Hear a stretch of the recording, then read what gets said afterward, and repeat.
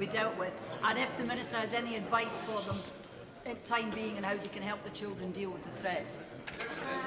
Come forward with proposals before the summer. We've already taken powers in the Children's Act to implement the results of that consultation, which I intend to do by the end of the year. In the meanwhile, we aren't waiting. I've taken a number of steps to amend various acts to give greater protection, and also produced a really brilliant set of advice for parents. You don't know until you ask about how to talk to kids about social media at different ages. It's available free online, and I have personally found it very helpful. Mohammed. Thank you, Mr. Question number 5, Mr. Speaker. Minister.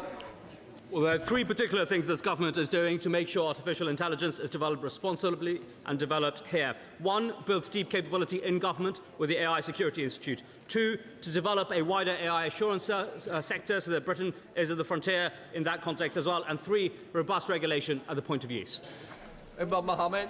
Thank you, Mr. Speaker.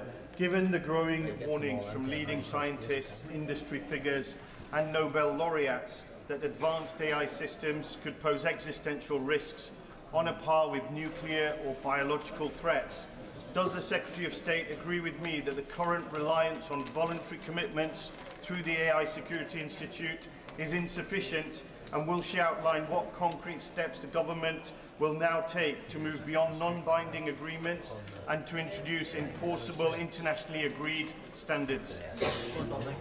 Point out to the honourable member that there are a series of regulations at the point of use that apply to AI algorithms and systems as well. Second, that we have taken powers in the Crime and Policing Act to allow us to bring unregulated chatbots into the scope of that Act and its requirements on illegal content. And third, through the AI Security Institute, Britain has been at the frontier internationally on both thinking about policies and thinking about the best ways of developing our capability, a cross of both mandatory regulatory contexts that I've just mentioned and, of course, some voluntary requirements on top of that too. Mr. Speaker, AC's pre-release analysis of AI models did not prevent the production by Grock of over 3 million sexualised images. Even Steve Bannon, of all people, is now calling for mandatory pre-release vetting of AI models. So can I ask if the time has come for the UK to review our voluntary approach?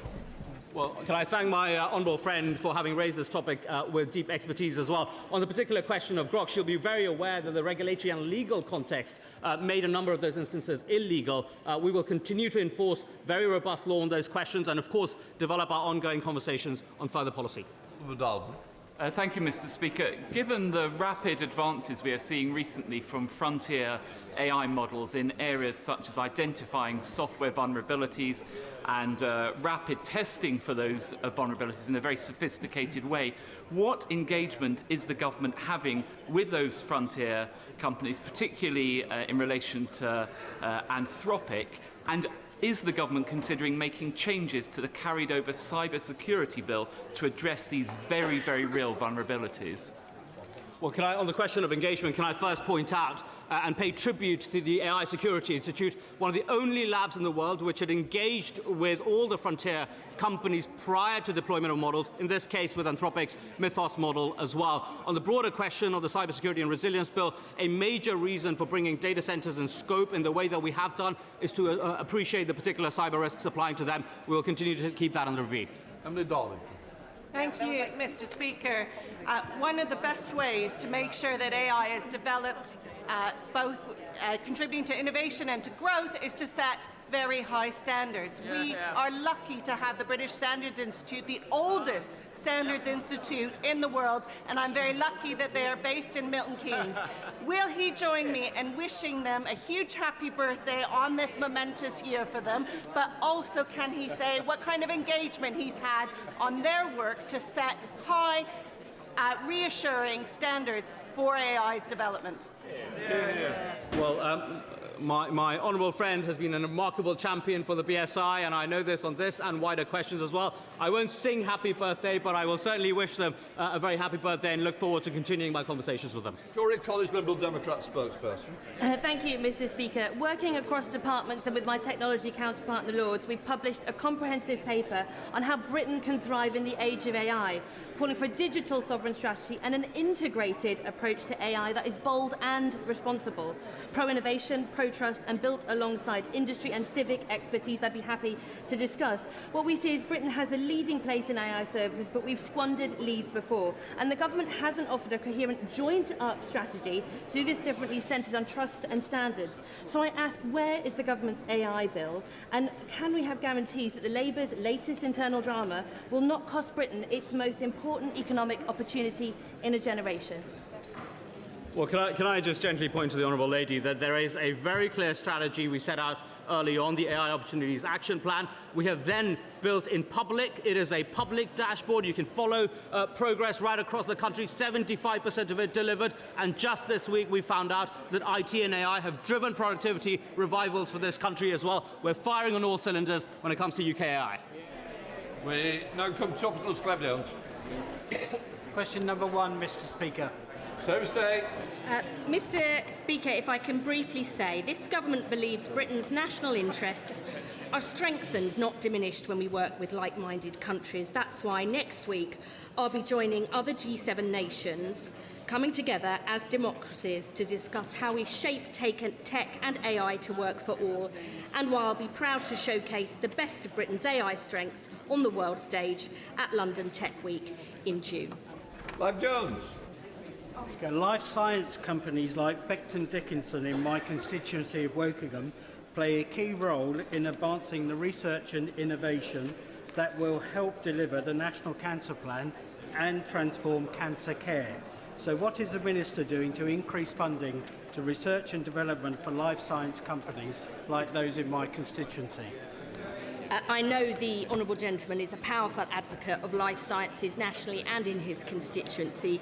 We see them as one of our greatest national assets, not only helping to save lives but drive jobs, growth and innovation. I'm very proud that this government has put in the largest ever investment into research and development, including into life sciences, and that we are investing £730,000 supporting 7 projects in Wokingham, because we know that's good for his constituents and the country.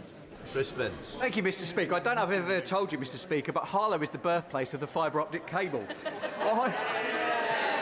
I want children in Harlow to feel confident they can get the brilliant jobs of the future that tech can provide them. So can I ask the Secretary of State what she's going to do to make sure that happens? We want to ensure people from all walks of life and in every part of the country can seize the opportunities that tech and AI bring. That is why we are upskilling 10 million workers, a third of the workforce, in AI skills, why we're investing £170 million in the Tech First programme to help young people get skills and training, and why we've launched the first ever Level 4 apprenticeship in AI, so young people in Harlow can fulfil their ambitions, and so we build a better country for. Show Secretary of State Julie Lopez. Thank you, Mr. Speaker. I was born in Harlow, would you believe?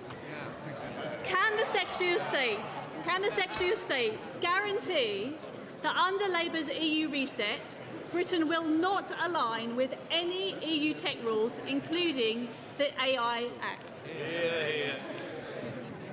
This government wants to ensure we have a closer relationship for Europe, because we see every day the terrible impacts that their Brexit deal brings. But I am also clear that we will continue our pragmatic, not dogmatic approach to regulation, because Britain is the second country in the Western world for AI, and we want to retain those benefits to grow the economy and create good jobs throughout the country.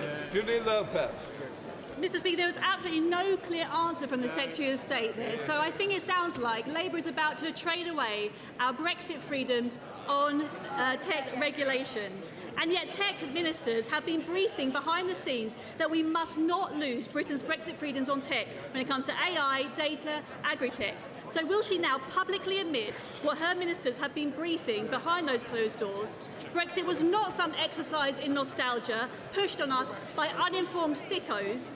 It's given Britain a competitive advantage in the industries of the future.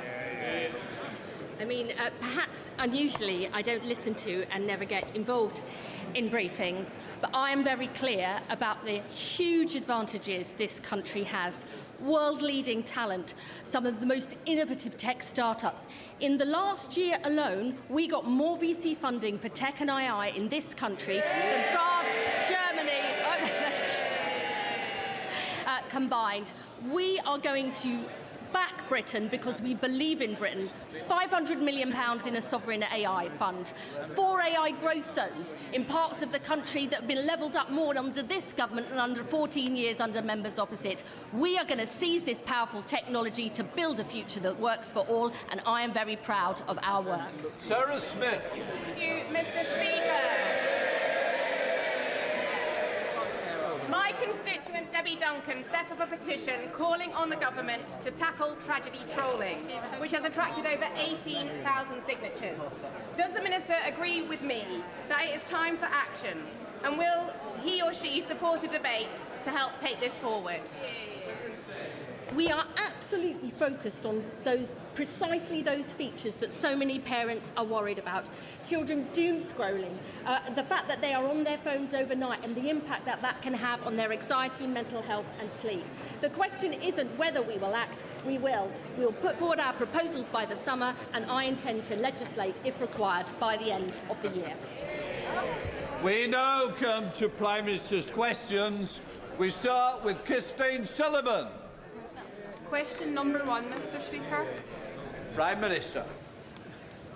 Thank you. May I extend my deepest condolences, and I'm sure the condolences of the House, to the family and colleagues of Lance Bombardier Keir Sullivan, who lost her life in a tragic incident on Friday. She was an exceptional soldier and will be deeply missed. Mr. Speaker, it would be remiss of me not to comment on one of Manchester's great heroes, moving on after almost a decade. So let me congratulate Pep Guardiola on all his success at Manchester City. And, Mr. Speaker, if I could declare an interest, I'd also like to say congratulations to Arsenal Football Club on becoming the Premier League champions. Mr. Speaker, this morning I had meetings with ministerial colleagues and others. In addition to my duties in this House, I shall have further such meetings later today.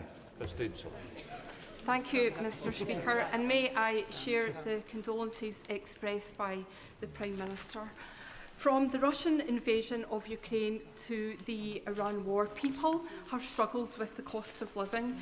In my constituency of Bathgate and Linlithgow, in the heart of Scotland, road travel and logistics are key to everyday life and local industry, with the Road Haulage Association headquartered in Bathgate. What reassurance can the Prime Minister offer my constituents that this government will tackle household bills and business cost pressures? Well, families across the United Kingdom are facing impacts of a war that we did not choose. So it's welcome news today that inflation is falling. Mr. Speaker, there is more that we can do, and I can announce today that we're giving our hauliers a 12-month road tax holiday, helping to keep prices down. And we're backing drivers by extending the freeze in fuel duty for the rest of the year. This is possible because of the decisions taken by the Chancellor, making us the fastest-growing economy in the G7, and she will set out further action tomorrow. Mr. Speaker, this is not our war, but while the parties opposite wanted to jump into it, Labour will always protect working people. Leader of the Opposition, Kemi Badenoch. Thank you, Mr. Speaker. And I'd like to associate myself with the words of the Prime Minister regarding the tragic death of Lance Bombardier Keir Sullivan. We send our condolences to her family for this terrible loss. I welcome some of what the Prime Minister has said on fuel duty. Yes, it's still a freeze, but we asked him about this on the 11th of March and the 25th of March, and he said he wasn't going to do it. So thank you for the U-turn. Thank you for the U-turn. Labour MPs are shaking their heads. It would make more sense if they just did what we were doing, because they get there in the end anyway. But, Mr. Speaker, yesterday, Labour MPs voted to ban new British oil and gas licences. Why? Well, Mr. Speaker, in relation to fuel duty, under the plans that we inherited, fuel duty was due to go up by 5% in April. We stopped that, and they voted against it.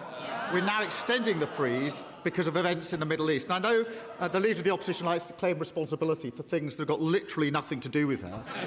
In her mind, she won Eurovision on Saturday and scored the winning goal in the FA Cup final. But she's never takes any responsibility for what they did for 14 long years. Mr. Speaker, in relation to oil and gas is coming out of the North Sea 24/7. It will play an important role for many years to come.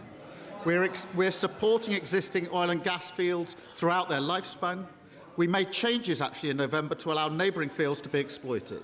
But families across the UK are fed up with their bills going up and down because of global conflict. The only way to take control is through renewables. Mr. Speaker, we've now consented renewables to power 23 million households. The Leader of the Opposition wants to stick with the old Tory energy policy, which is leaving households exposed to higher bills year after year. Mr. Speaker, what's causing problems for British consumers is the high energy prices which are caused by his policies. I asked him why they voted for this. He had no answer. So let me make clear what is going on. We are losing 1,000 jobs a month in oil and gas. I asked him about new licences, not about existing drilling. And then, late last night, Mr. Speaker, the government snuck out an announcement that it was removing sanctions on Russian oil. So can the Prime Minister explain why oil from Russia is acceptable, but oil from Aberdeen is not? Well, Mr. Speaker, let me address the sanctions head-on, because we have been united across this House on these issues since the beginning of the conflict.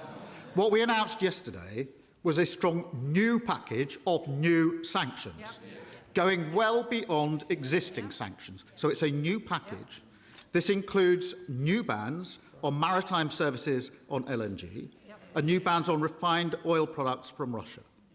We also issued 2 targeted short-term licences to phase the new sanctions in and to protect UK consumers. Mr. Speaker, that is standard practice. This government has phased in sanctions in this way before, and the last government used exactly the same technique when they introduced sanctions. And when they did so, Mr. Speaker, we supported them because we could see the sanctions were the right thing to do to bear down on Russia. So these are new sanctions being phased in. This is not a question of lifting existing sanctions in any way whatsoever, and we will continue to work with our allies on further sanction packages. It's a very weak set of cheers from the MPs who are trying to get rid of him, can I just say. Mr. Speaker, he doesn't know what he is talking about. This level of processology is not going to get him out of these difficult answers, OK? Let me tell him what is going on. Labour are giving money to Russia, Reform are taking money from Russia. There's only one party that is standing up to Russia, and that is the Conservative Party. I cannot believe that he's actually saying that he's doing something good on the war in Ukraine. What's he talking about? This morning, Ukraine's sanction chief disagrees with what the Prime Minister's approach is. That's what Ukraine is saying. In March, when the United States eased sanctions on Russia, the Prime Minister said all partners should maintain pressure on Russia and its war chest. The Prime Minister said our sanctions remain, and there is no question about that. What's changed? I really think on an issue of this importance, which is about further sanctions on Russia in relation to Ukraine, it is really important that the position is not misrepresented. Exactly. This is a new package of sanctions. None of the existing sanctions are being lifted in any way. So this is not less pressure on Russia, it is more pressure on Russia. More pressure than there was the day before yesterday, more pressure than there was under the last government. What is happening is that those sanctions are being phased in a way which was used by the last government when they introduced new sanctions. We bothered to do the processology and work out what we were doing and supported it because we could see that it put more pressure on Russia. Similar methods are used by other countries. They are done because of the impact on the market and to protect UK consumers. These are new sanctions putting more pressure on Russia, and I think if she'd done her homework, she'd actually support us on this.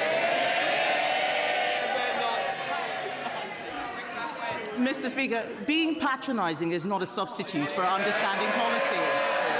And I've heard this term.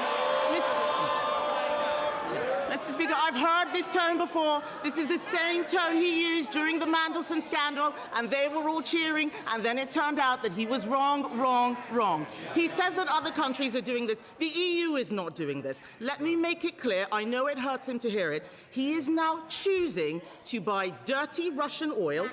That money will be used to fund the killing of Ukrainian soldiers.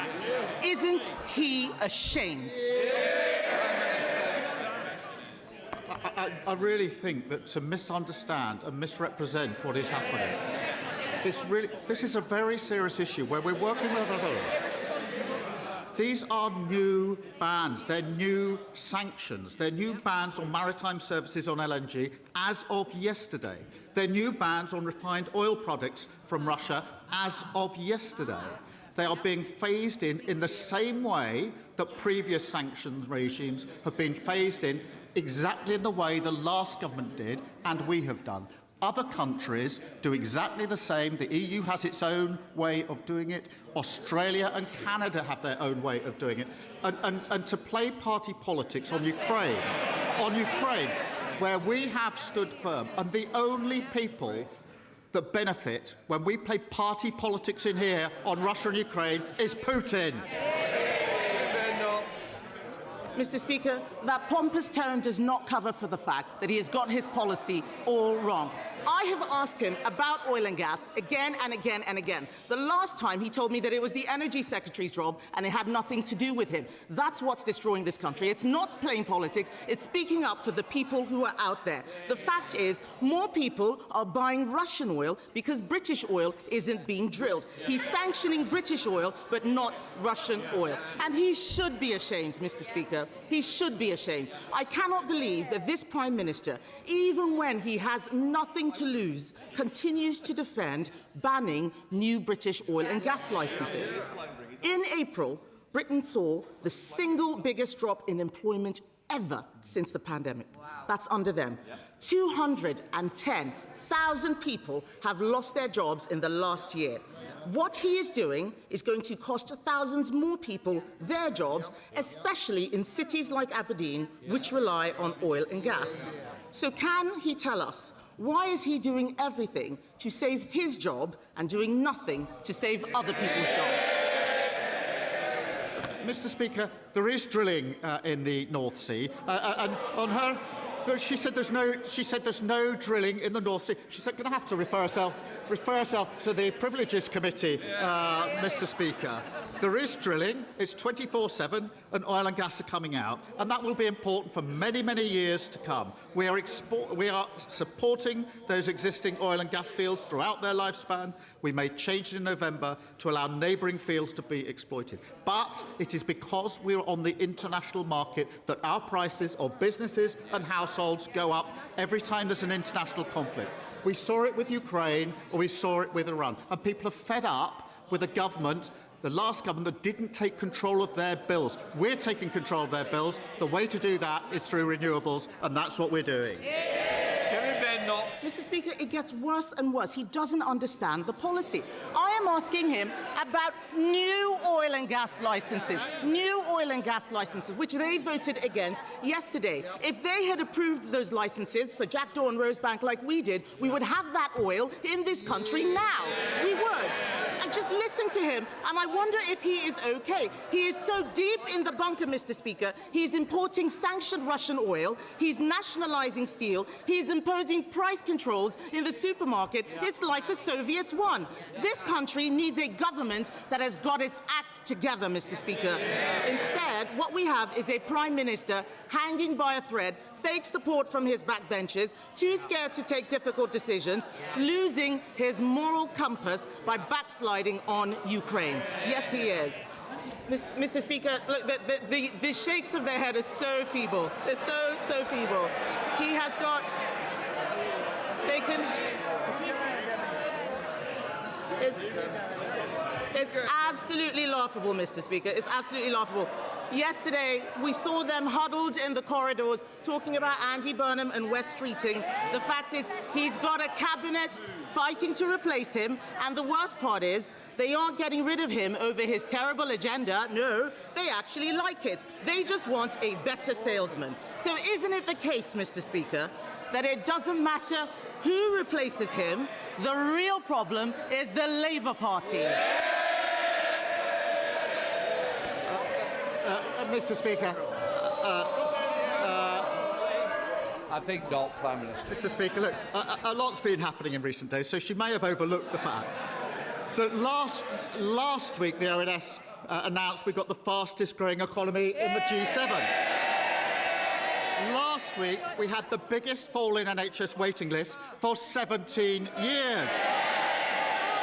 Today inflation's come down more than expected. And Mr. Speaker, if you'd offered me that and Arsenal becoming Premier League champions, I'd take it every day of the week. Thank you, Mr. Speaker. This year marks the 20th anniversary of the Royal Regiment of Scotland. 20 years of duty, courage, and for 23 of its soldiers, the ultimate sacrifice in service to our country. Across Scotland, more than 20 councils have already recognised their service by granting the regiment the freedom of their area, reflecting Scotland's long and proud tradition of respecting our armed forces. Earlier this month, however, Glasgow SNP and Green councillors rejected Labour's motion to grant the Royal Regiment freedom of the city. It is a shameful snub to our servicemen and women, and a decision that has left many Glaswegians feeling ashamed and embarrassed. Does the Prime Minister agree that this is an insult to those who serve, and will he join me in urging Glasgow City Council to reconsider? Can I join my honourable friend in paying tribute to the bravery and sacrifice of the Royal Regiment of Scotland? I've had the privilege of meeting Scots serving in our armed forces across the world. They deserve our deepest gratitude. I cannot understand how the SNP and Greens have arrived at this decision, particularly when Glaswegians have contributed so much to the Royal Regiment. It's not too late to do the right thing, and I'd urge them to reconsider. Leader of the Liberal Democrats, Sir Ed Davey. Thank you, Mr. Speaker. Can I join the Prime Minister in sending our condolences to the family of Lance Bombardier, Keir Sullivan, the death, that tragic accident, and to all her colleagues. And I hope the Prime Minister will also join me in sending condolences to the family of Scott Hastings, the former Scottish and Lions rugby player who sadly passed away at the weekend. Mr. Speaker, in 2025, Donald Trump and Elon Musk abolished America's international aid programme. At the same time, the government made huge cuts in the UK's own programme. We now see a dangerous outbreak of Ebola in Central Africa, and many people fear it's going to spread and get much worse. Yet there are rumours across Whitehall that the Prime Minister is planning further cuts to Britain's international aid programme this year. Will he today rule that out entirely? Mr. Speaker, he raised a very important issue in relation to Ebola and Africa, and obviously we're working at pace and with others in relation to that issue. We did take a decision in relation to aid in order to fund defence spending because we needed to increase defence spending, but we are committed to our overseas aid, and we mitigated that with some of the measures that we put in place. Mr. Speaker, I'm not sure if the Prime Minister completely ruled out further cuts to the international aid programme. And with defence chiefs this week writing to the Times saying cutting aid for defence is a mistake, I hope he and his ministers will rule that out today. And if he doesn't, I hope Labour Party members will ask all the Labour leadership candidates their position on the future of Britain's aid programme. Mr. Speaker, in the past few days, two of those Labour leadership candidates, the right honourable gentleman, the member for Ilford North and the Mayor of Manchester, have ruled out any support for Britain joining the UK customs union with the EU, despite the fact that it would boost growth and help us cut the cost of living. Is the Prime Minister relieved that he has finally something that he can agree with his colleagues on? Mr. Speaker, in the last 2 years I've been negotiating serious trade deals which were vital for our most important sectors of the economy. They're trade deals with the EU, but also with India, North Korea, and the United States. And I remind him of the value of those deals.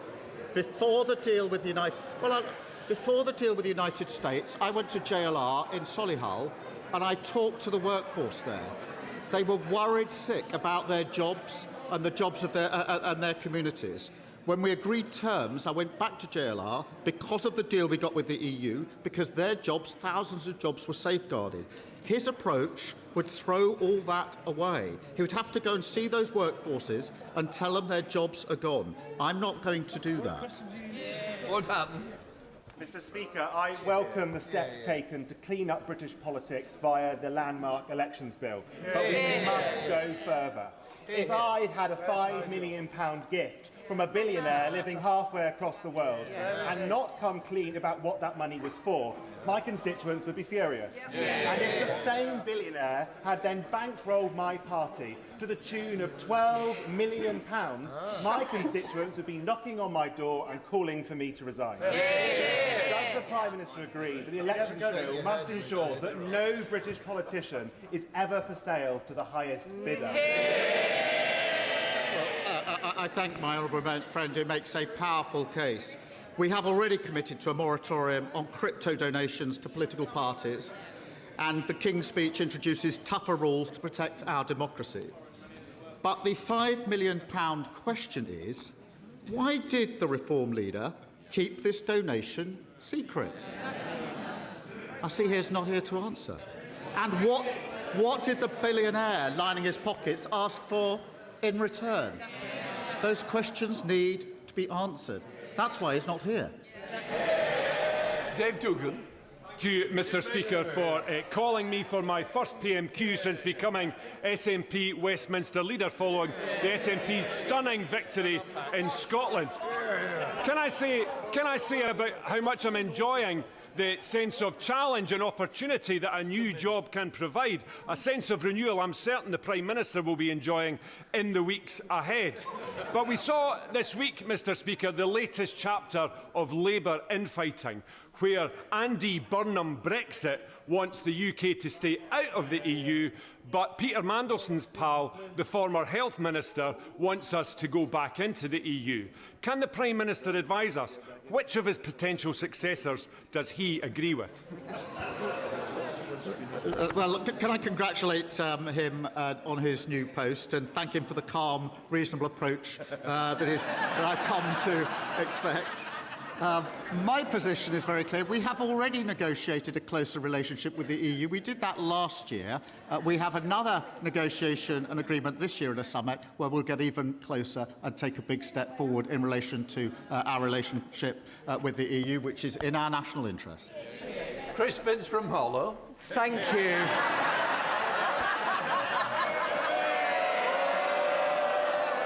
Thank you, Mr. Speaker. And the Prime Minister will be pleased to know I'm going to ask him a question about his favourite topic, which is football.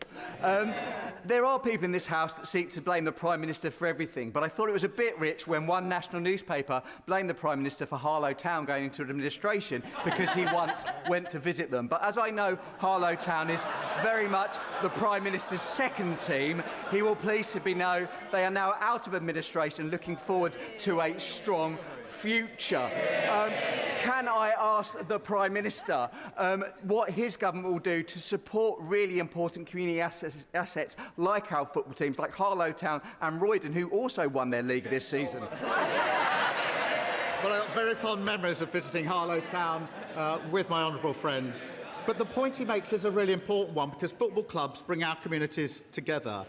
They're part of our social fabric, and in some places, they're one of the last places left where members of the community can come together. And that's why my government fought so hard to create the independent football regulator to protect our national game. And we should remind everyone, and every football fan across the country, from Harlow to Wigan Athletic, it was Labour on the side of football fans, and the Tories and the Reforms opposed us every step of the way. Thank you, Mr. Speaker. This month's local election saw the biggest ever gap between votes and seats in England. Over 5 parties won more than 15% of the vote, or estimated to have done so. The public have increasingly clear that the public have had enough of Westminster business as usual. So does the Prime Minister still have full confidence in the first past the post system to deliver strong and stable government? Yes, I do. Thank you, Mr. Speaker. Trump's war in Iran means the world will have to contend with a spike in inflation throughout this year. Many of my Cannock Chase constituents struggle to afford their weekly shop, whilst our farmers struggle to make a living producing what goes on the shelves. Labour governments should always be on the side of working people, whether they are in the supermarket or on the farm. If we aren't, we will not be forgiven. Will the Prime Minister follow the example of our European neighbours, including Ireland, and bring in a package of support for our farmers to help them stay afloat and protect our constituents from the worst of Trumpflation? Mr. Speaker, before I answer that, I've just been handed a note saying that I inadvertently said we did a trade deal with North Korea rather than South Korea. That would be breaking news and not very good. So, before I'm referred to the Privilege Committee, can I correct the record, Mr. Speaker, in that regard? It was a slip of the tongue, but a pretty unfortunate one. In relation to the question, families and farmers are rightly frustrated about being impacted by a war that the UK didn't start. We're protecting working people is our priority. And today, Mr. Speaker, we're cutting red diesel costs for farmers by a third, delivering the lowest rate for 20 years. That's alongside a record £11.8 billion on farming budget and a new national programme to redistribute surplus food. We'll make sure no one in this country goes hungry. And I can confirm the Chancellor will make further announcements tomorrow. Hannah Spencer. Thank you, Mr. Speaker. Well, in Gorton and Denton, we have to pay full price for a pint. But here, for some reason, it's cheaper, and some MPs drink before voting. And that really shocked me when I came to Parliament, because it is our workplace. Now, does the Prime Minister agree with his own MPs who've defended their right to drink cheap alcohol at work? Or does he agree with me that MPs shouldn't be drinking on the job, given that we vote on huge things like the climate crisis, disabled people's rights, housing, child poverty? Sort your policies out.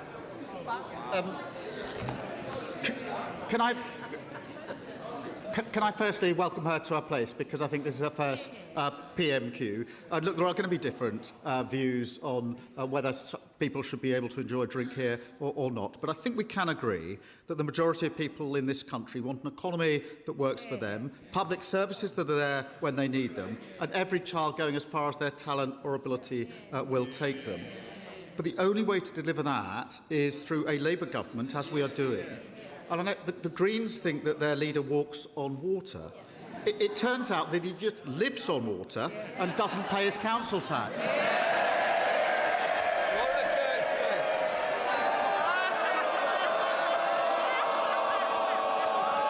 Kirksmith.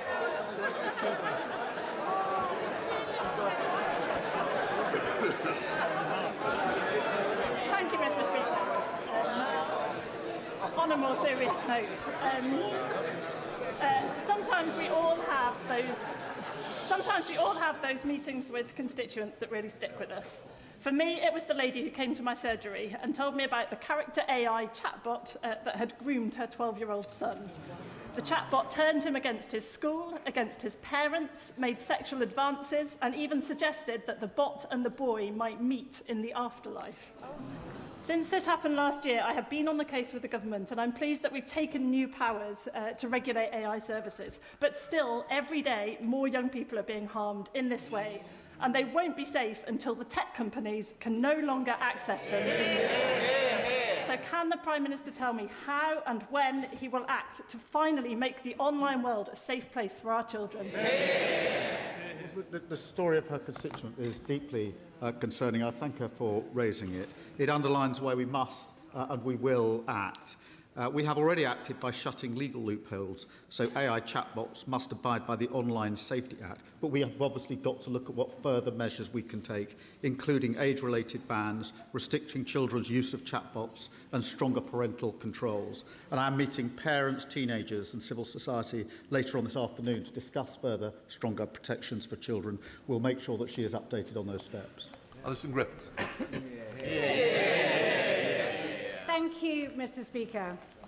At 19, I was in a coma after contracting bacterial meningitis. I lost 70% of my hearing and needed open heart surgery. The MenB vaccine has saved lives since its introduction in 2015 for infants, but there remains a gap for high-risk adolescents whom the JCVI has not vaccinated. Following the devastating outbreaks within this cohort in Reading, Canterbury and Weymouth, the JCVI is finally reviewing the evidence base.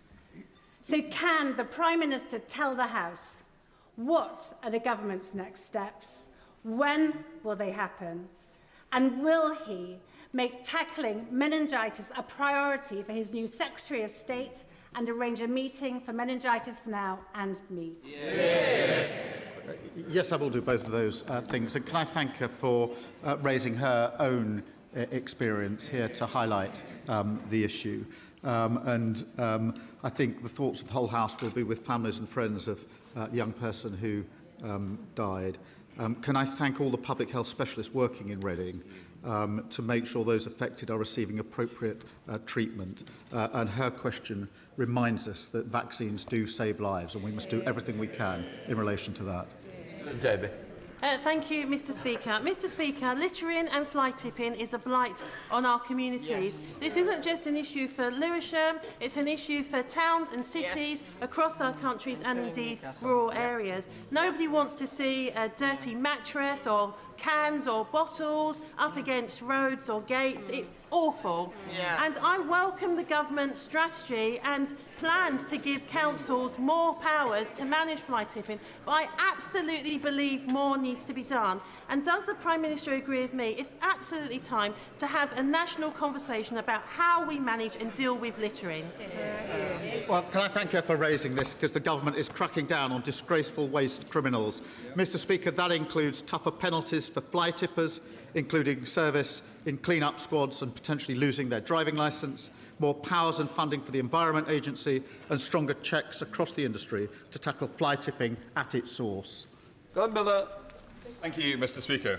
The Gallows Brook in my constituency has the highest concentration of forever chemicals in the country. The BBC reports today that the concentrations are 47,000 times higher than the environmental quality standard, yet the Environment Agency has no plan for regular monitoring. A stream flows through the garden of my resident, Lee. She has suffered from ill health for 8 years. She took chickens, they have died. She had a dog, it developed a tumour and died. She's concerned that she may be poisoning her neighbours when she gives them vegetables. Will the Prime Minister agree for the Environment and Health Secretaries to meet with me and my constituents to explore what more can be done? Yes, I will, and I thank him for raising that, and I'll make sure that the detail is looked at and that appropriate steps are taken.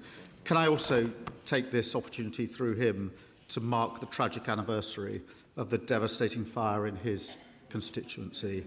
And I know the thoughts of the whole House remain with the families and colleagues of Martin, of Jenny and of Dave, and I know he's done a lot to support them. Mr. Speaker, a stroke happens every 5 minutes. That's 6 lives changed in the time that we have been sat in this chamber. 2 years ago, when I was sat in this chamber, my husband suffered a stroke. We know that when it comes to the right care and treatment, every single second counts. We know firsthand why the work of the Stroke Association is so important, ensuring that everyone knows the signs and symptoms, because when a stroke strikes, acting fast matters. Would the Prime Minister join me in marking Stroke Awareness Month and update the House on what he's doing to ensure every stroke survivor gets the care they need to support, to recover and to thrive? My honourable friend raises an important issue, and government is investing in our NHS to make sure that every second counts. I know her husband, and I know the impact that this had on him and on her and their wider family, and can I thank her for raising such a personal issue in this chamber to highlight this point. Because of the choices we've made, ambulance response times are at their fastest for 5 years, and we're investing £10 billion to innovate technology and transformation, with the NHS already using AI to cut treatment time for stroke patients by an hour and tripling full recovery rates. Mr. Macbeth. Thank you, Mr. Speaker. For clarity, does the Prime Minister agree with Andy Burnham when he says we should rejoin the European Union? Or does he agree with Andy Burnham when he says we shouldn't rejoin the European Union?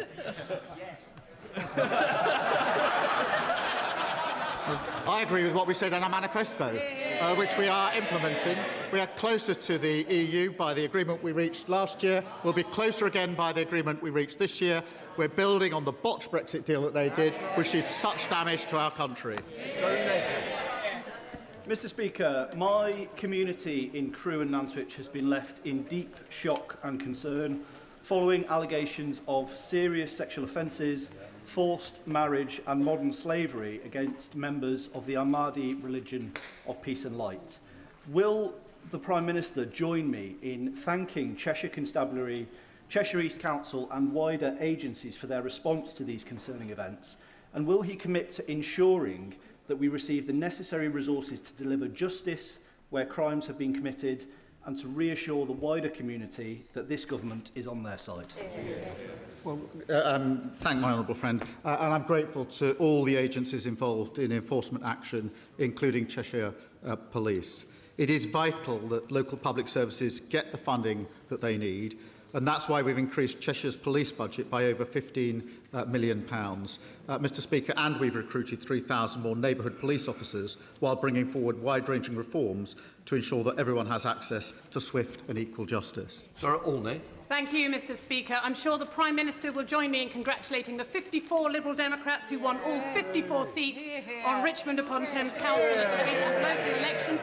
But would he also agree with me that first-past-the-post system that produced this result doesn't give our communities the representation that they voted for, and that this failure to respond to voters' preferences is fuelling disengagement with our democracy? Will the Prime Minister declare his support for changing electoral systems in the UK to ensure that every vote matters? Well, I'm really sorry. The answer's no, and I can't bring myself to congratulate the councillors, so I apologise. Cole Turner. Thank you, Mr. Speaker. From 1997, the Prime Minister campaigned to scrap single-judge trials in Northern Ireland. Yet when I opposed his government's plan to bring in single-judge trials in England and Wales, I received hostile briefings and smears about my mental health from the lads in number 10 Downing Street. The Chief Whip's shaking his head, but he knows about it, Mr. Speaker. The Prime Minister knows that my nephew Matty took his own life as a result of work-related stress as a young criminal lawyer. So during Mental Health Awareness Week, while ministers spoke with compassion about health and well-being, did the Prime Minister reflect on those hostile, discriminatory briefings which he knew about and he allowed to happen? Can I thank him? And he has told me previously about Matty and the impact that had on him. I totally understand that, and I want to be absolutely clear that nobody should be smeared in relation to mental health. Nobody on any issue, whatever they may argue on any other issue. Nobody, and I will do everything I can to make sure that that is the position. Chip Malthouse. Thank you, Mr. Speaker. In 5 weeks' time, the government will be introducing penal tariffs on steel imports into the UK, and at the same time massively reducing tariff-free quotas. This will cause enormous damage to the UK manufacturing base in the absence of adequate steel-making capacity in the UK. More than that, the way the tariffs are drawn mean that for my constituent company, Stannah Stairlifts, a world-beating company based in Andover, for them to import steel into the UK and manufacture their product will face tariffs, but for a competitor import finished product made from the self-same steel will not attract tariffs. This cannot be a situation that can be allowed to persist. So can I ask the Prime Minister, please, to arrange for his Secretary of State to focus on this issue and get it sorted out? Can I thank him for raising this really important issue, and can I give him assurance it's not just the Secretary of State, I am also absolutely focused on this, because we're all very well aware of the consequences that would otherwise follow. So I'm personally vested in this, and the entire Cabinet is, because it is a very important issue, as he rightly points out. That completes Prime Minister's questions. Let the front bench change over.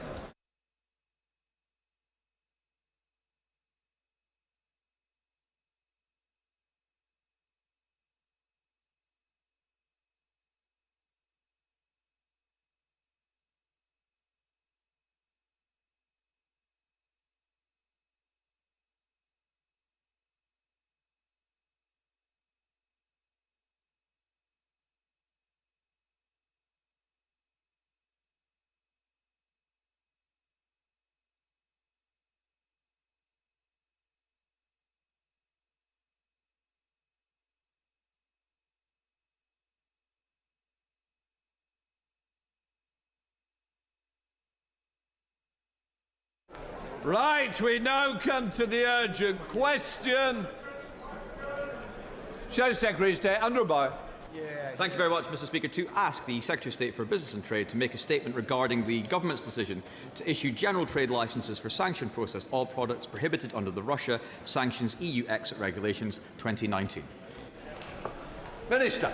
Mr. Speaker, Putin must never be allowed victory in Ukraine. And we will do everything we can as a government and as a country to debilitate and degrade the Russian war machine. That is precisely what our sanctions regime is designed to do. We've sanctioned more than 3,300 individuals and organisations and hundreds of shadow fleet tankers. It's as tough a sanctions regime as any in the world, and we are proud of it. I want to make it absolutely clear that our sanctions regime today is tougher than it was yesterday or last week. In fact, thanks to the Russia Sanctions EU Exit Amendment Regulations 2026 statutory instrument, we will, for the first time, from today, for the first time, ban the import not only of uranium, but also the import of Russian oil products processed in a third country. We are not lifting any existing sanctions at all. We are, like other countries, phasing in these sanctions, which is why, in the light of the situation in the Middle East, we have issued a targeted, temporary licence to allow the continued import of diesel and jet fuel. These licences are temporary and targeted. We will review them regularly and repeatedly and will suspend them as soon as we possibly can. As a result of all of the measures that we have taken, there will be less Russian oil on the market, not more. Russia will be poorer, not richer, and Putin will be weaker, not stronger. Thank you very much, Mr. Speaker. Mr. Speaker, in its 18th packet of sanctions in January this year, His Majesty's Government prohibited the import of Russian petroleum products produced in third countries from Russian oil, obliging importers to provide proof of the origin of oil used in petroleum product production. Yet yesterday evening at 7 p.m, Whilst we in this very chamber were debating the future of our own North Sea oil and gas industry, and Labour MPs were being equipped to vote against new oil and gas licences in the North Sea, the government slipped out an announcement that general trade licence for sanctioned processed oil products now permits certain activities prohibited under the Russian sanctions regulations 2019, such as the import of diesel and jet fuel to the UK. In other words, Mr. Speaker, this government has rolled back on its commitments to Ukraine and given the green light to purchase Russian oil from third countries, while at the same time as they were whipping their MPs to vote to shut down our own oil and gas production. The exact same time. It's an absolute disgrace, and they should all be utterly ashamed of themselves. What message does this send the international community? What message does this send the people of Ukraine? And what message, Mr. Speaker, does this send to our workers in our own North Sea oil and gas industry, which is being crushed by the misguided eco-zealotry of the Secretary of State for Energy Security and Net Zero? And also, Mr. Speaker, we are not only rewarding the thuggish and criminal behaviour of the Russian state, we are punishing ourselves and the skilled workforce here in the United Kingdom. And who loses out, Mr. Speaker, whilst we signal to Russia that we are willing once again to buy their oil? The British people, Mr. Speaker. We are seeing 1,000 job losses in oil and gas in the UK every single month, losing out on £25 billion in tax revenue over the next 10 years, which we could be investing in our public services. Just yesterday, Mr. Speaker, I pointed out that Moscow would be celebrating the useful idiots opposite, and today the government has proved my point. According to the government website, where the announcement was made yesterday, the Secretary of State does have the power to vary, revoke or suspend this licence at any time. So can the Minister say if the Secretary of State will consider this decision? Can I ask the Minister why he believes that increased reliance on foreign imports improves British energy security? What alternatives did the government consider? And who on earth is in charge of our energy security? The Energy Secretary, the Prime Minister, or is it Vladimir Putin? Yeah. Mr. Speaker, first of all, I think the member must have missed the fact that there was a statutory instrument which implements the ban on refined Russian crude oil products processed in a third country for the first time coming into force today. It didn't come into force earlier on the year. It didn't, incidentally, Mr. Speaker, come into force when he was in government, because when they were in government, they allowed the continued processing of oil products to come into the UK, and he personally did absolutely nothing about it. The truth is, both sides of the House agree, and in fact, I think all sides of the House agree. Well, we've not heard from Reform yet, but I think all sides of the House agree that we need to make sure that Putin doesn't prosper. One of the key ways of doing that is making sure that we tackle the shadow fleet, which we've been doing very successfully. More than 500 tankers have been disrupted, $1.6 billion US dollars worth less oil being transported this year than last year because of those sanctions. And to be precise about the question that he's asked, will we review the licences? I've already said that we will review the licences. They are there for a very simple reason, which is that just as when he was a minister, the previous government nearly always introduced sanctions in a phased way. That's precisely what we are doing in relation to these sanctions on oil products that have been processed in a third country. We're doing the right thing here, and I would have thought that he would want to praise us. Unfortunately, I think he's tried to find a political headline rather than look into the facts. Electoral. Thank you, Mr. Speaker. This package of sanctions has come very quickly to us, and I am slightly concerned in how it's been communicated today. So a bit of clarity would be really welcome. So how long will these regulations made under the Sanctions Money Laundering Act 2018 will stand prior to the new package of sanctions will complete their phasing in? Will there be a gap here, or will there be an immediate turn to the new sanctions and implementation of the sanctions regime?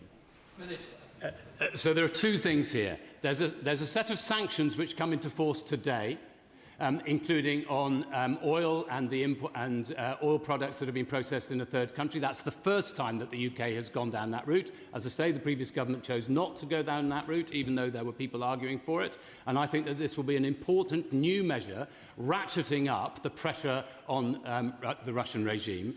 And at the same time, in part in recognition of the instability that there might be in the energy markets as a result of the events in the Middle East and the war in Iran, which obviously we've chosen not to take part in, As a result of the instability that there might be in those markets, we've decided to implement these, as many other countries have done, including Australia and Canada, in a phased way.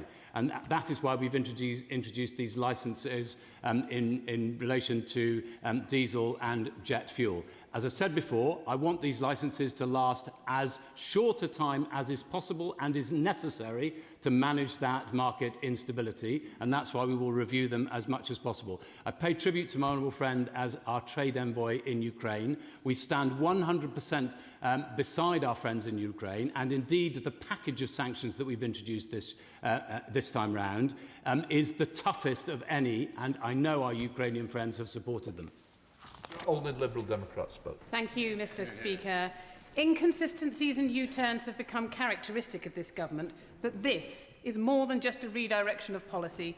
This is a betrayal of Ukraine. This government is abandoning our European ally in their moment of need by putting more money into the pockets of President Putin to fund his war machine. Last month, the Liberal Democrats urged the government to implement a bold plan to keep Britain moving, which included a 10p cut to fuel duty, but also featured proposals to boost public transport by slashing bus fares to £1 and cutting rail fares by 10%.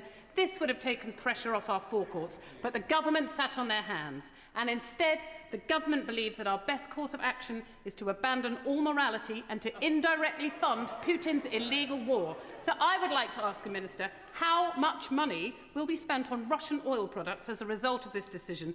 And will he admit that the lifting of these sanctions will be indirectly funding Russia's invasion of Ukraine? I'm sorry, Mr. Speaker. I do just need to explain to the lady, we are not lifting any sanctions. We are implementing new sanctions which only come into force today. Up until now, it has been perfectly legal to import Russian oil products processed in a third country into the UK. Up until now. It's only now because of this government, with the new sanctions that come into force today, that is not going to be able to be possible. So I really do hope that the Honourable Lady will withdraw the comments she's made. The whole of this House stands 100% beside Ukraine. I myself am probably the longest-standing critic of Putin in this House. I was saying back in 2014, when others were in government and not doing anything about the invasion of Crimea, that we should be tackling Russian aggression, because otherwise, if Putin was allowed to take Crimea with impunity, he would come for the rest. I do recognise that honourable friends of hers have been calling on the Select Committee and elsewhere for us to be able to tackle precisely this issue of Russian crude oil that ends up being processed in other countries and it ends up coming into the UK, because that, up until now, has been a source of income for Putin. But we're the government that is stopping this, not the government that is enabling it.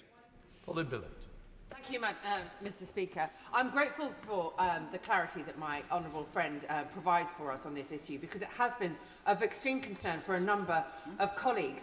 Can I also ask my right honourable friend to consider that this wider global insecurity around energy needs to have some global cooperation and collaboration, and this indeed is something that the UK government could lead on. We are hosting the G20 next year. In the process of building up to that G20 summit, can we consider making sure that energy security in a global context is the priority for that particular summit? Well, she makes an immensely important point about energy security, which is one of the reasons why we are passionately committed to trying to make sure that we are not reliant on oil products from anywhere else in the world, and that we are able to not only meet our net zero targets, but also to be able to be energy resilient for ourselves. She's also right that we need to work alongside our allies, I would argue, not only in energy security, but also in relation to imposing sanctions, because it's only when we cooperate with other countries, and as I say, we are doing remarkably similar set of processes as Australia, Canada, I think, and several other countries as well. So we need to move forward together if we are to defeat Putin, and we are to make sure that we have energy security for our own households and our own businesses.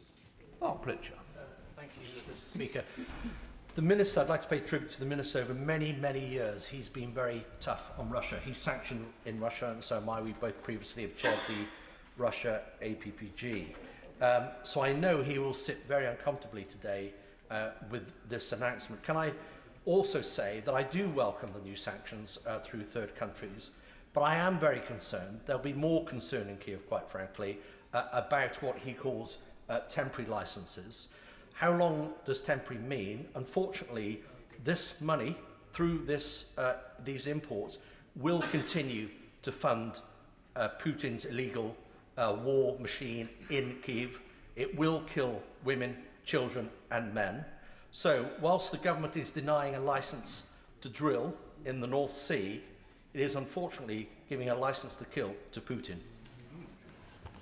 Minister. As it happens, I'm not on the Russian sanctions list, though actually when I raised this with the Russian... and I think I might be on the Honourable Lady's sanctions list. But in actual fact, when I raised this with the Russian ambassador, because I was a bit upset, he said, well, we have many lists, Mr. Bryant. So I don't know whether I'm on a target list, but maybe it's slightly different. Anyway, look, I'm not ashamed of what we're doing today. As a very stout defender of Ukraine's right to defend itself, and as somebody who argued for a very long time that we should be trying to make sure that Russian frozen assets were made available to Ukraine, I am proud of what we're doing because we are introducing tougher sanctions regime. The only bit that we have had to take cognizance of is the fact that the situation in the Middle East means that there was a danger that there'd be a sudden spike in prices, and we had to address that. I very much hope that this will be a very temporary measure, and I will be keeping a very watchful eye to make sure that we are able to suspend these licences as soon as we possibly can. Thank you, Mr. Speaker, and I thank the Minister for coming to the Chamber to answer this really important UQ. And the Minister will know that at the forefront of this, we must keep in our minds our allies in Ukraine who've been fighting this terrible, illegal war for many years. I'm proud that many of my constituents, during the start of that invasion, took in many people from Ukraine. My constituent contacted me, and to echo my honourable friend's comments, I'm concerned about the communication around this because she said, I'm one of your constituents and I've never had reason to contact you. However, waking up this morning, I'm both angry by the announcement and ashamed, snuck out last night that your government is partially lifting sanctions on the purchase of Russian oil. So can the Minister reassure me and my constituents that this will be a temporary measure similar to the sanctions restrictions by the Americans, which my understanding was that that's for 30 days. Mr. Speaker, you'll be aware of the phrase that sometimes it's conspiracy and sometimes it's something else. I just want to say that I think in this particular regard, in relation to the communications around all of this, I think there's no conspiracy. Nobody is trying to undermine our support for Ukraine. We were always, the statutory instrument in relation to the tougher measures was always going to come into force today. Up until today, it was perfectly legal to import Russian refined goods, products that have been refined in third-party countries into the UK. It will no longer be legal to do so. And there are several categories under that which will be banned. So, for instance, it will tackle carbon fibre used in the production of Russian drones, chemicals used in precision missiles, and goods used in emerging technologies such as quantum computing and AI. And I want to make sure that these licences will be as temporary as possible. I, in 2022, along with the Foreign Affairs Select Committee, visited not just Kyiv, roughly a fortnight before the full-scale invasion. We went to Avdiivka, right at the very edge, and we saw Russian troops as snipers pointed at Ukrainians. This battle has gone on since 2014, not just since 2022, and I can assure her that the British government stands 100% beside the Ukrainian people. Alistair Commons. Thank you, Mr. Speaker. For years, ministers on the Treasury bench have told us that oil is traded as a global commodity, so it makes no difference where in the world it is taken out of the ground, and as a consequence, we can wind down production on the UK continental shelf. Availability of supply would continue. Given what the Minister has had to announce today, is he satisfied that that argument still holds water? Minister. Well, it's not been an argument I myself have advanced, though obviously I stand by my Labour colleagues if that's the argument that they've been making. I'm part of a team after all. But I think the point I would make is in relation to drilling in the North Sea, I think it's a wrong argument to say that if we were to issue new licences today, that would affect the energy crisis that we're facing because of the situation in the Middle East. And what we absolutely have to do is we absolutely have to make sure today that we deal with the market instability that there is. It was not our choice to have this war in Iran. We've not taken part in it. We think it was a mistake to enter in without a plan. And I'm very aware from conversations that I've had with many of my counterparts in the Gulf, perhaps more of that later on today, that these issues are matters that are very at the forefront of their minds. John Slinger. Thank you, Mr. Speaker. Can the Minister assure me that we continue to stand shoulder to shoulder with our Ukrainian friends, particularly to reassure my constituents, my Ukrainian constituents, one of whom has written to me to say that the biggest issues facing civilians in Ukraine at the moment is the constant uncertainty, not only physical safety, but the emotional pressure of living with disrupted homes, schools, work, healthcare and family life. They are standing firm, and I am sure he can reassure me that we are standing firm by their side.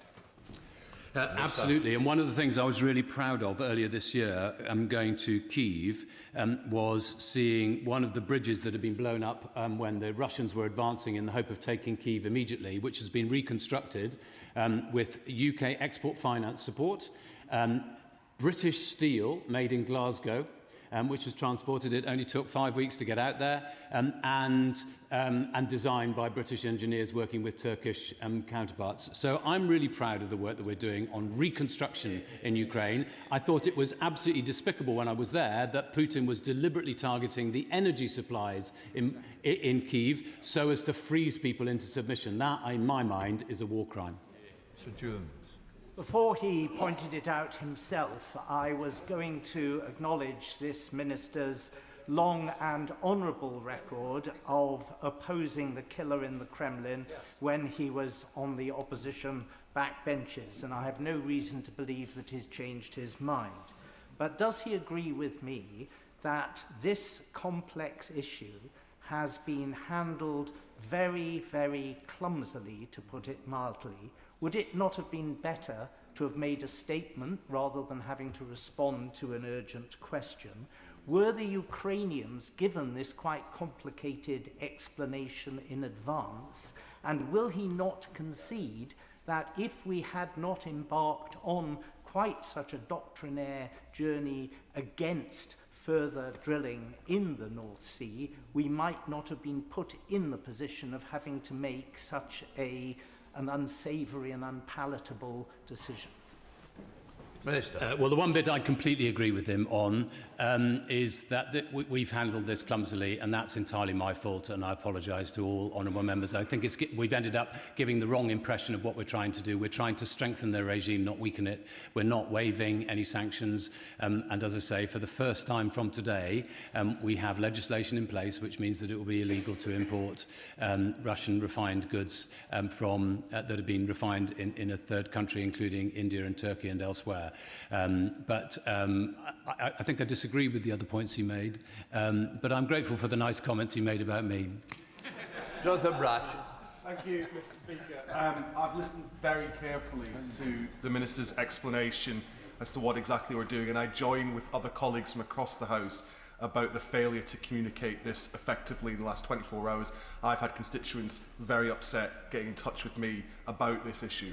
One of the reports, Bloomberg, seems to be indicating that there's briefing and counter-briefing across government at the moment, and that this is a departure from our European colleagues. Can the Minister confirm whether or not we are departing from our European colleagues on the sanctions we're putting on Ukraine?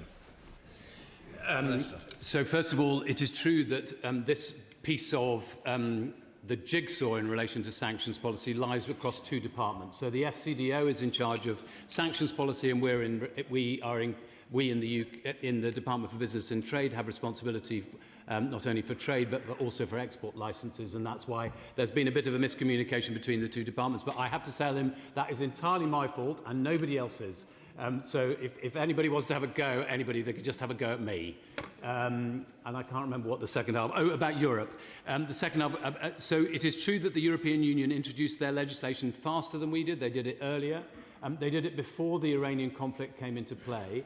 And I think, and that's one of the reasons why there's been some difference between us. Normally we try to align ourselves all the way with the European Union and with others. But I note, for instance, that the United States today, only today, I think, has extended its waiver for another month. And I think I'm right in saying, as I said earlier, that Australia and Canada have done something very similar to us. But it has been standard practice when we've introduced these kind of sectoral sanctions that we've introduced them in a phased way, because that makes it possible for UK businesses, apart from anything else, to accommodate themselves. Dave Dugan. Mr. Speaker, there's a really unfortunate supply and demand dichotomy here, because on the one hand, and I have to remind the Minister he is bound by collective responsibility, might be a different department but it's still his government, are artificially accelerating the decline in production within the North Sea with no reference to domestic demand, only hell-bent on reducing domestic production. Meanwhile, at the same time, this carve-out, which allows Russian oil created as refined as fuel to come into this economy, that will result in a transaction to where it was refined, which will result in a transaction back to Russia. So this will allow the funding of Russia's war process against our friends in Ukraine. He must concede that. Can I first of all welcome him to his new responsibilities, though I must say I really liked his predecessor in the role. I got into terrible trouble when I tweeted that, so maybe I shouldn't say that in the House either, but it's good to see him in his place. He makes an interesting argument, which I would expect him to make, and it's true, I am bound by collective responsibility. I'm not trying to evade that, it's just that sometimes I don't know the answers to all the questions that apply to somebody else's portfolio. But I do want to, just to make sure that he understands that up until now, up until today, it has been perfectly legal for people to bring products that have been refined in a third country but originated from Russian crude into the UK. It's only now that we're changing that. It's only now that we're changing that. Bill Britton. Thank you, Mr. Speaker. As someone who myself has been sanctioned by the Russian state and worked on tackling financial crime in British business for more than a decade, it was apparent to me, after only a cursory review of the gov.uk website, that this is a new general licence to allow the rollout of the new regime that the Minister has mentioned today. So can I thank him for coming to the House to set the record straight, and also can he assuage my constituents that actually what we've heard in the Chamber today has been a lot of rhetoric and bluster, and this really will be a new regime which will be strengthened. Minister. Well, I apologise for the rhetoric and bluster, Mr. Speaker, but it is my general way of doing things. So I'm not sure that it's a particularly cruel attack from my colleague. No, the serious point here is that we are. I am proud of what we're doing today. I'm not hiding away from what we're doing today, but we could definitely have communicated this better, and that is entirely my fault. Bob Black. Thank you, Mr. Speaker. It's somewhat baffling. I know the Minister wasn't here during the debate yesterday, but we had a full day's debate on energy supply that no government minister mentioned anything to do with this particular issue. Hence why there is the need for an urgent question today. He will know, of course, that liquid gas, diesel and petroleum is shipped by sea. It takes a considerable period of time to get from the port to the UK. So could he set out the position now about ships that have set sail already, those that are potentially going to be setting off, how they will be treated once they get to the United Kingdom? Because this is the important issue that many businesses will want to know about.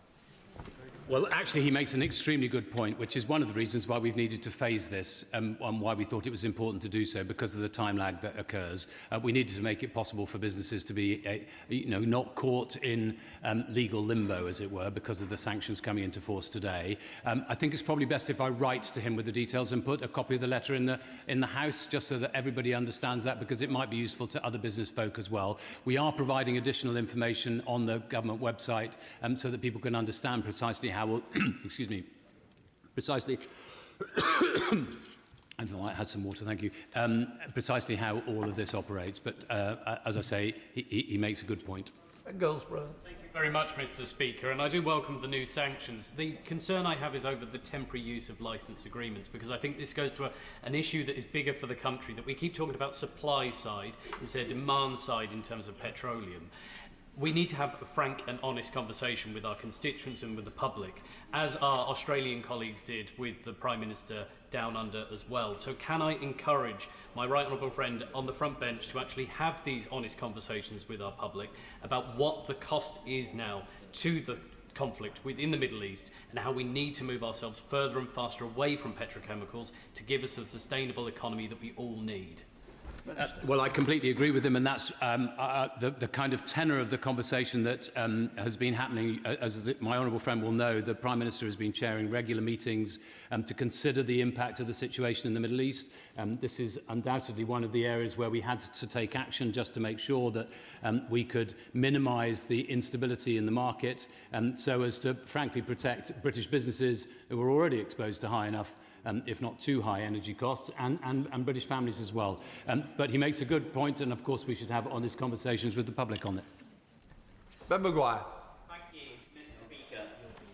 Rocketing fuel prices are hitting rural families and constituencies like mine of North Cornwall, but the answer can never be to play directly into Putin's hands by weakening sanctions, just as Ukraine is finally pushing back against Russia's war machine. Does the Minister agree with me that we can both stand firmly with our Ukraine allies, maintaining sanctions on Russian jet fuel and diesel that's refined in third countries, while also supporting rural households for a temporary VAT cut on heating oil and a 10p cut to fuel duty, which could be funded for a levy on big banks' eye-watering profits? Well, I think he wrote the first half of that before he heard what I had to say on the subject, but just to make it absolutely clear once again, up until now, it has been possible for people to perfectly legally to import into the UK refined products that have been processed in third countries that originally originated from Russian crude oil. That is changing from today because of the legislation that we've introduced, and it applies today. We are doing this in a phased way, which is why the licences exist, and he will know that we've already we are already taking very seriously the issues that affect many, many families, including in my own constituency. It's not a very large number of people who rely on oil for their home heating, but we have already taken action in relation to that. There's some, I think, 3 million houses across the whole of the UK who are benefiting from that, and I know these are issues that the Chancellor of the Exchequer is looking at very, very closely indeed. Mr. Speaker, and I thank the Minister for clarifying that sanctions on Russia are tougher today than they were yesterday, but fundamentally the furore around licences to phase in the new regulations arises because we have an economy that is reliant on jet fuel. And as long as that remains the case, these issues will continue to arise. So what conversation is the Minister having with others across government to move us even faster and further away from reliance on jet fuel in our economy? Minister. Well, he's absolutely right that we need to make sure that these sanctions are not only implemented, but they are effective. And I would say, and I think the previous government felt this as well, that you had to have a constant ratchet or like a kind of whack-a-mole approach to making sure that any new diversion that there might be, that Putin might take advantage of, we would want to tackle. I'm feeling a bit guilty because he talked about jet fuel, and unfortunately I had to fly back last night from Strasbourg, which was just as well because otherwise I wouldn't be able to do this UQ today. But he makes a good point about we need to make sure that the aviation industry in its totality is more cognizant of where it needs to get to on net zero as well. Mr. Macbeth. Thank you, Mr. Speaker. Can the Minister explain why this government sees fit to ban new licences to drill for oil and gas in the North Sea, which would have provided the UK with energy security, affordability, reliability and tax revenue, whilst at the same time buying oil from Russia, a betrayal of UK citizens, Ukrainian citizens, and playing into Putin's hands? Minister. Well, the Honourable Lady knows I'm very fond of her. The Right Honourable Lady, I'm terribly sorry. I'm so fond of her that I think of her in a commonplace way. Or should I say a common sense way, because she was the Minister for Common Sense, of course. And despite the fact that she was the Minister for Common Sense, she never took any measures to stop the import into the UK of Russian oil when she was a minister. Oh dear. David. Mr.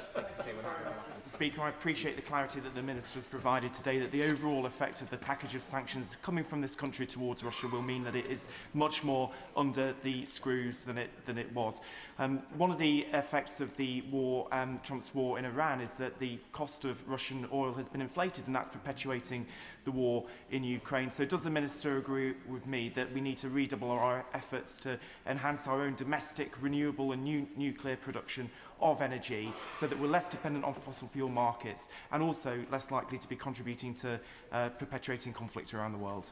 Minister. Well, I completely agree with the comments he just made. I would also point out, of course, that the sanctions regime, notwithstanding the point he makes about every time the price of oil goes up, that is a benefit to Putin around the world, which is one of the problems and ironies of the situation in the Middle East at the moment.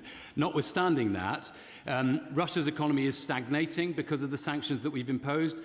Growth has slowed to a crawl. This month, i.e. May 2026, Russia slashed its economic growth forecast again, and international sanctions have deprived Russia of at least $450 billion since February 2022, the equivalent of 4 years of funding for Putin's illegal war. We need to keep that up.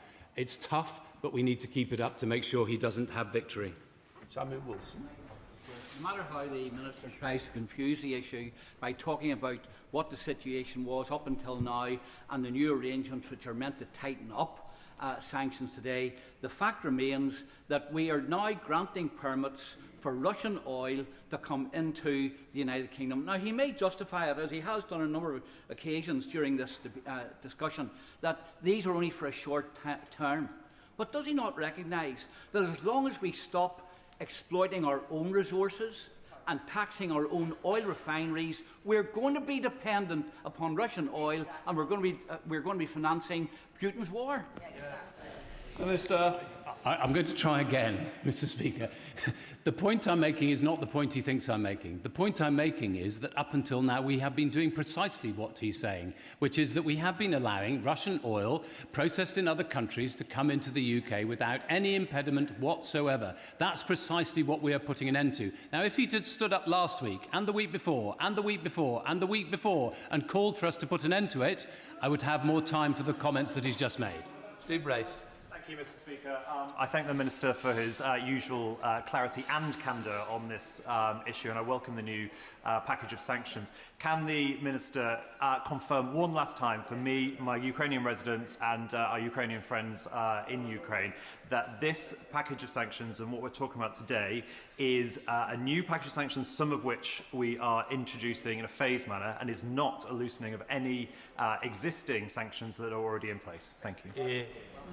We have not suspended, waived or got rid of any existing sanctions of any kind whatsoever. We are introducing new sanctions.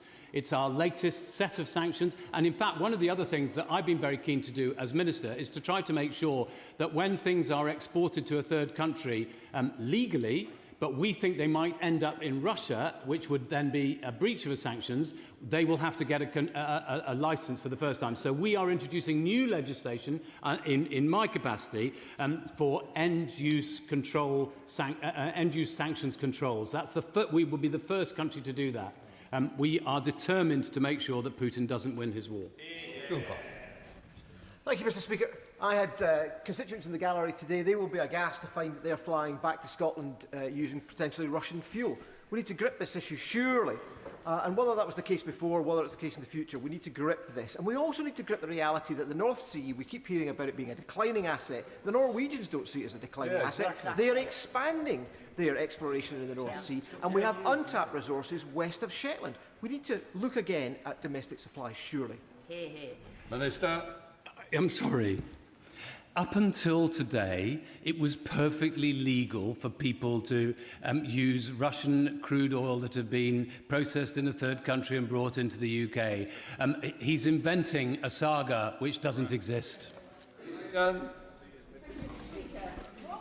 Ukrainians in our constituencies wake up to headlines about watering down sanctions, why is the government not prioritising measures that would permanently cut bills and reduce fossil fuel dependence including fully removing the renewables obligation levy and fast-tracking of energy market reform? Minister. I thought the Liberal Democrats were in favour of moving towards renewables. Sorry, I may have misunderstood the question, and if she wants to grab me afterwards, and as I've said earlier, the problems about the headlines this morning, where I think some journalists saw one half of the story and not the whole of the story, that's entirely down to me and my fault. Mr. Speaker, the sanctions on Russian gas and oil were placed there for a very good reason, as we know, but I would seriously question how environmentally friendly it is to import supplies of gas and oil when we have one of the largest natural resources just off the coast of Scotland, and this government is continuing to refuse to allow it to be further explored. The madness of the pursuit of net zero is exposed by the fact that there is more pollution importing these products whilst not drilling our own, especially when it would create jobs and revenue for the Exchequer. Well, we are putting an end to the import into the UK of these products from Russia. We want to debilitate and degrade the Russian war machine. But the only point I'd make to her is, even if we were to grant licences today for further exploration, that would not meet the problem that we have today in relation to the instability in the energy market because of the war in Iran. Thank you, Mr. Speaker. Just picking up this theme of communications and the mishandling of the communications and the anxiety that that's caused for many of our constituents. The Financial Times today is still reporting an easing of sanctions, the BBC as well. These are not outlets known to hyperbole. Perhaps the government could issue a correction to major media outlets? I'm trying to do it here and now and in live, and indeed I went to see the BBC earlier and gave them a clip, but just to be absolutely clear, we are not suspending any sanctions. The sanctions regime in the UK is tougher today than it was yesterday, than it was a week ago, and than it was a year ago. And I'm absolutely certain that as my colleagues in the Foreign Office and I in DBT progress with these, looking at the constant issues of diversion and subversion of our sanctions regime, that the regime will get even tougher as the months and years proceed. That brings us to Jim Shannon. Speaker. I will hit them with the prize of a question. Thank you very much, Mr. Speaker. Can I thank the Secretary of State very much for his, I believe, sincere and helpful answers. Instead of forcing, but can I say this gently to the Secretary of State, instead of forcing British business to navigate complex legal loopholes to import foreign energy and pressing ahead with a permanent ban on our own resources under the Energy Independence Bill, there is, I believe, and many of us believe, a very clear solution to this problem. So very kindly, Secretary of State, if this government wants true energy security, they must scrap the ideological roadblocks, approve the crucial domestic projects like Rosebank and Jackdaw oilfields, and unleash, because that's what would happen, unleash the full potential of British North Sea production. So can I ask with the Secretary of State, please discuss with the Cabinet members and demand common sense and energy security to be prioritised over any single government minister on this point of view. Thanks so much. Mr. Speaker, all roads lead to Jim Shannon, I think, and certainly all urgent questions do. I feel as if I wasn't here for the debate yesterday because I was in Strasbourg, but I feel as if I'm hearing some of the debate that was rehearsed yesterday, and I don't want to repeat those arguments. The only point I would make to him, and I'm grateful for his comments about my sincerity on this, I'm desperate to make sure that the Ukrainian people are able to assert their freedom and defeat Putin, and we will do everything in our power to secure that outcome. That completes the statement. Can we now, urgent question even, can we now let the front benches change over?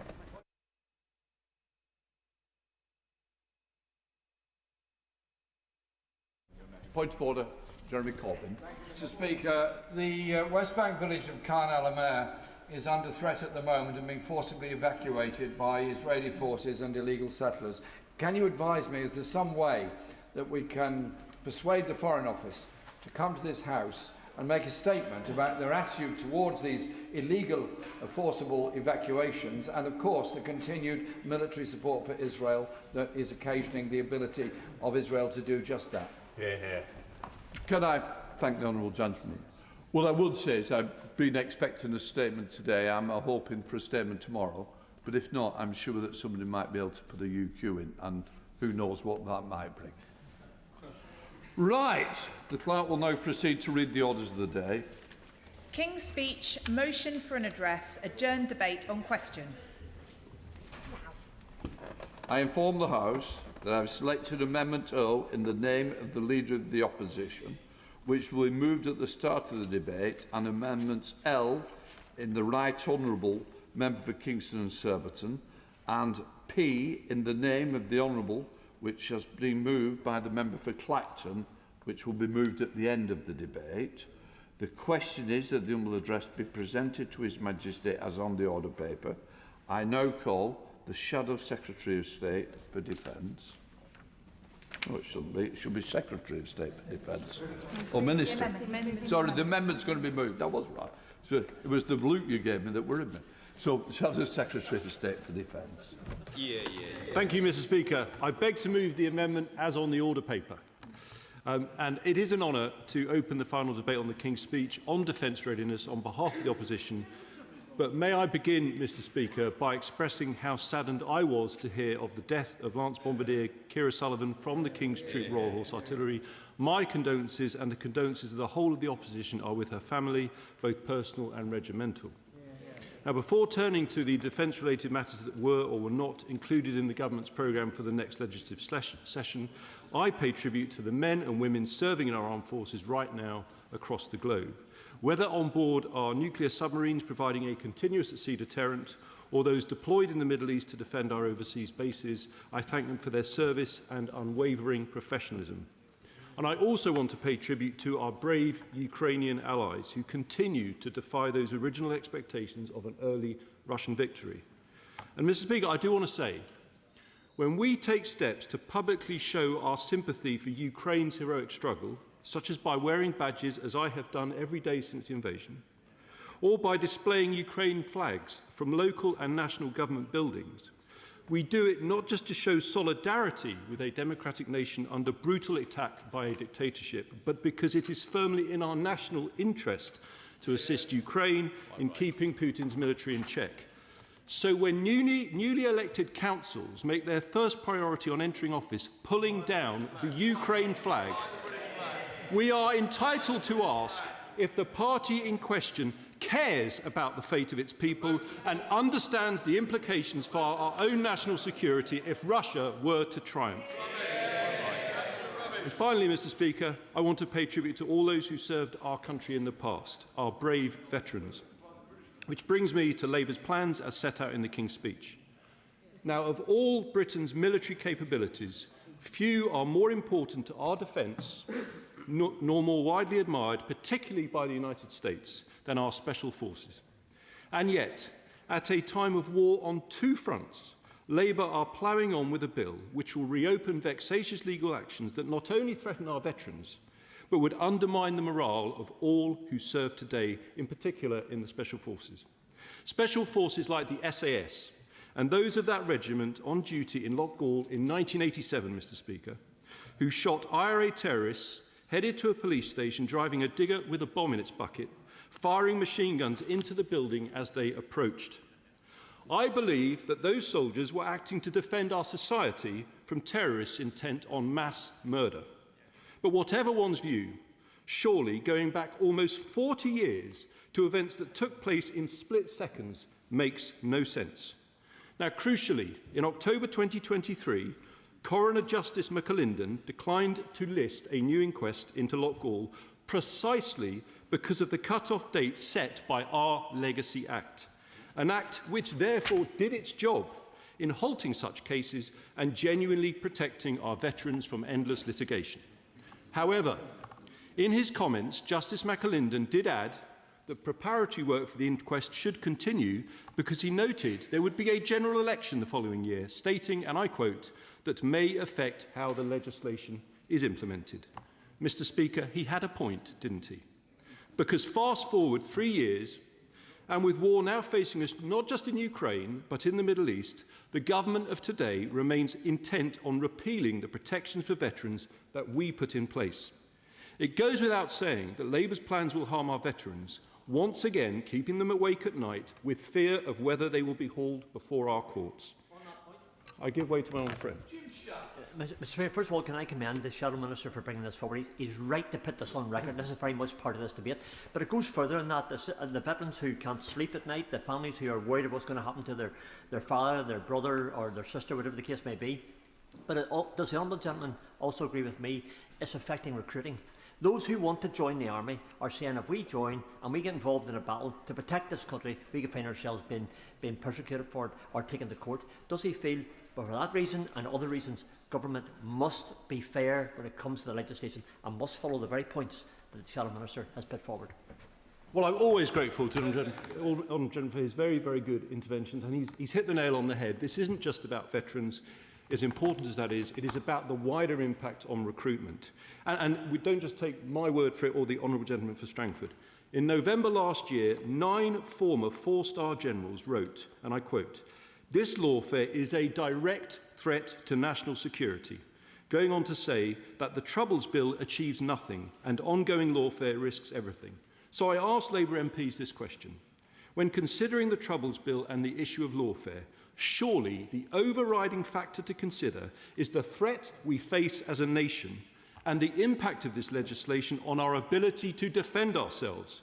Do they really think, in their heart of hearts, that this is what they should be prioritising just when we need our soldiers more than ever? And I just want to make one more point, and then I'll give way to the lady. Mr. Speaker, I put this challenge to all those who intend to stand in Labour's leadership contest. Will those candidates seeking to become our next Prime Minister recognise that the first duty of any leader is defence of the realm, and that therefore it is in the national interest to scrap the Troubles Bill and back our brave veterans? I give way to the Honourable Lady. I thank the Shadow Minister for giving way. Would he acknowledge that no party and no victims group in Northern Ireland supports his party's approach to the past, and that even the Dillon judgment last week did not in any way rule it legal?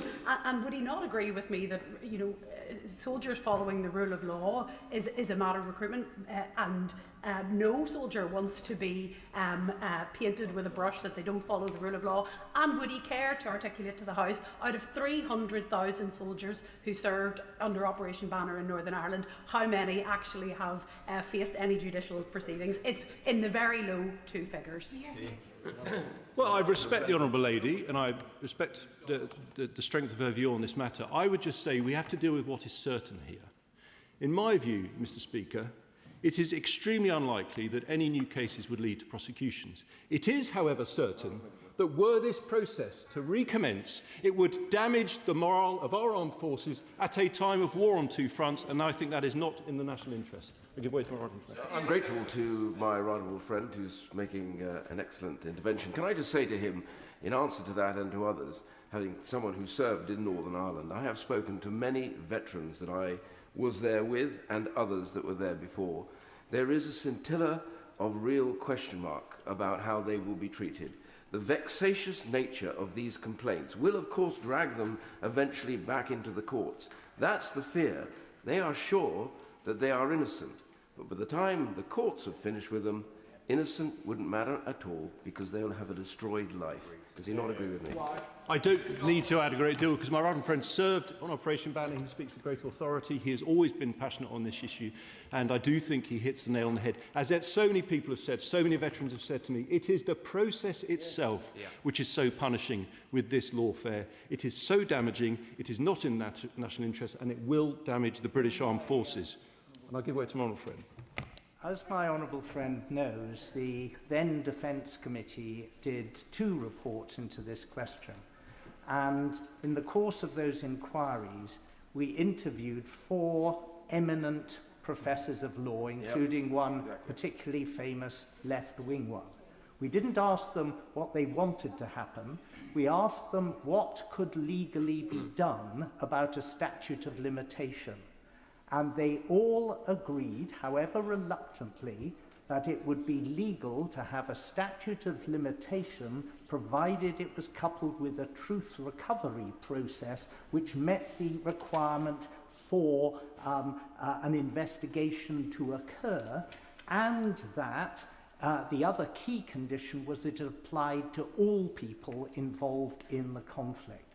Now, the government could pursue the line that these 4 professors of law took, but it doesn't want to do so, and it's happy to shelter behind court judgments that it could appeal but won't.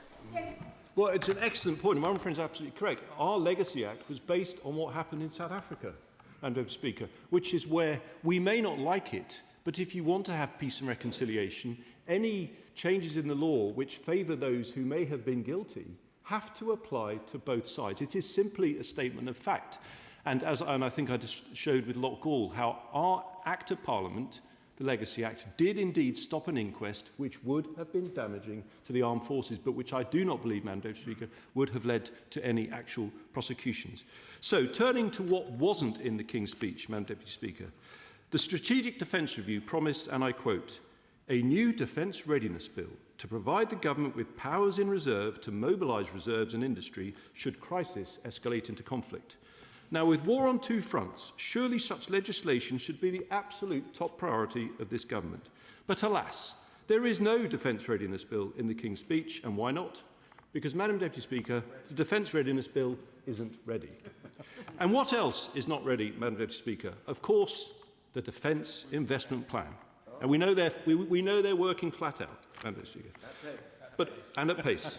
But almost a year ago, the Secretary of State promised from that dispatch box that the Defence Investment Plan would be published last autumn. It is now 10 months late. So when the Minister responds, can he tell us exactly when we are going to get the Defence Investment Plan? Most importantly, we are bound to ask, why do we still have no Defence Investment Plan? Now, of course, the DIP is meant to set out the detailed procurement decisions intended to implement Labour's Strategic Defence Review. So what do the authors of Labour's SDR, appointed by the Prime Minister, actually think about the failure to publish the DIP and the impact on delivering the SDR? Well, Madam Deputy Speaker, the 3 key authors, Dr Fiona Hill, General Sir Richard Barrons, Lord Robertson, every one of them has absolutely slammed the government for its failure to deliver, with Lord Robertson, a former Labour Defence Secretary, a former Secretary-General of NATO, stating, and I quote, we cannot defend Britain with an ever-expanding welfare budget. We agree 100%. The fact is, the current Prime Minister bottled it on welfare reform, U-turning repeatedly despite a majority of over 160, and failing to make even modest changes to working age benefits whilst removing the 2-child benefit cap.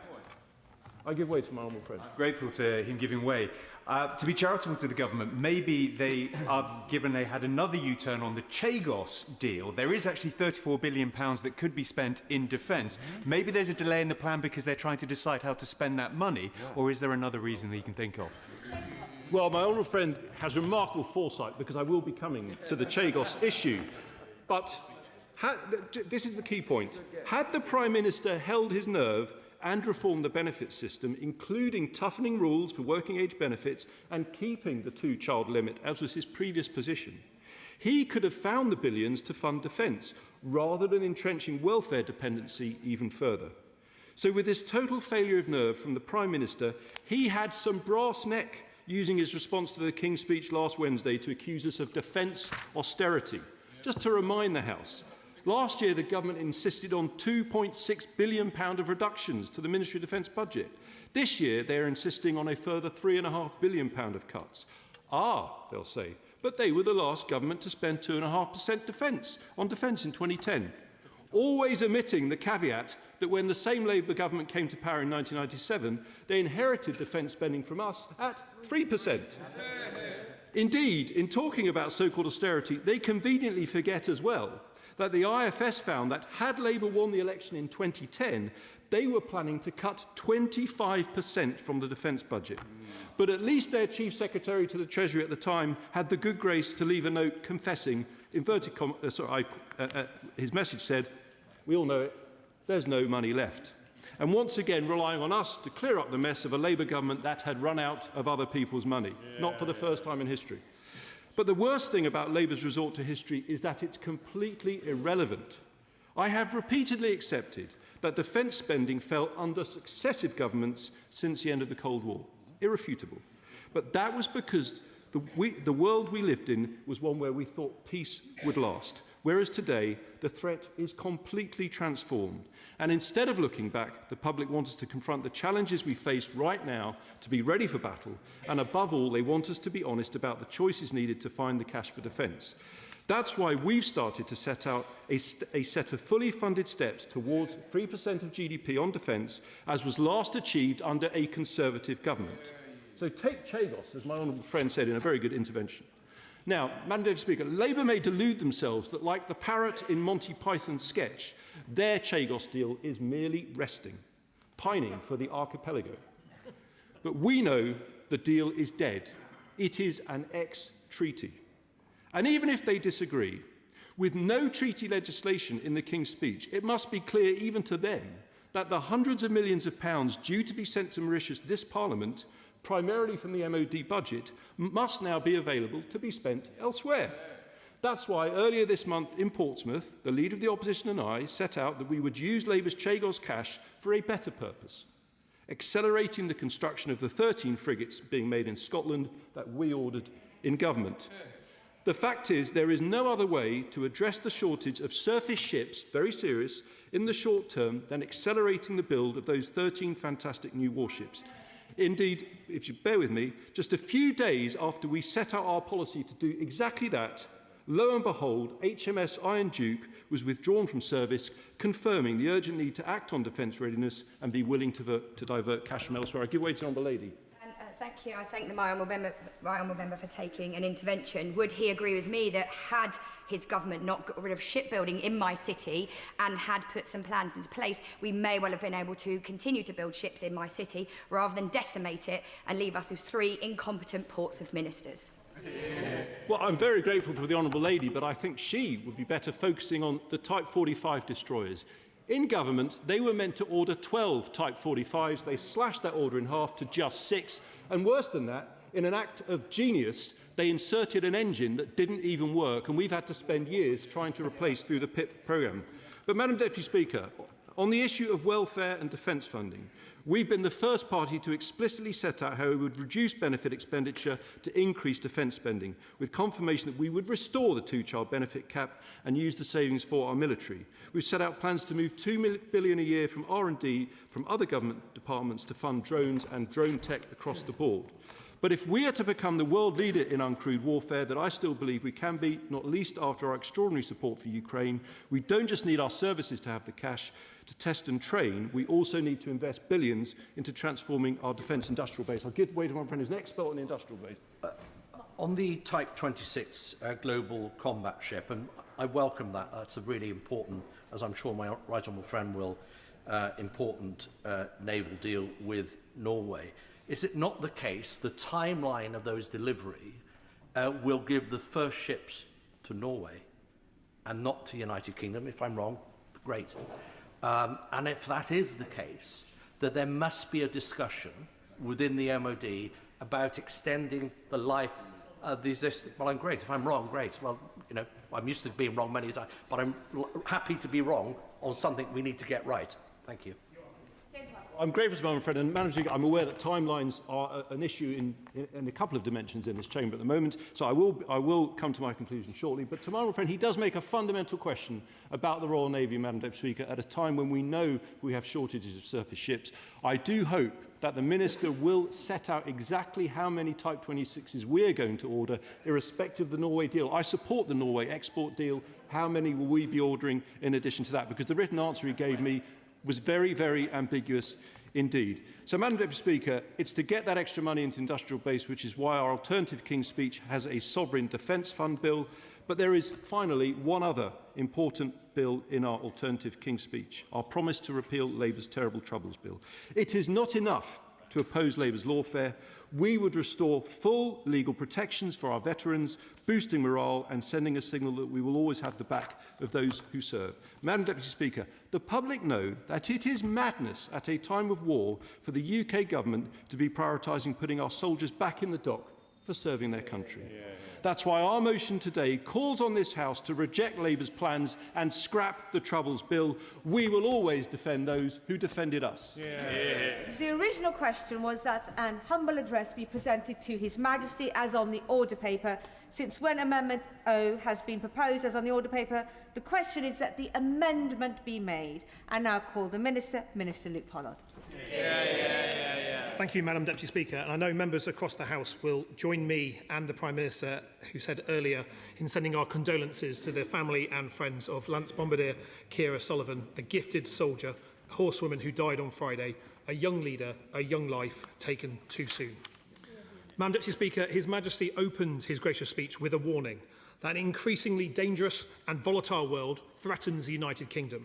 And as we debate our response in this chamber, our armed forces are on missions across the world, facing down those threats, strengthening our alliances, defending our overseas bases and our overseas territories, and preparing for missions to the High North, the Strait of Hormuz, and a post-ceasefire Ukraine.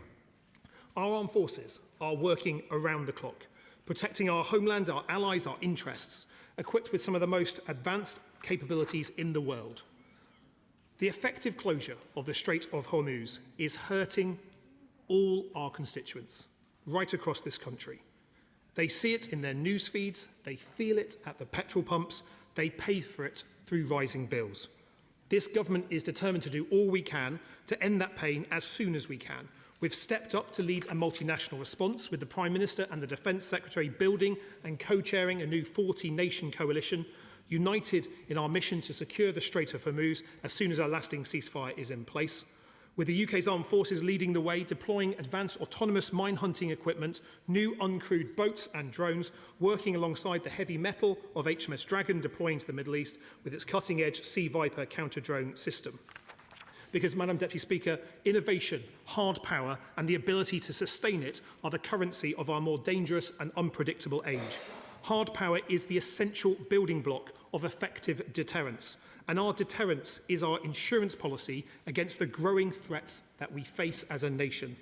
That is why this government is investing in hard power, investing over £270 billion in defence over this Parliament, defence innovation working twice, once for national security and once for British industry. That is the Labour way. Please. Grateful to the Minister for giving way. He makes a strong case for hard power, and the investment in British defence is one that we in these benches support. However, he also knows that generals on both sides of the Atlantic have made the case that investment in development is necessary in order to prevent conflict. In fact, they say that prevention is better than military intervention. So can the Minister take this opportunity to assure the House there will be no further cuts to the international development budget in the forthcoming period? Can I thank him for his intervention? He knows, as well as I do, that we have a commitment to get back to 0.7% of GDP on international aid when we can. But I will also remember the time when his party in government cut defence spending as well. And so I appreciate what he's trying to say, but let's unite now in understanding the threats we face today require investment in defence, require an increasing defence budget, and that is what this government is delivering. Investing more in our armed forces and those who wield the hard power is this government's approach. Investing more in our defence industry that develops and sustains it is this Labour government's approach. And investing more in our alliances that multiply that hard power is this Labour government's approach. Will my honourable friend give way? Please. I'm grateful to my honourable friend. He's making a very powerful case for how investing in our armed forces and defence after 14 years of Tory neglect is imperative to get Britain growing and for our defence preparedness. But would he agree with me that these capabilities must always be exercised in the right way? 30 UK arms licences to Israel were suspended in September 2024, but in light of the Iran war that he mentioned, and the fact that 72,000 Palestinians have now been killed in Gaza, could ministers revisit this? I know that this worsening means many constituents want to end all arms sales with the Netanyahu regime. Can I thank one more friend for her intervention? This government has called for a ceasefire. We've called for increased aid to get to the people who need it. We've introduced an arms export against those weapon systems that could be used in Gaza. We keep, of course, all export licences under review. But I think the whole House, whichever party we are in, want to see a lasting peace and a two-state solution. so the people of Gaza, Palestine can live side by side alongside a secure Israel as well. That is the effort that this government is making on that respect. Now, Madam Deputy Speaker, the Conservative equipment plan that we inherited in July 2024 was overcommitted. It was underfunded and unsuited to the threats we now face. This Labour government is rearming, renewing our armed forces and ending the Tory hollowing out and underfunding that we inherited. Our strategic defence review and our defence investment plan will put that right. And if you were listening to the Defence Secretary's speech last night, you will have heard him say it's getting close. I'll give way.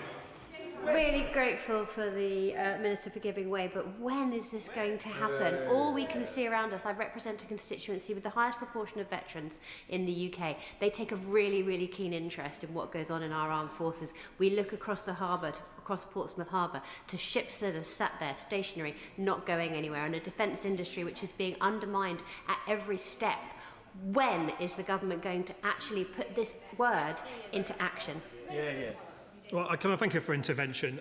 She, like me, represents an area with a lot of military personnel and a lot of veterans. That's why she, I know, will welcome the fact that veteran spending is now at a record high under this Labour government. We're working to deliver the defence investment plan, but that has not stopped us from investing in new capabilities that I'll come to in a moment in this speech. But I will give away to him first.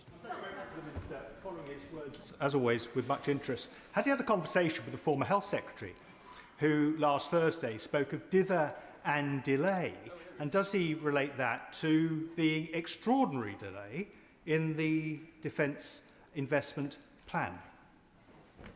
Well, Madam Deputy Speaker, I always welcome recruits to our armed forces and defence debates, and the member for Ilford North is absolutely welcome in our defence debates here today. But may I say politely to him, I focus a lot of attention on the gentleman opposite me here who left an unfunded and hollowed out armed forces. But he too was a minister in that government that hollowed out and underfunded our armed forces. So I welcome his intervention and his expertise. He cannot escape from his record of underfunding our armed forces.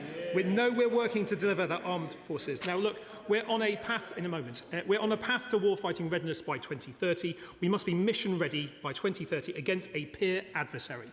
That means investing in our armed forces. That mission is backed by our commitment to the largest sustained increase in defence spending since the end of the Cold War, backed by our ambitious programme of defence reform, the most ambitious in 50 years, and backed by a defence industrial strategy, a funded strategy, unlike the document that was worked on by the gentleman opposite, that was unfunded and left on a shelf to gather dust. We are fuelling defence as an engine for growth, creating good jobs up and down the country. And because we are still getting on with the job of defending our country, this government has signed more than 1,200 defence contracts since the election, nearly 9 in 10 of those going to UK-based firms. Happy giving way. Very grateful to him giving way. I posed this question to his colleague when he was last at the dispatch box. Where is the dip stuck? He seemed to point the finger at the Treasury, but could I get an update of where the dip is actually stuck? Well, I'm a big fan of Lukes, even new Lukes with beards, as the gentleman opposite now is. But I have to say to him, I'm not going to give a running commentary on the dip. We're working flat out to deliver it, and it will be published when it is ready. Happy giving way. I'm grateful for the Minister's State giving way. He's right to focus on procurement and defence kit and equipment. But of course, all of that is nothing without defence personnel. So can I just sort of pivot his thoughts? I don't know if he's going to come on to it in his speech. A lot of our armed forces personnel with children with particular SEND needs find it difficult when they are redeployed from different countries with the armed forces, even within different local education authorities within this country. It's a very, should we say, it's a patchwork of quality, if I can put it like that. So would he commit, in the national interest, in the interest of those individual children and families, to ensure that there's uniformity around SEND provision and recommendations when our servicemen and women are redeployed with their families? Before the Minister responds, I can tell that the question is incredibly serious and needed the detail, but we are very short on time and over 40 people wish to contribute, so interventions and responses must be short. Minister. Thank you, Madam Speaker. He was wrong in his first intervention about Type 26s, but he's right on this one here. It is important that we do that. That's why this government is putting the Armed Forces Covenant fully into law. But if it's an issue he feels passionately about, I can arrange a meeting with the Minister for Veterans and People so he can discuss it further, because it is an important issue. Look, very briefly, and then I need to make progress. Minister, I welcome everything that government is putting forward with the spend in Northern Ireland. The Minister himself has committed himself to that. There's been lots of visits to Northern Ireland to improve that and make it better. But the UK spend per head in the mainland here is £400. UK spend per head in Northern Ireland is £80. A big difference from what has to be done. Can I ask the Minister what steps will be taken to improve procurement and defence contracts for those businesses in Northern Ireland to ensure that we can have equality? Thank you.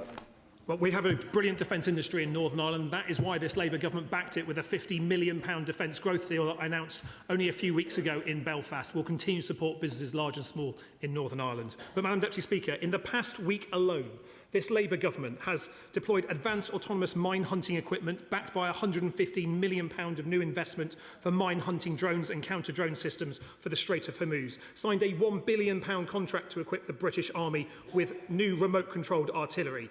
We have equipped our Typhoon jets with the Advanced Precision Kill Weapons System, which will make shooting down Iranian drones cheaper and easier for our RAF, and we've announced funding for 13 new defence unicorns. We are a government that is backing UK jobs as we rebuild our armed forces, and we're also delivering for our people. As I was asked on people, go on, that's my neighbour. Thank the Honourable Minister for giving way. Very briefly, I've got a very simple question for him. He keeps stating this 1,000 or so contracts, nearly all based in the UK, that have been signed. What percentage of those are SMEs compared to the primes? I will get her the full details, but we're backing an increase in defence spending for SMEs with a target of increasing it by 50% in the next 2 years. It's our mission to do so. That's why we've stood up the new Defence Office for Small Business Growth, but I'll get her the figures that she asked for on the latest figures. But we're backing our people. We've given our armed forces the biggest pay rise in 20 years. We've extended free childcare. We've introduced the first ever independent Armed Forces Commissioner to improve service life. We've ended the Tory privatisation of defence housing, a £9 billion investment to tackle the scourge of dreadful military homes that we inherited, refitting, rebuilding 9 in 10 military homes.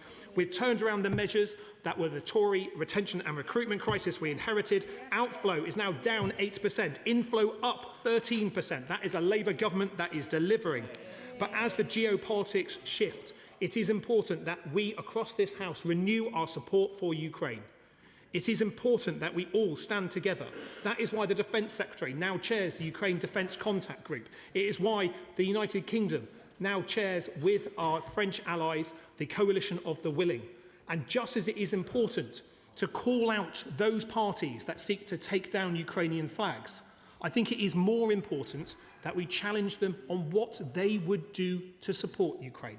So to reform, I ask, what will that party do to support Ukraine? Taking down the flags is a backward step, but I'm interested in hearing what are the positive steps. To the Conservatives opposite, I'm interested in restoring this cross-party unity on Ukraine that we used to have that seems to be fraying because of the party politics being played opposite. So could the Conservatives say, when was the last time the Leader of the Opposition backed UK leadership on the Coalition of the Willing? I can't recall one, but I'm interested to see when that was.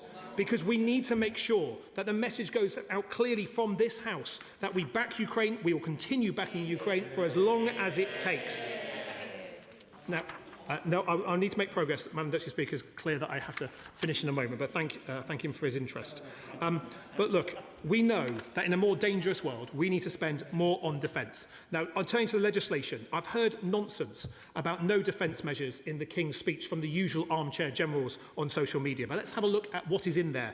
The Armed Forces Bill, which will further strengthen and improve service life, strengthen our armed forces and strengthen our strategic reserve. A new regulatory bill with measures to expand drone testing and use.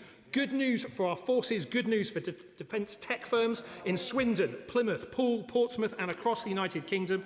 A Northern Ireland Troubles Bill that will repeal and replace a law found unlawful with a new bill with new protections for veterans that we're working closely with veterans and veterans groups to deliver. And I hear the opposition squealing about the Defence Readiness Bill. A bill they never thought of, a bill that they never implemented, and a bill that they only complain about. He will know, as a gentleman opposite, that we are continuing to work on the Defence Readiness Bill, and it will be introduced later this Parliament, assuming that the usual processes allow. We're consulting with people, but he will know that it's a sequential bill. We're improving readiness in the defence with the Armed Forces Bill, and we're working on new measures. But all he has to offer to this debate is complaints. No apology for the underfunding, no apology for the cuts, no apology for the armed forces housing that our people are forced to live in with black mould. Not good enough. So, Madam Deputy Speaker, this Labour government is investing in our people, the largest pay rise in 20 years, 9 out of 10 defence houses being refurbished or rebuilt, establishing an Armed Forces Commissioner, investing in our infrastructure. Billions will be spent on new housing and new docks, in our industrial relations, delivering 5 defence growth deals, 5 DTECs in England, 2 hopefully in Scotland, 1 in Wales. Announced £182 million defence skills packages, 1,200 contracts signed. In capabilities, new artillery, new missiles, new drones, new ships being built in Scotland, new deals with Cambridge Aerospace for interceptor missiles, new commando insertion craft with Norway, new munitions factories, 23 new medium helicopters being built in Yeovil, Proteus, the first flight of an autonomous UK helicopter, new defence warehouses, homes and facilities, more exports, a bigger defence industrial base, more alliances, investing in the coalition of the willing, a new Ukraine defence contact group chaired by my friend the Defence Secretary, a new deal with Germany with Trinity House, a refreshed Lancaster House agreement, a new deal with Norway with the Luna House. This is a Labour government delivering for defence, delivering for Britain, backing our allies, backing our forces, and I commend it and His Majesty's gracious speech to this House. I call the Liberal Democrat spokesperson, James McCleary. Thank you, Madam Deputy Speaker. If His Majesty's most gracious speech was meant to show that this government has grasped the scale of the danger facing Britain, then it fell a long way short. We live in a more dangerous world than at any point since the end of the Cold War. Vladimir Putin is waging war in Europe. Ukraine is fighting not just for its very survival, but for the security of our entire continent. Across Europe, we're seeing sabotage, cyber attacks, disinformation, intimidation, and hybrid warfare. Further afield, the world order is being tested by the rise of China, by instability in the Middle East, and by authoritarian regimes that are watching very carefully to see whether democracies still have the resolve to defend ourselves. And at the same time, we can no longer assume that old certainties will still hold. The United States remains a vital ally, but President Trump has shown just how quickly long-standing alliances can be weakened, questioned, or taken for granted. This is the reality facing Britain. So this should have been a King's speech that put national security at its heart. It should have been a moment of seriousness, urgency, and ambition. Instead, once again, we got more delay and more warm words that are not backed up by action. Now, we all know the Conservatives hollowed out our armed forces, but this Labour government cannot simply point to the failures of the past and pretend that is enough. It now has a responsibility to act, but so far it is moving far too slowly. I give way. Giving way, and he is right to point out the devastating record of the party opposite. But will he share my sadness and frustration of the role played by the Liberal Democrats in hollowing out the size of our armed forces and waving through budget after budget after budget which cut defence spending in this country? And will he own up to that sorry record? Thank the honourable member for his intervention. As already been pointed out, defence spending has been reduced by successive governments over a very long period of time. So I think focusing on the Liberal Democrats' record alone is somewhat unfair, to say the least. I'll certainly give way to the honourable member. Can you remind the House which party it was who, in coalition, insisted that we delay CASD replacement by 2 full years as a condition of the coalition? The honourable member enjoys raising the coalition quite a lot. You're talking about the nuclear submarines, weren't you? Is that that's what you asked about? Order. On your feet, I'm on my feet. Excuse me. I wasn't talking about anything, so please don't use the word you or your, James McCleary. The Liberal Democrats have reaffirmed our commitment to our nuclear deterrent repeatedly, and we will continue to do so. The Defence Investment Plan is still not published. Industry is still waiting for certainty. Our allies are still waiting for clarity. Our armed forces are still waiting for the investment they need. It was therefore deeply disappointing that the promised Defence Readiness Bill was not included in the King's speech. It speaks volume that the government's own bill on readiness is itself delayed. That matters because defence cannot be switched on overnight. You cannot rebuild capacity in industry at the flick of a switch. You cannot train personnel, repair readiness, modernise equipment, strengthen supply chains and restore deterrence with vague promises or indeed working at pace. Certainly. One of the things that we need to, government needs to improve upon and needs to be better at is drone technology. I understand that for every one Ukrainian soldier is killed, they killed 14 Russians.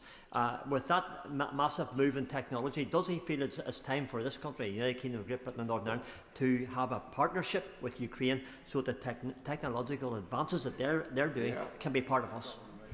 I thank the honourable member, and yes, obviously learning from Ukraine is going to be very important, and the government, to be fair, I think have made some steps in this direction, but we can always do more to learn from our friends who are, testing this technology in the field day in, day out. So I think it's a very important point.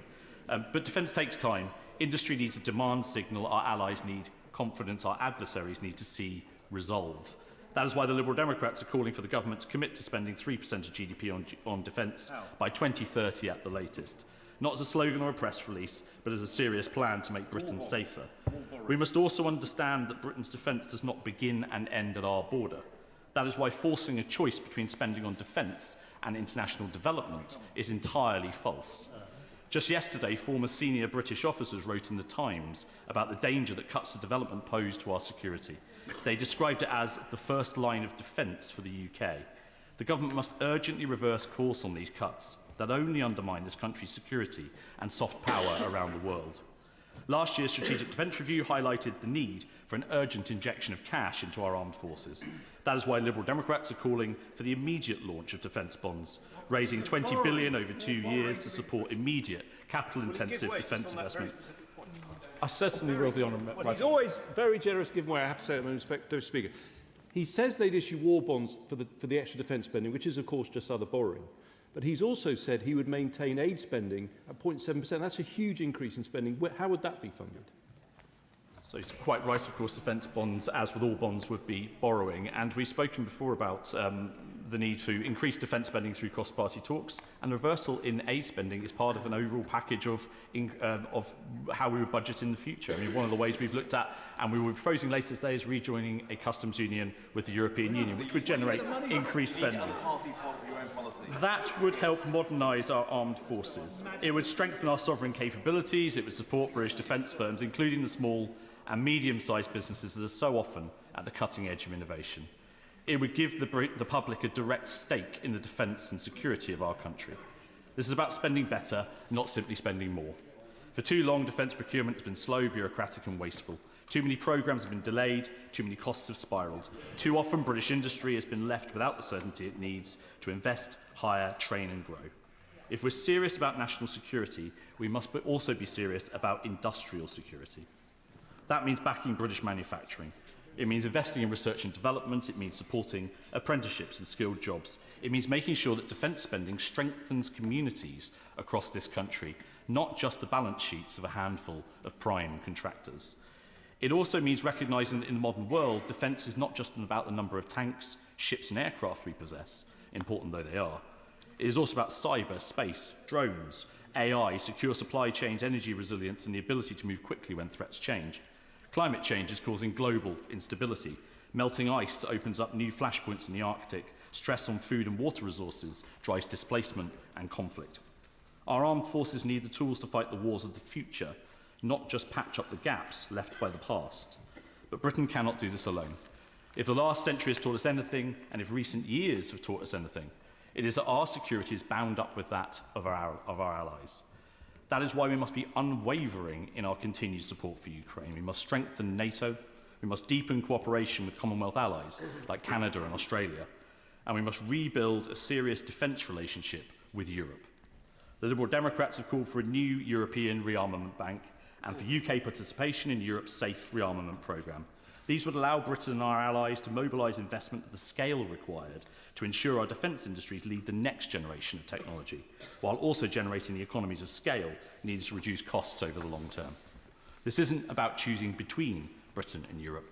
It's about recognising the obvious truth, that Britain is safer when Europe is stronger, and Europe is stronger when Britain leads.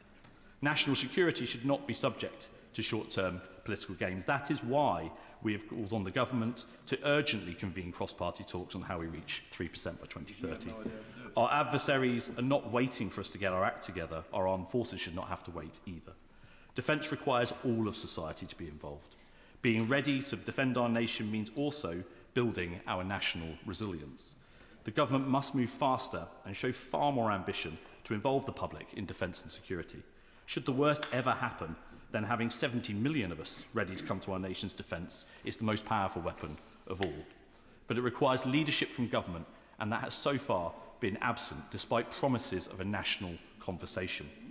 This means learning from our friends in the Baltic and elsewhere about how we can harness the talents of the British people to become more resilient and a prepared country. The best way to prevent a war is to prepare for it. The choice before us is clear.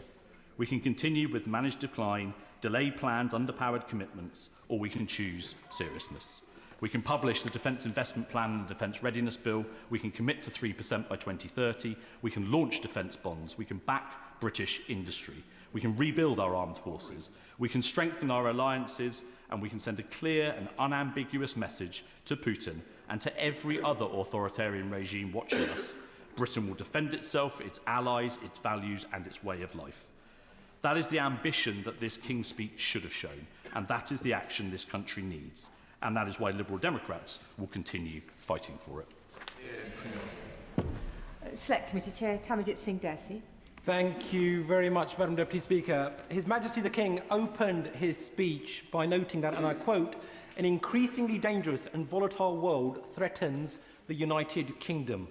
We have seen unprecedented military action and instability internationally, with the conflict in the Middle East being only the most recent example. Closer to home, we have the continued concerns about the security of Ukraine, deterring further Russian action on the European continent, and creating a resilient society ready to support our government and armed forces if we have to respond. As I have previously noted in this House, our once dependable ally, the United States, is withdrawing from its historic role as the protector of democracy in Europe.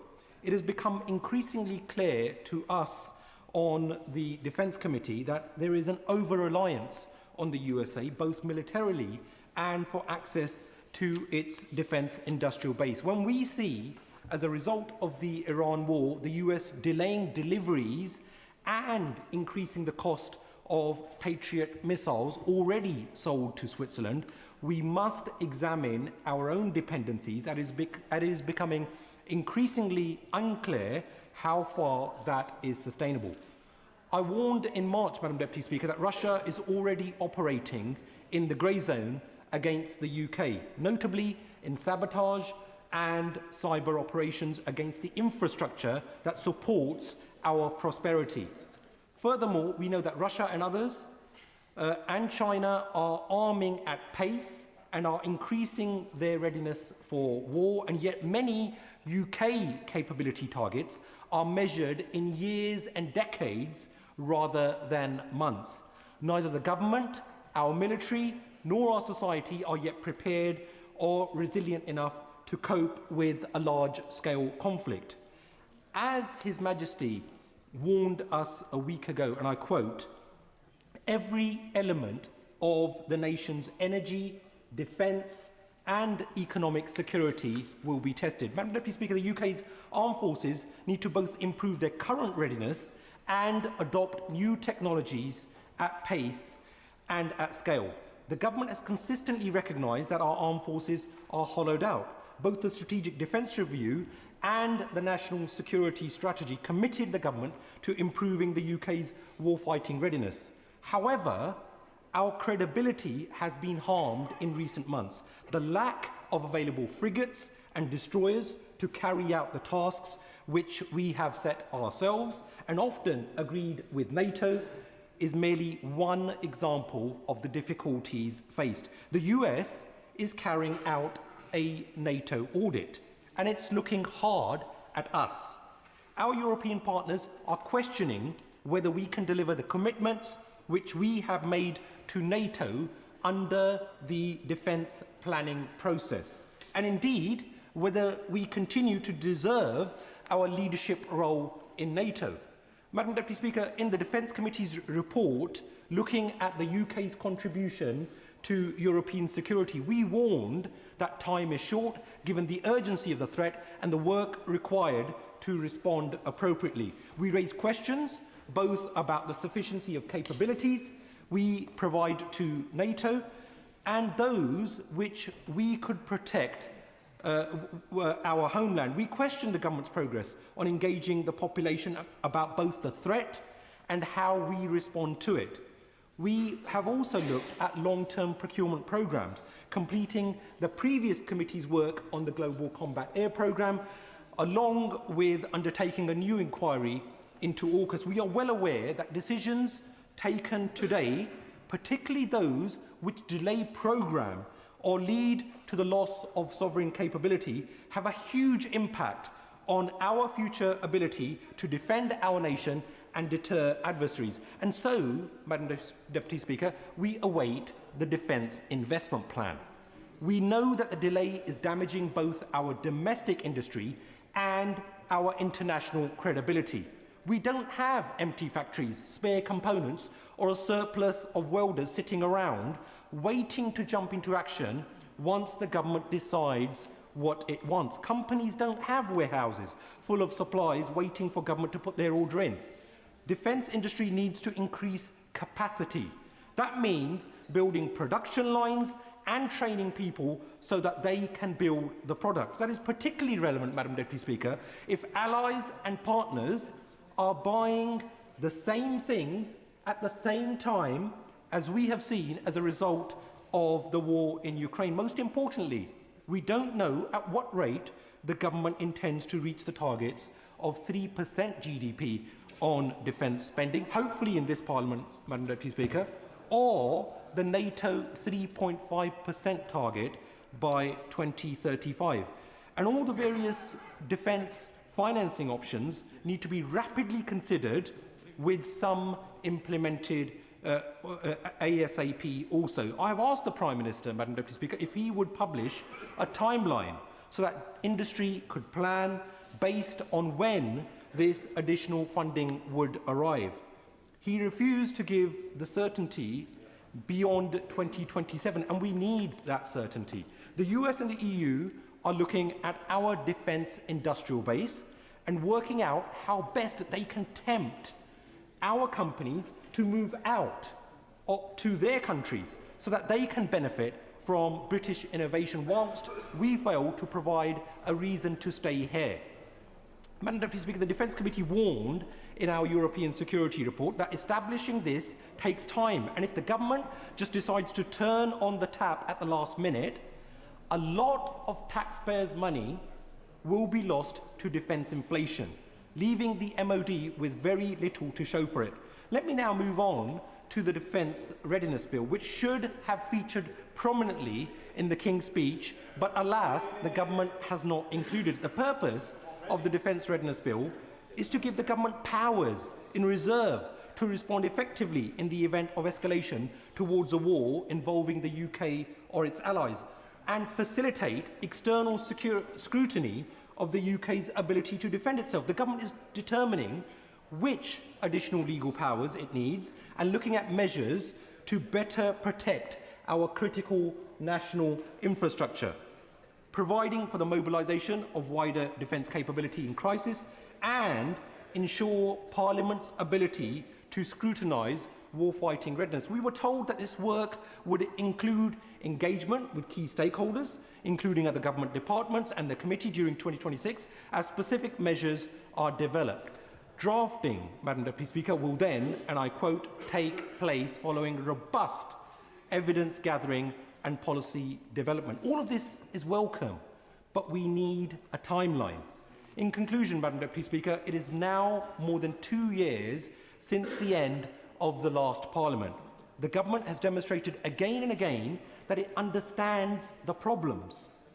What it has failed to do is to implement a transformative solution. We need to fund defence properly, with a timetable showing precisely how and when we will reach the agreed 3.5% NATO target. We urgently need a defence investment plan published before the summer recess, which shows what is being invested where, crucially also, where the disinvestments are, and what the subsequent changes to the structure of the UK armed forces are. We need a defence readiness bill to be published in this session, and we need a commitment that it will undergo pre-legislative scrutiny. We need to engage the public in a national conversation that the Prime Minister has talked about spending more on defence and what the public's role is in our nation's security. We know, Madam Deputy Speaker, that the government is wary of panicking the public, and rightly so. But the best way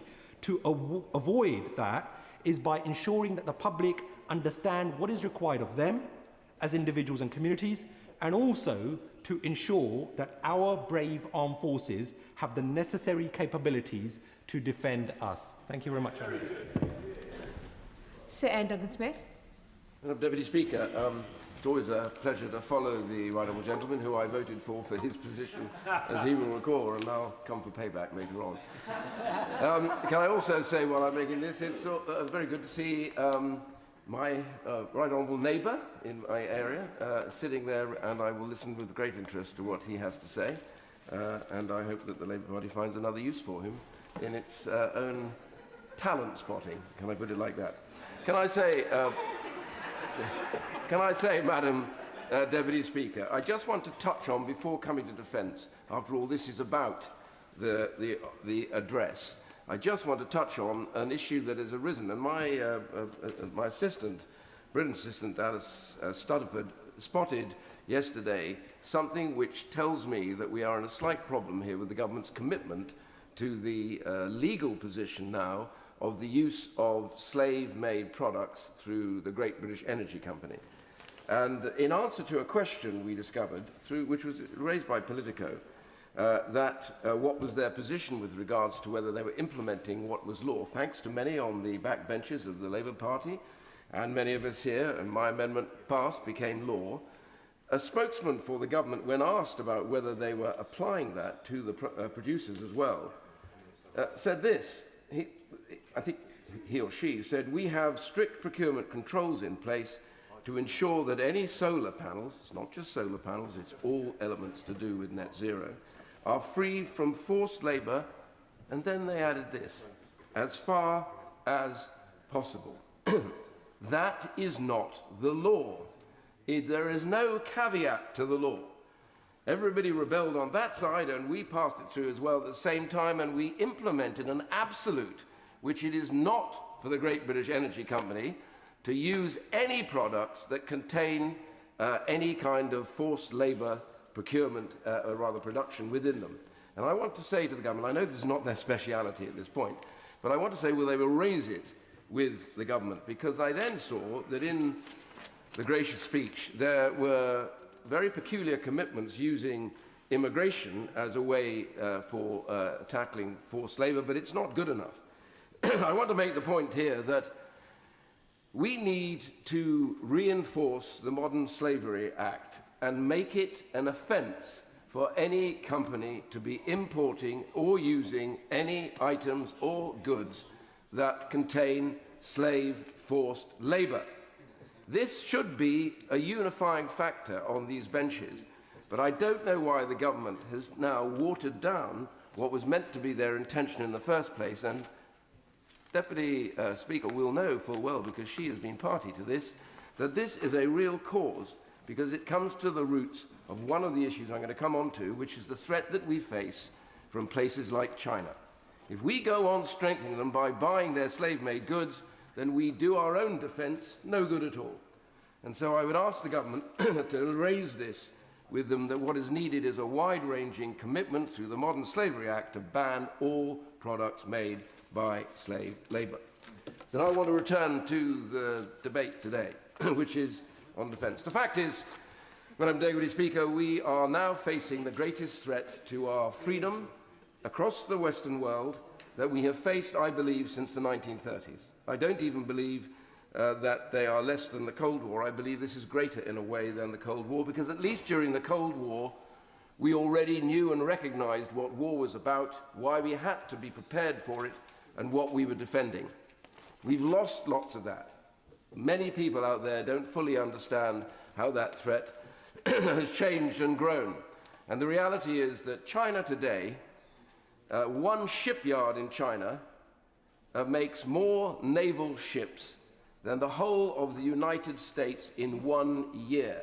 They have over 130 times the capacity to build naval ships than Europe and America are doing at the moment. Yeah. If people don't think that it's a threat, I always say, don't listen necessarily even to what they say. Go and have a look what these totalitarian states are doing. They are producing and preparing for war. I'm not, I hope, scaremongering. I believe this to be a reality. China is reinforcing and supporting Russia in its brutal invasion of Ukraine. That without China, Russia could not have continued this war. They were running out of ammunition, but China brokered an arrangement with the North Koreans, who now produce millions of rounds of ammunition for them, and even soldiers that they used and abused on the battlefield, who once wounded, etc., were then assassinated so they wouldn't be ashamed when they went back to North Korea. This is about totalitarian states. And I question, and I say to the government, do not use the phrase authoritarian states. Quite right. They are totalitarian. Yep. There is a difference. Quite right. Authoritarian states are about dictators and others that are risen to power and at some stage have to be brought down. Totalitarian states are where every element of the way that people live their lives is controlled, run, spied upon, and arrested by the state organs, regardless of whoever is in charge. Communism is the key, and these states are communist, and other extremist versions. After all, Iran is part of this alliance. They are an extremist organization, and I still don't understand why the government has failed to prescribe the Iranian IRGC. It's high time. It really is high time. They're here, present in our country, stirring up violence, stirring up hatred. We should deal with them and say it's a criminal act to be here. To that extent, therefore, how the government responds in defence terms is critical. Now, I'm one of those people that has argued since the ending of the Cold War we've made a mistake in reducing defence. Nobody listened to me then, and there's no reason why they should listen to me today. But I have to tell the Minister I'm going to keep on saying it, and I think others around should ask it, and I hope members on the benches opposite will ask this question. I know what the restrictions are. I know that when you're facing the Treasury, when government faces the Treasury, they then dictate to the department and say, we can't afford this, we won't do it. Treasury is the last people in the world ever to recognise a threat to anybody at any time for anything. And they continue as though it was all sweetness and light because they don't want to make any changes. But it's for the defence ministers to make the point about the threat. Why, in heaven's name, have we not published the Defence Readiness Bill? That is the Defence Department's greatest weapon in the fight with the Treasury over this. Every other department knows what I'm talking about, whether it's health, whatever. It's always a fight. But it has to be, because we are facing what is likely to be the greatest threat that we have faced since the 1930s. And to do that, they need to make it clear to them. We can't go round this any longer. We have to spend that money. We have to commit. Now, I know the government's talked about being committed to 3% in due course, but I say to them that will not be enough. During my time when I was serving, we were committed to 5% of GDP to face down the Soviet Union. We will need to have to do the same again, because I believe this is an even greater threat that we are about to face. And the ministers will know that we will give them all support if they are prepared to fight about that. Let's get the Defence Investment Plan published right away. It's really important. These totalitarian states don't face these restrictions that we do. And we have those restrictions for a good reason, because we believe in democracy. But freedom is the most expensive thing that we will ever try to own. And it can be taken away in just a wish. And our job, and their job as the government, is to stand firm even in government and say the number one priority of all things that we must do is to defend the realm from threats, internal and external. And if we don't do that, we will have failed. Failed in our obligations, failed the British people, and failed our allies and our friends who look to us for leadership in this matter. But we can only lead if we have the equipment to show them that we have the endeavour. When we took the Falkland Islands, we had 53 frigates and destroyers available to us. We couldn't do that today. That is the measure of how far we've gone under Labour and Conservative governments. And I simply say to the government, please now, as the Defence Department, tell them, enough is enough. We are going to publish this bill, and we're going to publish the Defence Investment Plan. And by the way, where is the China audit? Let's publish that too. Yeah. Indeed. Wes Streeting. Thank you, Madam Deputy Speaker. Can I begin by joining others in expressing my condolences to the family of Lance Bombardier, Keir Sullivan. And, Madam Deputy Speaker, can I also begin by saying what a pleasure it is to follow my parliamentary neighbour, the Right Honourable Member for Chingford and Woodford Green, despite our best efforts to retire him at the last general election. The test of any of us in politics is, did we leave things in a better place than we found them? Thanks to the choices made by this Labour government, the NHS is on the road to recovery. Waiting lists fell by 110,000 in March, the single biggest fall in a single month outside of the pandemic for 17 years. Yeah. Ambulance response times for heart attack and strokes are now the fastest in 5 years. Patient satisfaction with access to general practice has gone from 60% to 75%. And at a time when public trust in politicians is low, we hit our target of recruiting 8,500 more mental health workers 3 years early. Yeah. And on social care, I'm proud that we're putting in an extra £4 billion worth of investment, that we've delivered the biggest expansion of carers' allowance since the 1970s, that the £150 million extra in the Disabled Facilities Grant is providing more dignity, freedom and independence to thousands more disabled people, and that the first ever fair pay agreements will be delivered in social care.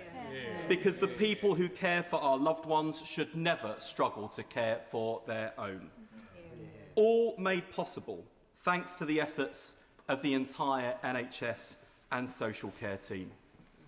In the 4.5 years I've led for Labour on health and social care, I've met the best of them, the ones who ran towards danger in Southport and fought to save those children, the ones who scrubbed up and went to work during the pandemic while the rest of us retreated to safety, the ones who bring new life into the world, and the ones who hold our hands at the end. Leading that team has been the greatest joy of my life, and the depth of love and gratitude I have for the people I've worked with is beyond words. The brilliant team of ministers and officials at the Department of Health and Social Care, particularly my private office, and NHS England, and the best team of special advisors in government, and the leaders and frontline staff across this remarkable system. I am rooting for all of them, and for my successor, who has my wholehearted support as he takes on the best job in government. Yeah. I won't pretend that leaving government hasn't been an emotional wrench.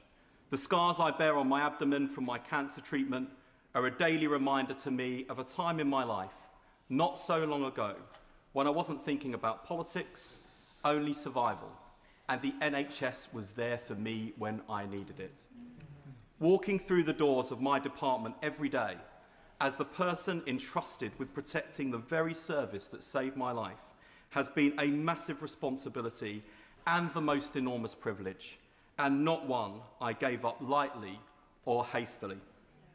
I left the government because we are in the fight of our lives against nationalism, and it is a fight that we are currently losing. Unless we change course, we risk handing the keys of number 10 to reform, and I do not want that on our consciences. Yeah. For the first time in our history, nationalists are in power in every corner of the United Kingdom.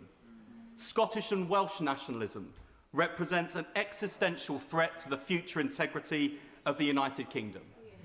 And Reform UK represent a threat to the values and ideals that have made this country great. values and ideals that are written into the DNA of the National Health Service they would dismantle, given the chance. Its very existence, an act of courage as well as conviction, that healthcare should be provided based on what each of us need, not what any of us can afford. A reminder that even in our darkest hours, this country is capable of doing big things.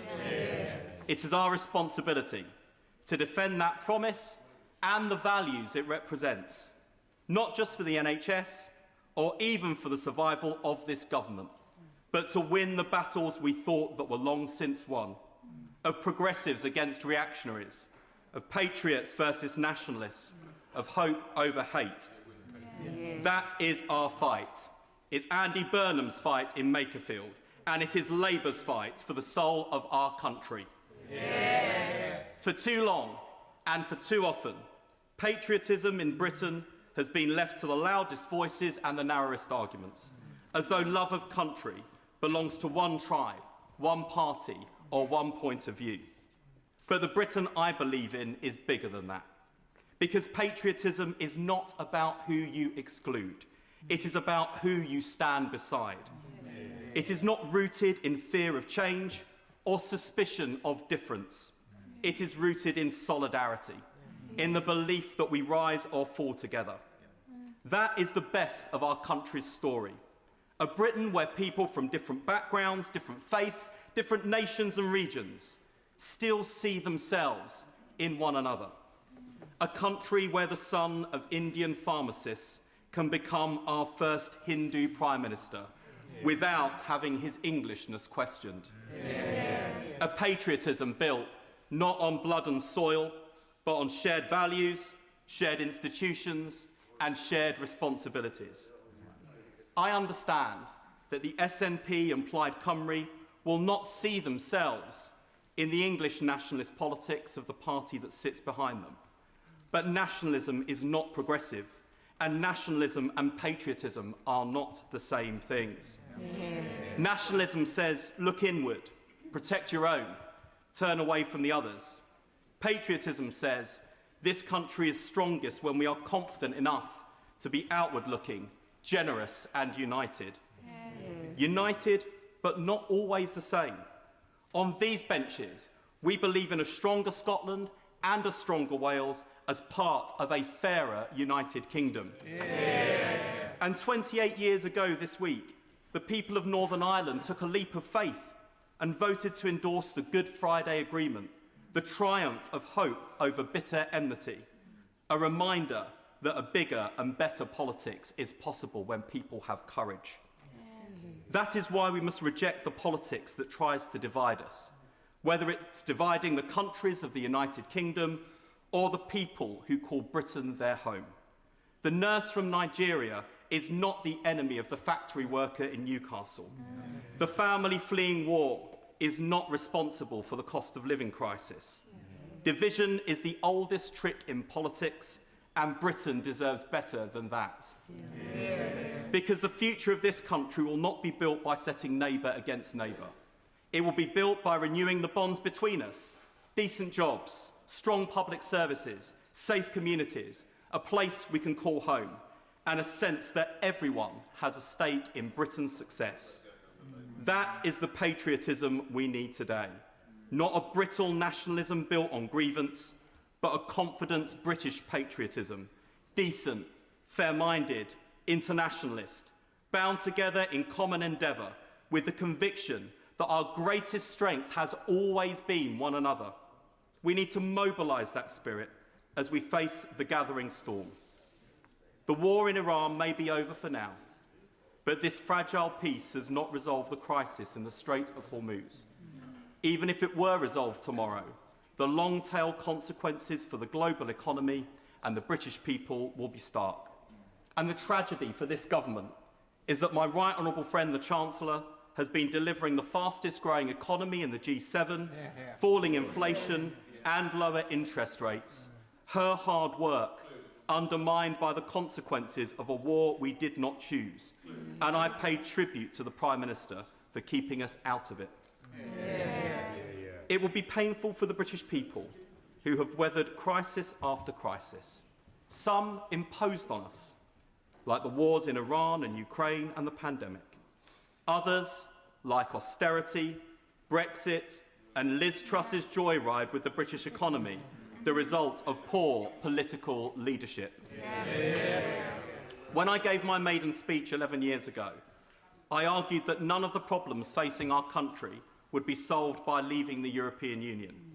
Today, in the dangerous and volatile world we find ourselves in, dominated by an unpredictable superpower in the USA, a rising superpower in China, and a failed superpower in Russia, it is even more clear that we would have been better off leading Europe than leaving the European Union. Not despite our sovereignty and the need to control our borders, but to enable those things. This is why I argue for a new special relationship. It is also why I welcome the assurances that the government is strengthening sanctions on Russia to underline our rock-solid support that we have given President Zelensky and the Ukrainian people. The front line in Ukraine is the front line for our freedom and democracy, and we are meant to be the party of internationalism and solidarity. It is only too disappointing to see reform councillors taking down the Ukraine flag when the British people want to fly it in solidarity. It is truly, truly shameful. And of course, Madam Deputy Speaker, NATO's Secretary-General is right to warn today that our alliance has an unhealthy reliance on one ally. We need to invest more heavily in our defence and more rapidly. I know my right honourable friend, the Defence Secretary, and his team do not need persuading on this, nor do they need lectures from the Conservative Party, who ran down our capability and now have the audacity to heckle from the sidelines like the arsonist complaining that the fire brigade hasn't turned up fast enough. I'm with the Secretary of State and his team all the way. But we also, he says, the Shadow Secretary of State says bankrupting the country. I think he's thinking about Liz Truss and the joyride that no doubt he was cheering on. I think a period of silence, or at least an apology, might be welcome from the Conservative front bench. But we also need to recognise that a nation draws its strength from the condition of its people. A recent survey of 16 to 29-year-olds suggested that around half of all young people in this country wouldn't be prepared to fight for it. I'm not so sure about that. I think they would be every bit as brave and self-sacrificing as their grandparents and great-grandparents were, or as their contemporaries holding back the Russians in Ukraine have been. When the cause is just and the need is urgent, they will step up, regardless of what they might have told opinion pollsters. I know this because when this country was facing a dire threat from COVID, young people did step up. The generation least at risk gave up the most to help the rest of us keep safe. And how did Britain repay them?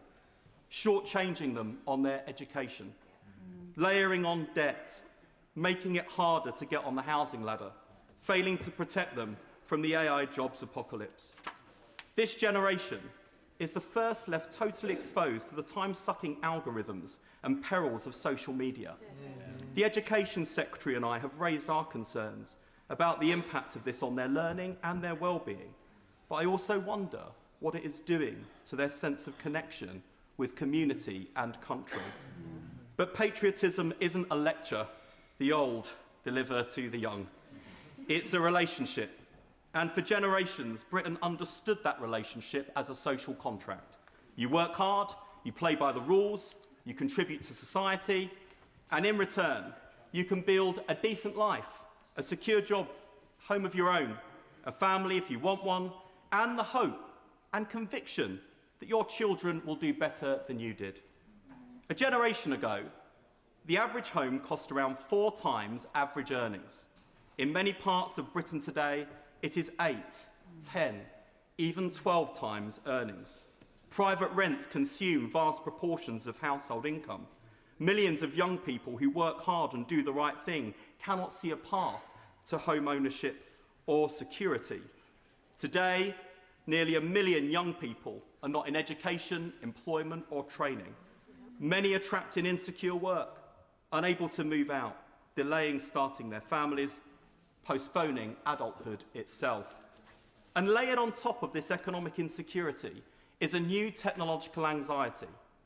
For generations, people believed there was a ladder of advancement, an entry-level job, skills acquired over time, promotion, security, progress. Now many young people fear that artificial intelligence may remove the lower rungs of that ladder altogether. They ask, what skills will still matter? Will there still be routes into stable, middle-class lives for kids from working-class families like mine? Will deindustrialisation be replaced with reindustrialisation and the jobs of the future?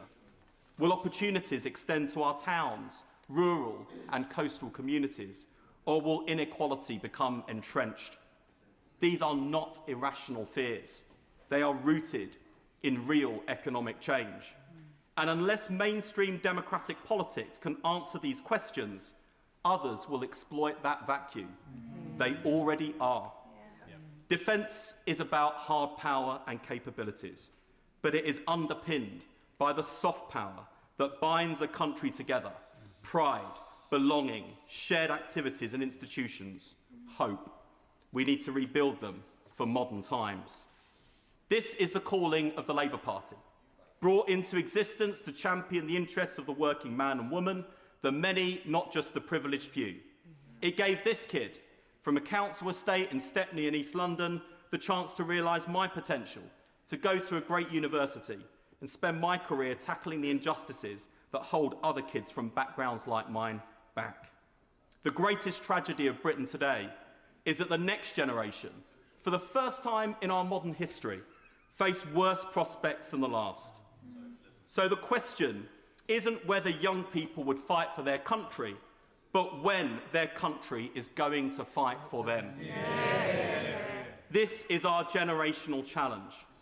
To not only deal with the immediate issues of affordability, small boats and NHS waiting lists, but also to face up to a turbulent world being remade by climate change and the biggest and fastest industrial revolution in the history of the world. To make sure that no one is left behind and no one is held back. That's our job now, as the old economy of the 20th century finally gives way to the AI revolution of the 21st. And to tackle the crisis facing the next generation as an emergency with the urgency that the moment requires. Never waste a minute. That's been my mantra in government, and it's why I don't believe our party has time to waste in government treading water. Because the thing about emergencies is that they make the impossible possible. Look back at the crises we've confronted. We couldn't vaccinate against the deadly virus until we could. We couldn't nationalise the banking system until we could. We couldn't reorient our entire manufacturing base towards building aircraft until we could. We couldn't build hundreds of thousands of homes fit for heroes until we could. In times of greatest peril, our country has been capable of doing big things. We still can. Britain used to punch above its weight in the world.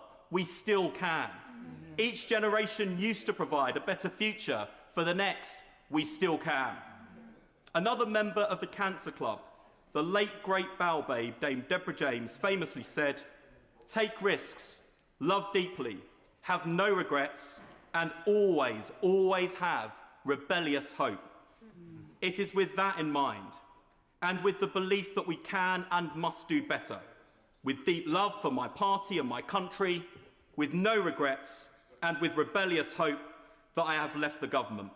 The Labour Party was elected to deliver real change. We still can. Dr. Andrew Morrison, after which we'll go to a speaking limit of 7 minutes. Dr. Andrew Morrison. Thank you, Madam Deputy Speaker. And can I genuinely congratulate the Right Honourable Gentleman for a remarkable speech and wish him well in his future ambitions. But his speech and its content were, I'm afraid, not as germane as the contribution of the Honourable Gentleman who chairs the Defence Select Committee. I agree with everything he had to say. I only regret I couldn't put it as elegantly as he did. The Right Honourable Gentleman Member for Ilford North's resignation letter on Thursday is worth reading. And I'm very sure that members of the Treasury benches will have read it closely. He talked of where we need a vision, we have a vacuum. Where we need direction, we have drift. And that should worry the government, and I agree with him. And I'm particularly mindful of the Defence Investment Plan, which we haven't seen. And I'm very conscious that the Defence Readiness Bill, which we were expecting in this King's Speech, has yet to materialise. That's of deep and profound concern. In the 1930s, where arguably we faced a similar situation to that which we're up against now, the government of the day decided about 5 years in advance of the outbreak of the Second World War that it must gear up our defence industrial base to tackle the future. And it created things like shadow factories, initially with the opposition of industry and centred very largely, at least initially, around the automotive industry and the production of aircraft, but extending much further than that. And it was truly a cooperative venture that led eventually to this country being able to turn out in those early years more aircraft than Germany was able to do. And I would have thought that this government would have learnt those lessons and would now be bringing forward, as a matter of urgency, its own defence readiness bill. It has missed an opportunity, and I'm very sorry about that, because there is no question of a doubt that industry is being held back, as has already been mentioned this afternoon, in its ambition to partner with the Ministry of Defence, with ministers, and get things going in terms of reprovisioning what we have sent to Ukraine, quite rightly, and fitting our armed forces for the future. Now, some have already mentioned hollowing out. I think it's worthwhile saying that in 1989, every country in the Western world was taking a peace dividend. It would have been extraordinary had they not, and they would have been punished by the voters. But that was then. The big lesson I learned from what has happened in the years since 1989 is actually you can afford to titrate what you provide in order to defend this country, which is never popular electorally, with the threat that is facing you, but you must do nothing to reduce your armed forces below an irreducible minimum so that you can regrow at pace, rapidly, as happened before in the years immediately preceding 1914 and 1939. And you must do nothing that will damage long-term projects, because procurement isn't something you can turn on and off like a tap. Procurement takes decades. I think we've learnt that mistake. And one of the mistakes I think the previous government made was delaying the dreadnought class. And the reason for that, as I referred to in the intervention that the Honourable Gentleman very generously allowed me to make, was the coalition government and pressure from our then coalition partner. Now, right now, we are facing our principal ally, the United States, backing off in terms of its support for ourselves and our European allies. We can no longer entirely rely on that which we had previously heavily relied upon. We will be the only provider of a nuclear deterrent if it's, as it seems likely, the US proceeds on this particular course of action. That is to say, a nuclear deterrent declared to NATO. It is therefore important that in the Defence Readiness Bill, when we see it, we have a reaffirmed commitment to reprovisioning CASD at pace. Now, much work has been done in terms of infrastructure and at AWE, but we are still facing a rundown vanguard class that is obliged to go on patrol for upwards of 200 days, with consequent impact on the men and now women who man up the submarine service. And of all the pinch point trades in our armed forces, it is those that exist within the submarine service that should keep us all awake at night. It is imperative that we accelerate that programme. And I would also ask ministers to look at the F-35 Alpha provision and agree with me that providing 12 airframes is hardly sufficient given the threat that we now face. I need to know, I'd like to know, I'm sure the whole House would like to know, when the F-35 Alphas will be operational as opposed to providing training airframes. Is it the intention of the government to expedite that programme? Is it the intention of the government to exploit the option that it has kept open to have more than 12 of those airframes? And will ministers confirm that they will be nuclear enabled? Madam Deputy, strongly urge that ministers look at the Sovereign Defence Fund bill in the alternative King's Speech. It would repurpose the National Wealth Fund to overhaul our vital defence industrial base. Now, governing is about difficult decisions, and it seems to me that defence is a more urgent priority right now than using the fund to, in the words of government, help tackle climate change.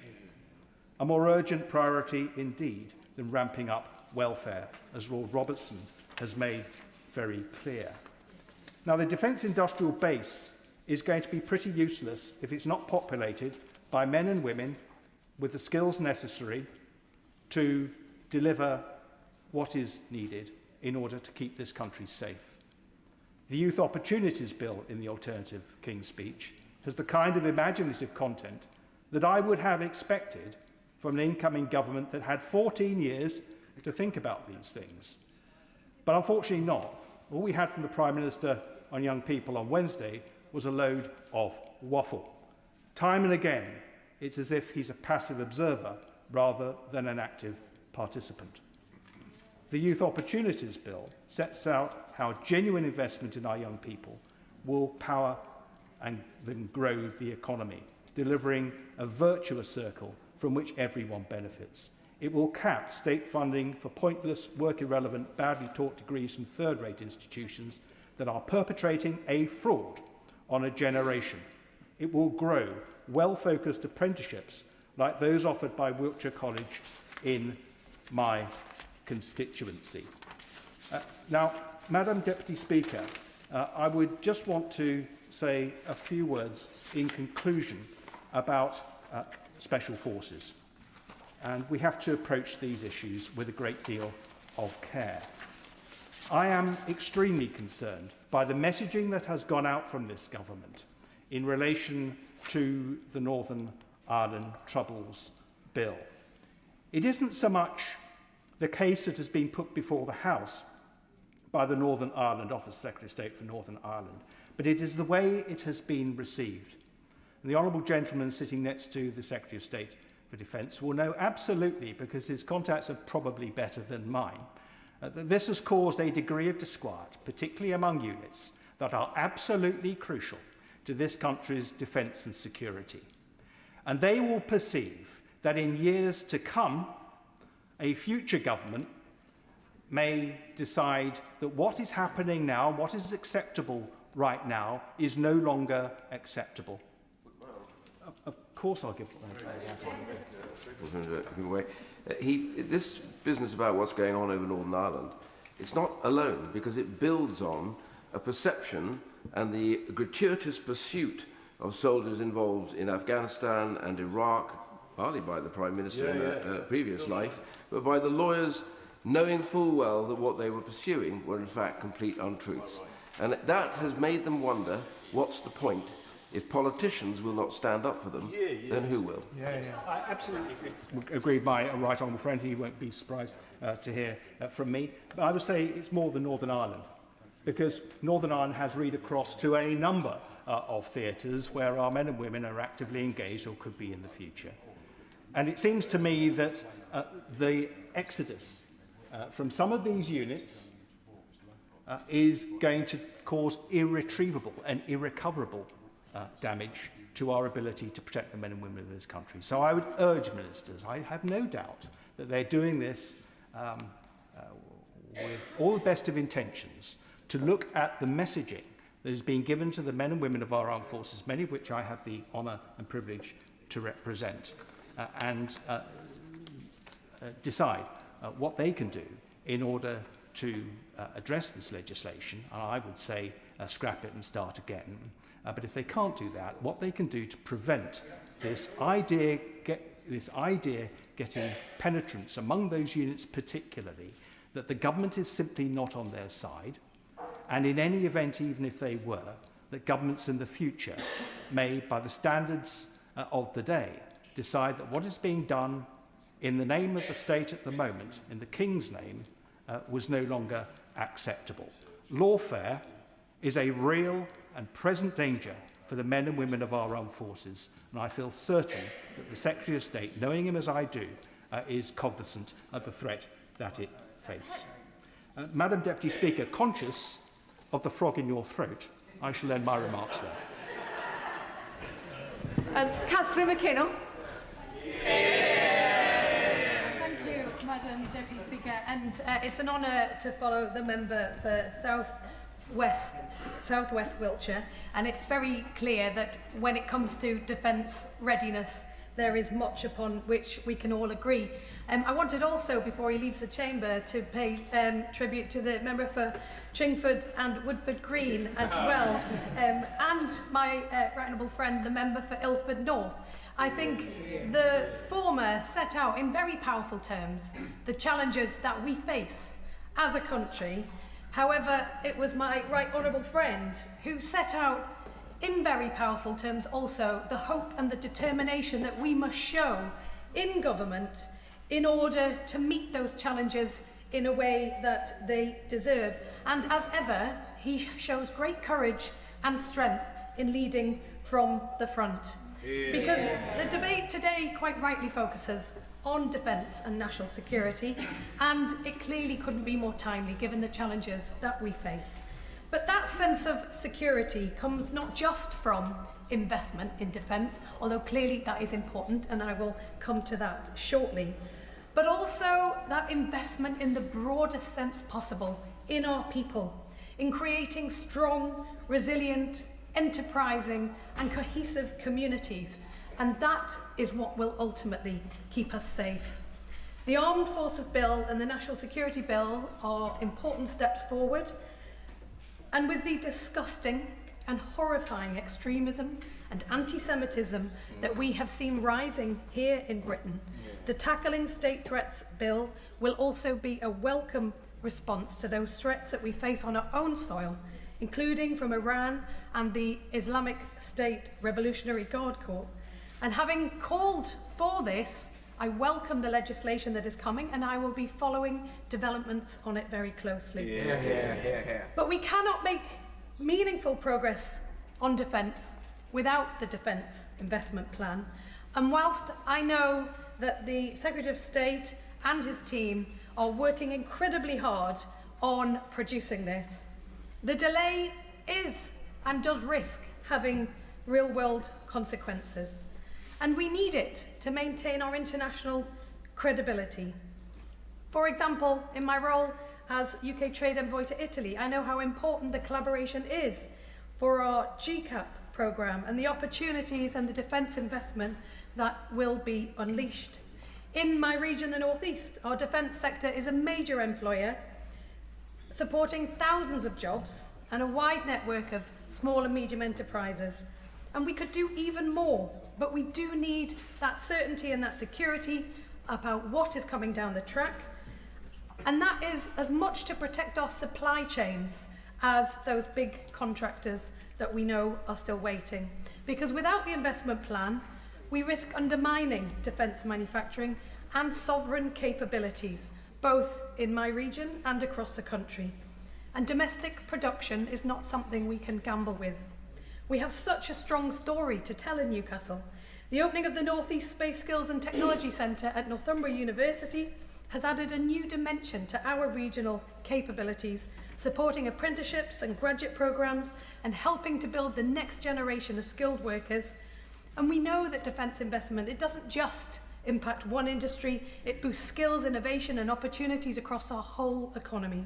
And that's why we need to know the details of the plan so that businesses can provide that real tangible support for our young people so that they can access high quality training and employment. And as a northerner, I'm pleased to see the Northern Powerhouse Bill also included in the King's speech. And that must be backed by genuine investment. The North cannot possibly endure yet another round of broken promises, especially after the catastrophic HS2 management of the previous government. The Small Business Protections Bill is also long overdue protection for sole traders, freelancers and family-run businesses who we know have been ignored by large companies for far too long. And I know that so many small businesses will welcome this as it could genuinely save livelihoods, particularly in retail and hospitality. And on the subject of retail and hospitality, the North East is home to some of the best. Newcastle North is the home of the Greggs sausage roll, after all. But many in the sector are concerned about the impact of the overnight visitor levy bill. So I do urge ministers to keep an eye and keep an open mind on how it emerges and the evidence that comes through it, because we do need to ensure our hospitality industry thrives. And for many at the moment, it's too often a question of whether they'll survive. So I urge the Chancellor to do everything possible to support our businesses, especially in retail, leisure and hospitality, because they are the sectors that give so many of our young people their first foot on the career ladder. And without them, we know that costs to the state and to those individuals will be so much higher. But too often, the government doesn't fear, the businesses feel like the odds are stacking up against them. But as a government, we just need to pull all in one direction. It's in all of our interests to make sure that those opportunities reach us far and wide for jobs, for investment, and for community cohesion. Because that is as much about our national security as investment in rotary blades and electronics. So I will continue to monitor this and call for it in my role as the co-chair of the Youth Employment All-Party Group.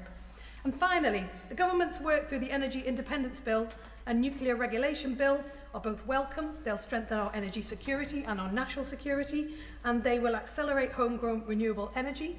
And as the chair of the All-Party Group on Warm Homes, I want to see a really ambitious energy production, and I will continue to monitor the impact both on warm homes and the retrofitting of homes as well, because that is how we will help households manage the rising costs of living.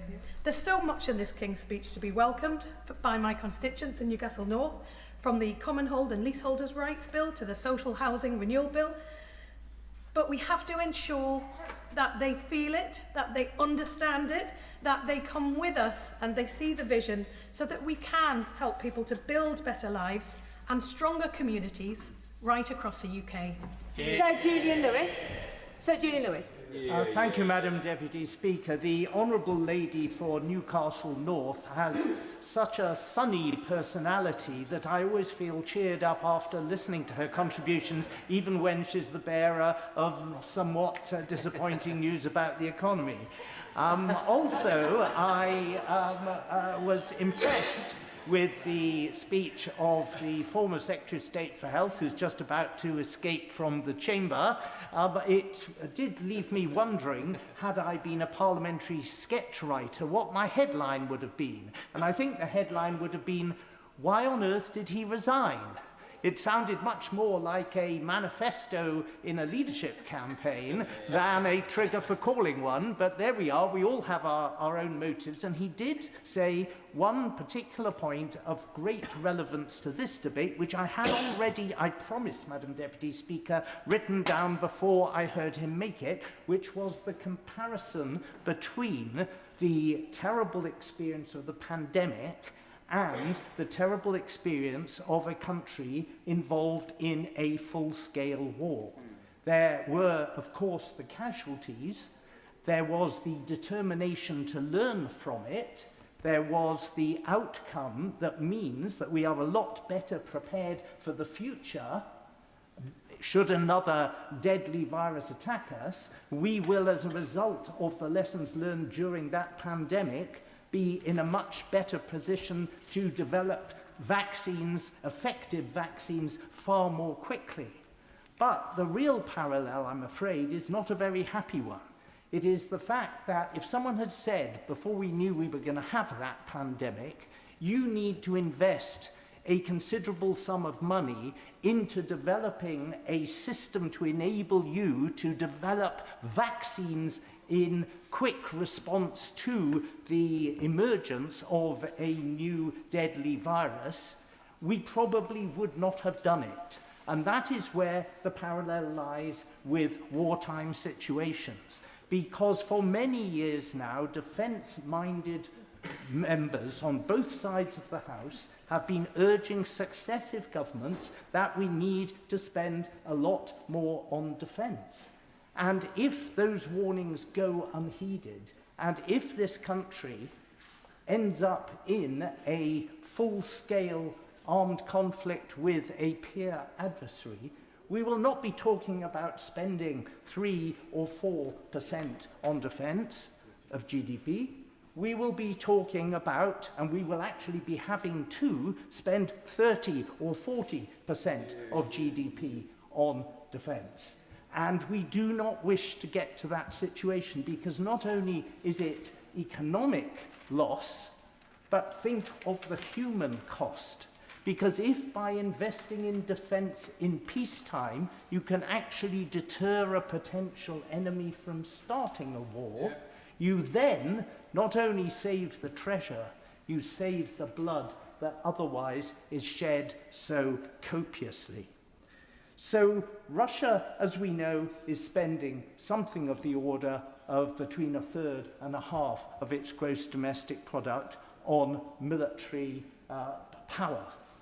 And the Defence Committee, in the past, has looked at the question of what this country has historically spent. And in both a report entitled Shifting the Goalposts and in a second report, Shifting the Goalposts, an update, the figures were spelt out, which showed that my right honourable friend, the member for Chingford, was completely correct. In the mid-1980s, he said, when he was serving, that we were spending of the order of 5.3%. In fact, in 1983 to 4, the figure given at the time was 4.4%, and in 1984 to 5, the figure was 4.5%.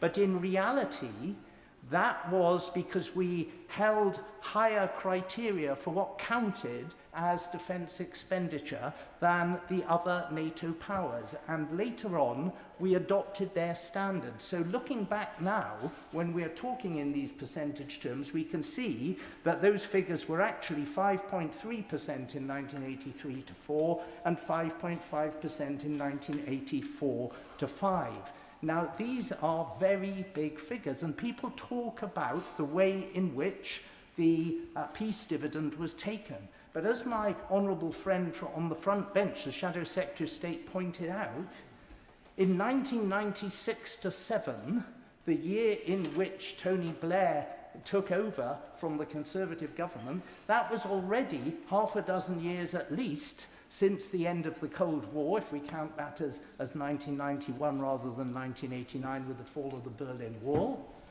And at that time, 1996 to 7, 6 years after the ending of the Cold War, we were still spending 3%. When you consider that that was the figure then, and when you consider, as quite rightly the chairman of the current day Defence Committee said in an admirably objective speech, that Russia is preparing for conflict now, but we are responding too slowly. He said time is short given the urgency of the situation. He's exactly right. When we are talking about achieving figures of 3% in a few years' time and 5% in a few more years' time, I just put it to the House, does the killer in the Kremlin intend to give us that time? And if we want to deter him from taking a step which would be to the detriment of the world, then we need to invest now, and as in the case of the pandemic, we need to find the money now. And if a war broke out tomorrow, we would find the money now. So let's find it today and diminish the chance of that terrible conflict happening on the day after. Thank you, Madam Deputy Speaker. I welcome any debate which has the collective security of the British people at its heart. Because, Madam Deputy Speaker, I believe one of the greatest threats to security is the economic system governing this country, which has consistently failed working class people and communities, an issue which undoubtedly will be made worse still by the illegal and ill-planned war in Iran. So now more than ever, we need a radical restructuring of both priorities and policies, more council housing, a total end to right to buy, the nationalisation of our key industries sold off and gutted by Thatcher, including water and energy. And in 2026, no one in Britain should be going hungry. So I welcome the recognition in the King's speech from the government that a food poverty crisis exists in the UK. However, redistribution of surplus food won't begin to end the food insecurity faced by over 14 million people in this country. It's a stick and plaster over the gaping wound. We need a solution that acknowledges the sheer scale of hunger across the UK.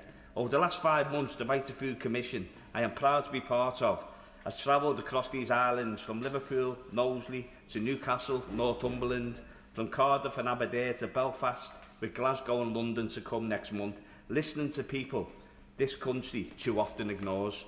Not economists in boardrooms, not corporate lobbyists, but working class people in working class communities who understand better than anyone the scale of food insecurity in this country and how it is impacting the lives and health of the very people.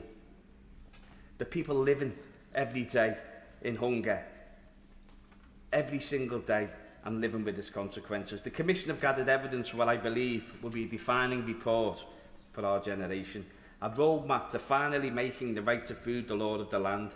Because, Madam Deputy Speaker, in one of the richest countries on earth, millions of our people are going hungry, and that should shame every single one of us in this place.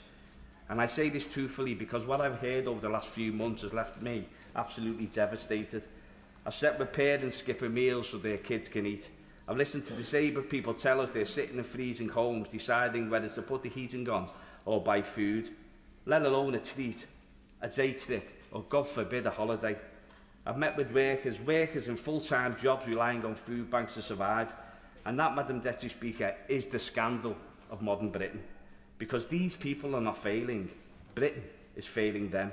We have heard evidence from PCS union members outlining how civil servants are using food banks because of low pay. The Bakers Union reports on how the very workers who make our food cannot afford to put it on their own tables. Think about how obscene that is.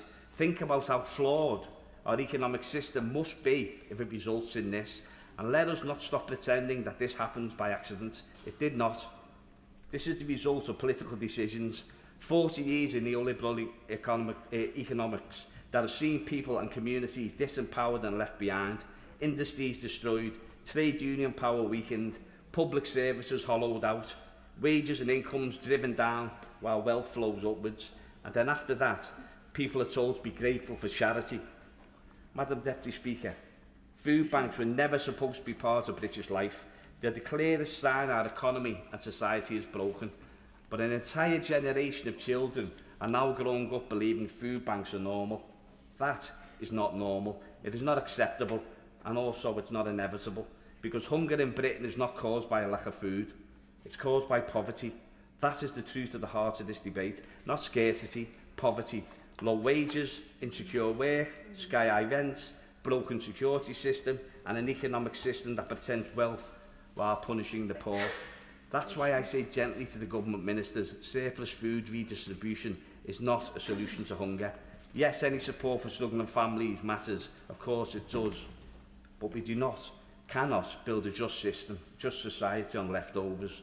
We cannot normalise emergency charity as permanent public policy, and we cannot allow food banks to become the fourth emergency service of the British state, because if we do, we are accepting managed poverty instead of ending it, and I reject that completely. Earlier this week, the Mayor of Greater Manchester spoke about the damage done by 40 years of neoliberal economics, and he was spot on, because everywhere the Commissioners travelled, there was a sense deep in communities that people have been abandoned. In Northumberland, one woman said something I will never ever forget. She said, "Don't you dare call us disadvantaged, call us asset stripped." And my God, Madam Deputy Speaker, she was right. That is exactly what has happened to working class Britain. Asset stripped, hope stripped, industry stripped, security stripped, and then those very communities are blamed and demonised for the consequences of political choices. But despite everything, despite all the hardship, those communities still fight for one another. That was the beautiful thing we witnessed everywhere we went. Solidarity is still alive in this country. Working class people still feeding each other, looking after each other, organising together. Show more humanity in church halls and community centres than many have ever experienced from government. And that is the spirit, and that is what the Right to Food campaign is built upon, because people do not want charity forever. They want dignity, they want security, they want to know they can feed their families without fear. Madam Deputy Speaker, hunger is a political choice. And if hunger is a political choice, then ending hunger must become a political priority. That means universal free school meals, it means wages people can actually live on, it means secure work, stronger trade unions, it means proper enforcement of illegal right to food, and it means investment in community kitchens and local food programmes. And it means finally rebuilding a welfare state that protects people instead of punishing them. And yes, price caps on essential items. These are not extreme demands. They're the bare minimum standards of a civilised society. Because in 21st century Britain, nobody should be going hungry. In the community we have visited, everybody agreed food is our most basic human right, and good food should be a fundamental human right for all. And right to food will place this at the very heart of government decision making. And history will ask all of us in this house a very simple question. When millions of children were going hungry, what did you do about it? I know what side I'm on. My constituency neighbour, Mike Martin. Madam Deputy Speaker, you don't normally introduce me like that, so thank you very much. And it's an honour to share a border with you, Madam Deputy Speaker, and to follow the honourable member from Liverpool West Derby for clearly a heartfelt and powerful speech. Madam Deputy Speaker, wars are raging in Europe and in the Middle East, and extreme tensions exist in the Far East. And moreover, these regional conflicts are starting to knit together. Russia and China supported Iran in the Middle East. North Korea supported Ukraine in Europe. And this knitting together of regional conflicts is what we saw in the 1930s in the foothills of the Second World War. And so there is an argument to be made that we are in the foothills now of another global war. It's undoubtedly true that the threats that we face are increasing, yet at the same time, day by day, UK military capability is actually decreasing. Madam Deputy Speaker, we must rapidly rearm to narrow this gap. It is the only way that we can deter conflict. Yet despite this, the King's speech contains no programme for rearmament. The government speaks the language of urgency, yet refuses even to introduce the necessary policy and legislation. As has already been mentioned from all sides of the House, we've been waiting for the Defence Investment Plan since last autumn, and we were promised a Defence Readiness Bill in this King's speech. Where is it? Madam Deputy Speaker, as an island nation, our Navy is of the utmost importance, but it is also on its knees. While HMS Dragon took a week to deploy to the Mediterranean, the French sent an entire carrier group, an aircraft carrier, 8 frigates and submarine. How did they do that? Well, on paper, France and the United Kingdom have comparable fleets. But in practice, France achieves around 80% availability for its escort vessels, while we only achieve 50%. So through better maintenance, France achieves a better outcome. Capability on paper is worthless if it can't deploy. And it gets worse. We started this year with 7 frigates. HMS Richmond will be decommissioned this year, and HMS Iron Duke was withdrawn from service this month. This leaves us with 5 frigates. Furthermore, 3 build slots in Glasgow intended for new frigates have been ceded to Norway because of the lack of guaranteed investment due to delays in the Defence Investment Plan.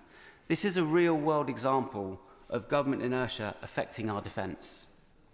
Putin exploits weakness and he shies away from strength. It pains me to say it, but our Navy does not project strength. And Putin will continue to mount increasingly flagrant violations of our territorial waters until our Navy is strong enough to make him feel twice. Will it take the severing of a data cable to cause us to act? Madam Deputy Speaker,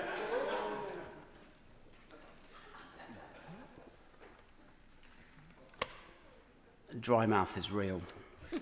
From the sea to the land, Madam Deputy Speaker, the MOD was unable to confirm to the Defence Select Committee whether it was able to deploy a battle group, so 1,000 soldiers to the continent of Europe.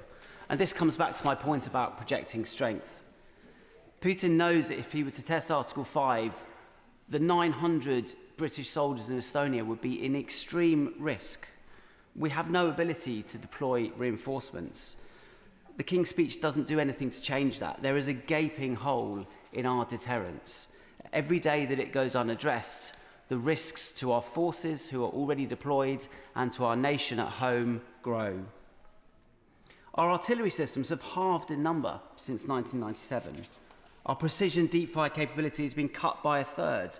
We have just 14 155 artillery systems, although I know the government has just recently announced a new order. Poland donated 100 systems to Ukraine and rebuilt their own inventory at the same time. They donated and replaced.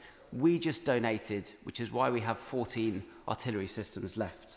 And meanwhile, warfare has changed and the UK has not adapted.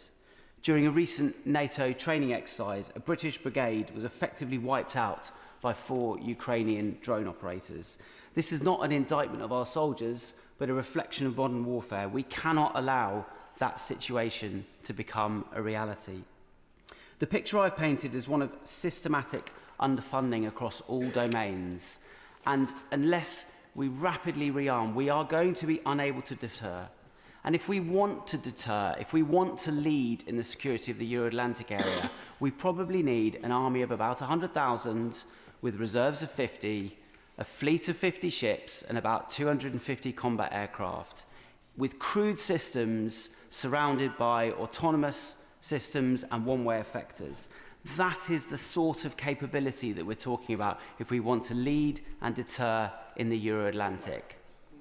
I will be for giving way. Following his remarks with a great deal of interest, and he mentioned the reserves. Well, I am a reservist, and would you give the government credit where it's due, and that is in carrying over the Armed Forces Bill, advancing the age of retirement for reserves to the age of 65, and agree with me that we can probably go further in looking at people who are skilled in particular areas, especially the reserves, who may be able to help us address the challenges of the future rather than the past. Using the term you. Mike Martin.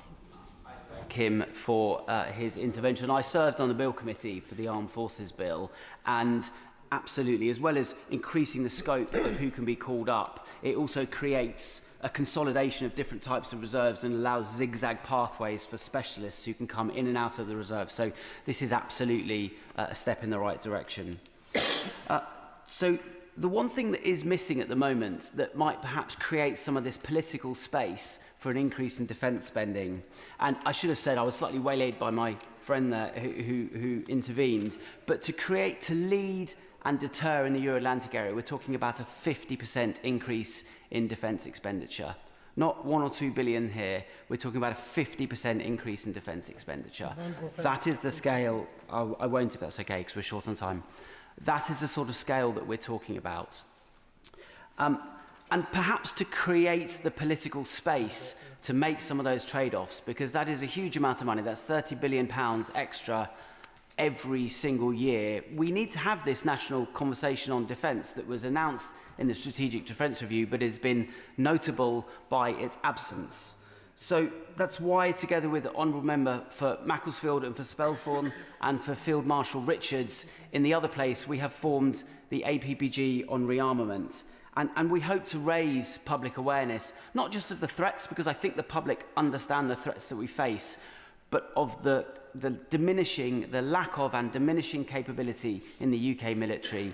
I recently went to a school in my constituency and I was talking with sixth formers, and I've asked this question in several schools since. They all assume we have a fleet of about 50 or 100 ships. When I tell them that we have, 14 frigates and destroyers, surface combatants, they are shocked. The general public does not know the state of the British military, and it is entirely uncommensurate with the threat that we face. Madam Deputy Speaker, in conclusion, because time is very short, our military is a paper tiger. Sooner or later, we're going to be found out. And when we're found out and the battle group in Estonia is overrun or an aircraft carrier is sunk, Suez will pale in insignificance. This King's speech falls far short of what required. Order, order. Fair Alba. Thank you, Madam Deputy Speaker. My belief in the importance of national defence is rooted in a single simple idea, that the United Kingdom is a nation inherently worth defending. Not because of tradition or nostalgia, but because of the values of decency, respect, hard work and community, which continue to define our society and which can never be taken for granted. Sadly, these values are not universally held, and when we look beyond our borders, we see a world that is increasingly dangerous, worryingly unpredictable, and more divided than I can remember. That is why I welcome this government's steadfast commitment to improving Britain's defence readiness, both through its pledge to increase defence spending to 2.5% of GDP, and through the various measures outlined in the Strategic Defence Review. But, Madam Deputy Speaker, the scale of the challenges we face today is unprecedented, and our job is to meet them. Our approach to boosting Britain's defence readiness, however, cannot be focused on spending alone. Instead, we need to think about how we strengthen the industries that support our military capability, whether that's by streamlining procurement or empowering defence-focused SMEs to better respond to global conflicts. Apologies, I will not give way because I'm conscious that I want colleagues to sort of come in. Very good. All too often we hear from SMEs in the defence sector that access to funding is limited, slow-moving and difficult to secure. And all too often we see innovative British companies sell up or even relocate overseas. Take Ballistic Dynamics, for example, an SME that is passionate about boosting the UK's defence capability, but whose founders report facing structural barriers such as a lack of consistent funding opportunities and frustratingly opaque tender processes. In these troubling times, when our adversaries are increasingly bold in their challenges to our stability, homegrown industries will be a key component of what we are calling our pre-war phase, or in some cases, our grey zone. That pre-war phase must include the full utilisation of our highly trained and highly disciplined reserve forces, who are too often undervalued in defence planning. I'm glad to see this government's efforts to improve the recruitment process for reservists and would encourage even greater investment in the facilities, institutions and training that supports them. I also appreciate the focus on the reserve forces more generally, but it has to be noted that the very limited reference to the active reserve forces within the SDR is causing concern among some sections of the armed forces community. The strategic reserves as a concept is seductive, but relies upon many optimistic assumptions, but to be realistically relied upon as part of any defence plan, whereas the active reserves exist now. Preparing the United Kingdom for the potential future conflict is a monumental task and will require collaboration throughout Parliament. I urge members across all benches of this House to work together to protect the security of the country, its citizens and our shared values. Thank you. Sir Alex Shelbrooke. Thank you, Madam Deputy Speaker. And may I say it's a real pleasure to follow the honourable and gallant gentleman from Southend, Eastern Rochford. He made some very important points there. about being prepared and the importance of the reserve. And that actually, Madam Deputy Speaker, what I wanted to focus on this afternoon is what the actual threats are to this country as we stand here today, because I think that it, to a certain extent, gets overlooked at the threats we face on a day-to-day basis. I think a lot of people think a Russian invasion of this country would look like any sort of war, missiles, bombs coming down. I think there's a long, long way that goes forward before you get to that space. And in fact, I think we are, in many ways, already at war with Russia. Let's not forget that in 2017, Russia launched a chemical weapon attack on this country. And if it hadn't been for favourable weather conditions, it had the potential to kill thousands of people. And we must ask ourselves, in those circumstances, would that have triggered Article 5? Because conversations I've had in my role in the NATO Parliamentary Assembly at the North Atlantic Council is that the general thought is that would have triggered Article 5. Whether it was accidental or not, a chemical weapon attack of one of the most deadliest chemical weapons in the world was launched on this country. And these are often wrapped up in things called hybrid warfare.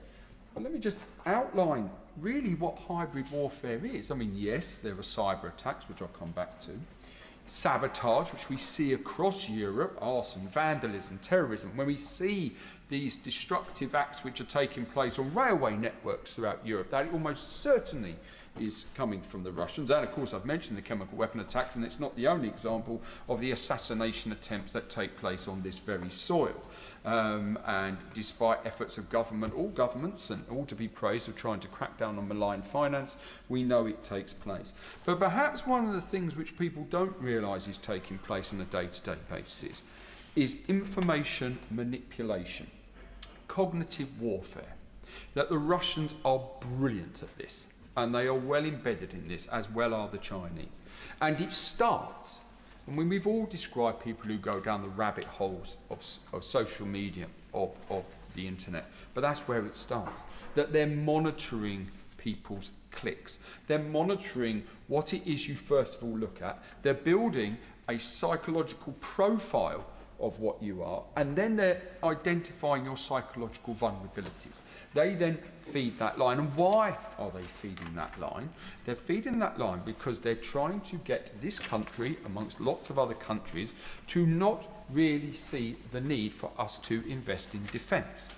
And therefore, and I'm sure most people in this chamber will have first-hand experience of people saying to them that the war in Ukraine is NATO's fault and it is Ukraine's fault.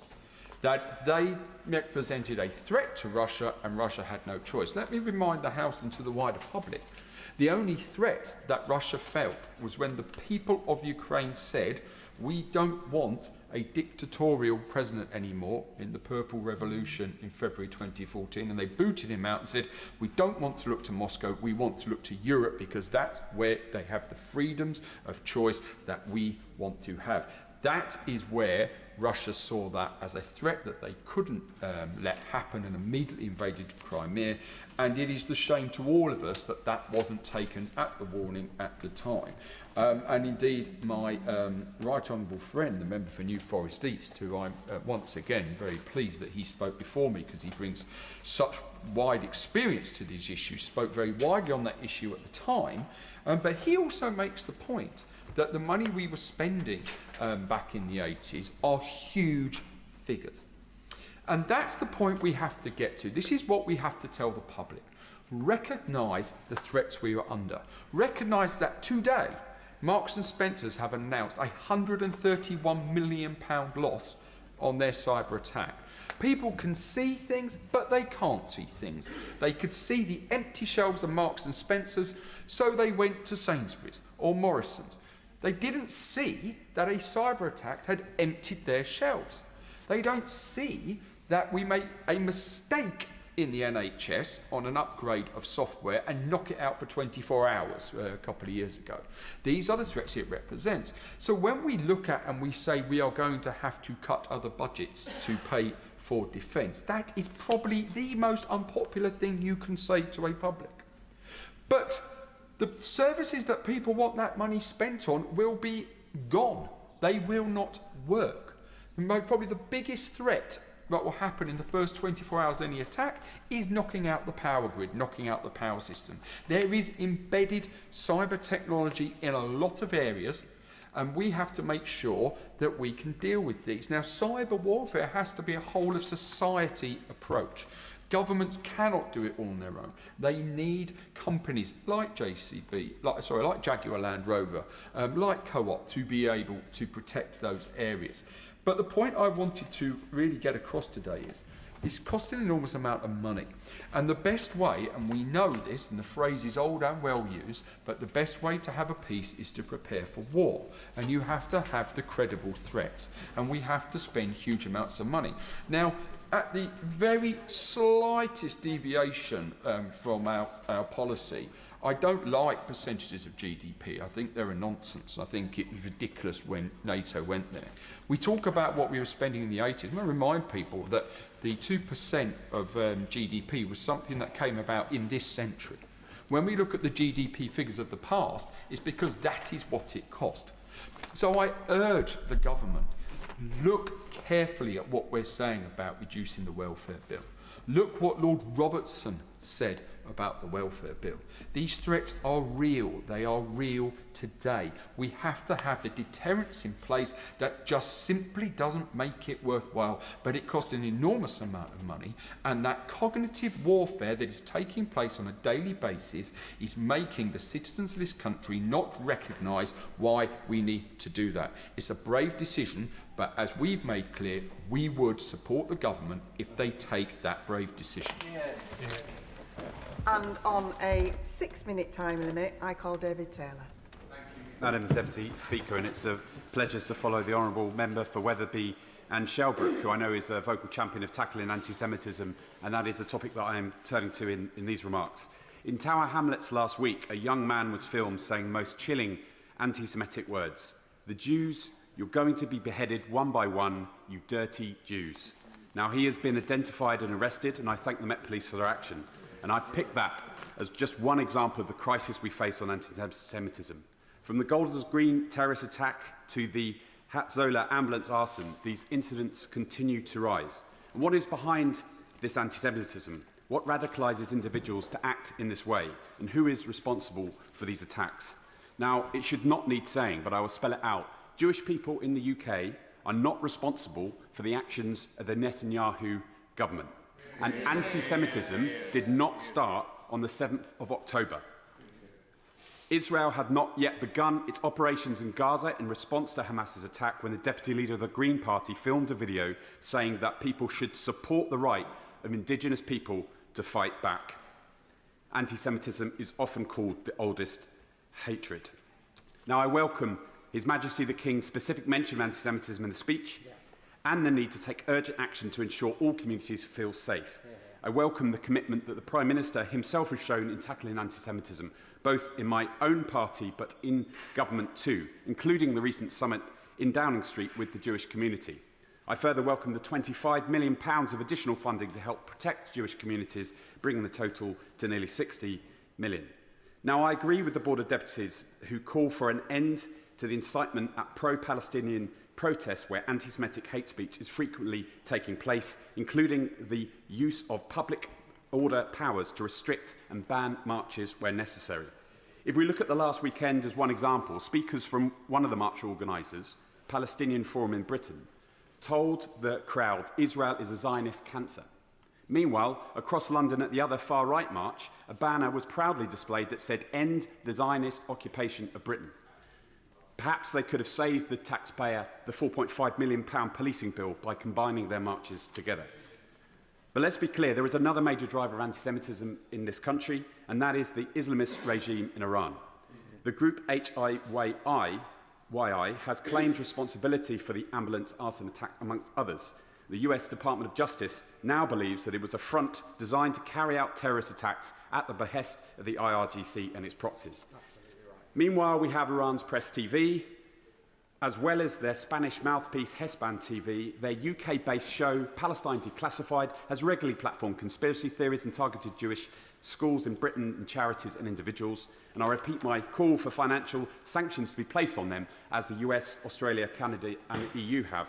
as this would close a legal loophole that currently allows them to pay UK nationals and operate through intermediaries without restriction.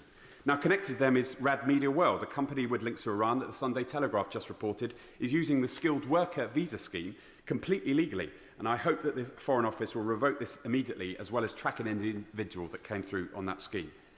Then there is the issue of charities that the Shore Cost Review has linked to Iran. In the interest of time, I will not repeat what I've said before, but I do agree with the Honourable Member for Bristol North East in calling for the Charity Commission to have extra resource to go after these charities and close them down. Now, I have, along with other colleagues across this House, been campaigning for the prescribing IRGC for some time. I'm therefore delighted to see the announcement in the King's Speech of the Tackling State Threats Bill to give the Home Secretary new powers to clamp on foreign states and organisations posing a threat to our national security. And I hope that goes alongside further and faster action to tackle the Iranian threat to us in the UK, just as we have tried to do against Putin, against their vast property empire in London, against their spreading of hatred and disinformation on social media designed to sow discourse and division in the UK?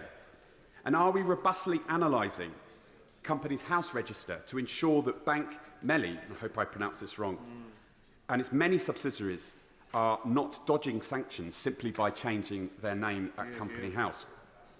And should we also be talking more about the VAJA, Iran's intelligence agency, and its activities in the UK?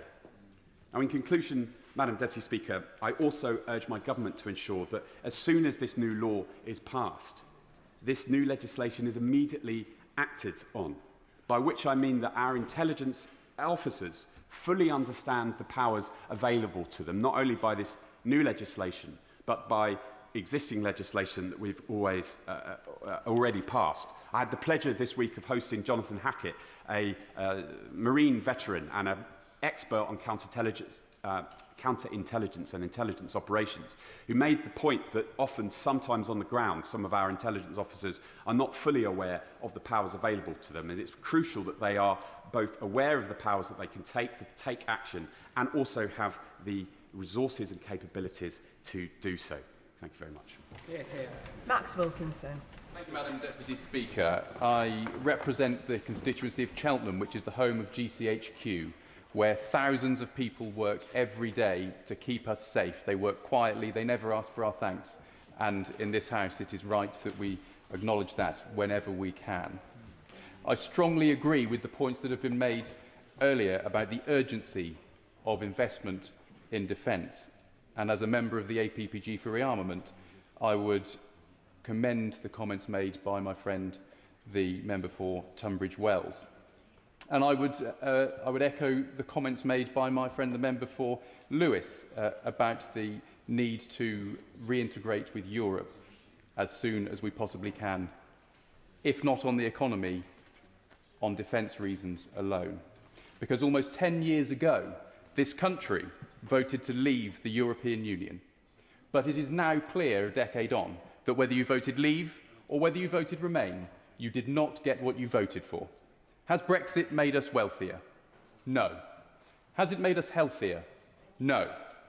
Has it made it easier for businesses to grow, as we were told by the Conservatives? No. Has it lowered our taxes? No. Has it helped us protect our environment? No. And the faeces flowing into our rivers suggests it strongly has not helped our environment. Has it helped us run a more effective immigration and asylum system? No. The gangsters profiting from small boats are laughing all the way to the bank. On the subject of today's debate, has it made us more secure and has it boosted national resilience? No. And we are now reliant on an unstable United States run by an unpredictable leader who many people now think is mad, with a deputy who is intent on fomenting discontent on our streets. And who is responsible for the abject failure of Brexit? It is certainly not the people of this country. We all know in this House who is responsible for the failure of Brexit, and we all know that they are currently getting away with it. But while the rest of us are undeniably poorer as a result of Brexit, there are 5 million reasons why the Reform Party must keep claiming that it's been a huge success. We all know what those reasons are. They are deluded, Madam Deputy Speaker, and so are their pals in the Conservative Party. They must en masse, take responsibility for the fact this country is now poorer and it is less secure as a result of their disastrous Brexit. Now on to the government. Our government today has a responsibility to be so much bolder in reversing the damage caused to this country. Every Labour backbencher and minister knows that rapid reintegration with Europe is the only way to increase prosperity, security and boost business too. Apparently the Mayor of Greater Manchester used to know it, but he's not sure for the next few weeks while he fights that awkward by-election. The good news, Madam Deputy Speaker, is that the departed Health Secretary is now wildly pro-European again, which may or may not have something to do with the Manchester Mayor's current travails. Who knows? This moment of national challenge demanded a King's speech offering significant change to reintegrate with Europe for the sake of our economy and defence, but regrettably, the Prime Minister has offered us more of the same. Politics, Madam Deputy Speaker, is about ideas, and the ideas that inspire me and those of us on these benches are liberalism and internationalism. That will not change. The challenge facing our nation today can only be met by those ends. Now at home, communities are crying out for real empowerment, yet this government's devolution agenda delivers only the illusion of local control. To achieve growth, including in our defence sector, Whitehall's grip must be loosened to devolve real power and funding, not just to distant regional centres away from our communities, but to towns and cities. Towns like my constituency, Cheltenham, which stands ready to help, supporting the work of GCHQ and building on it at the Golden Valley Cyber Park, which is supported by this government, and I welcome that and I commend the government's decision to do so. The King's speech also ignores the new reality in British politics. The two-party system of the red team and the blue team shouting at each other is now over. That undermines our ability to have a thriving economy. It undermines our ability to make long-term plans to invest in the long-term defence and security of our country. It is a pity that Andy Burnham has changed his mind on PR. That makes at least 2 U-turns before he's even rejoined this House. But let's hope he does a full 360 when he gets back here. Now, this government now faces a stark choice. Embrace proportional representation or usher in a future reform government propped up by the Conservatives to give us more of the same that they gave us before, the failure of Brexit, the lack of security, the failing economy. Sadly, this King's speech won't do what's needed to fix our relationship with Europe, to make us safer or to empower communities, and it will not change politics for the better. It is a crying shame that with this massive majority, the government has a massive lack of ambition. Thank you, Madam Deputy Speaker. National security should be the primary duty of every government, and so I have been pleased to be present in this House whilst listening to the contributions made on defence readiness as part of the King's speech. The King's speech highlighted this government's plan to create a stronger, safer and fairer Britain, where the world today is more dangerous than it has been for a long time, where too many people are struggling with the cost of living and young people are finding employment prospects particularly difficult. Last week I had the privilege of presenting the award for Overall Apprentice of the Year at the Juniper Training Awards in my constituency of Wolverhampton West. What struck me at this event was not simply the talent in the room, but the determination, resilience and ambition shown by these young people. They are proof of the potential that lies within our young people, and we have a duty to invest in their futures. Juniper Training is an example of an organisation which provides credible alternative to traditional school or college pathways for young people who would otherwise be at risk of not being in employment, education or training. Their programmes offer not only qualifications for young people, but confidence, resilience and a sense of purpose, providing a route into secure employment. Our young people deserve our full support, which is why I am pleased to welcome the government's New Deal for young people as part of our wider youth guarantee. I'm especially proud that my constituency sits within the new West Midlands Trailblazer area, where young people are already beginning to benefit from these initiatives. Through funding provided by the Get Britain Working programme, more than 800 young people across the West Midlands have already taken their first steps onto the career ladder, with a further 1,200 expected to benefit from the £10 million committed so far by the end of 2027. In Wolverhampton itself, our Youth Guarantee Trailblazer proposal is focused on structured work experience and transition support, intervening early to provide that crucial support. The Wolves at Work Open Door programme supports the Youth Trailblazer initiative and has placed more than 135 residents into work experience, and more than 50 of these individuals have already gone on to secure paid employment. Madam Deputy Speaker, behind these figures lie a young person whose life has been changed, someone who has gained confidence, stability and hope for the future. This is an achievement that my city of Wolverhampton can be proud of. More broadly, I am proud of the work that this government is undertaking nationally to support young people into work. The expanded jobs guarantee, now set to support an additional 35,000 young people, will provide vital opportunities to those on universal credit, whilst helping people to get back into employment and thereby reducing the long-term welfare dependency.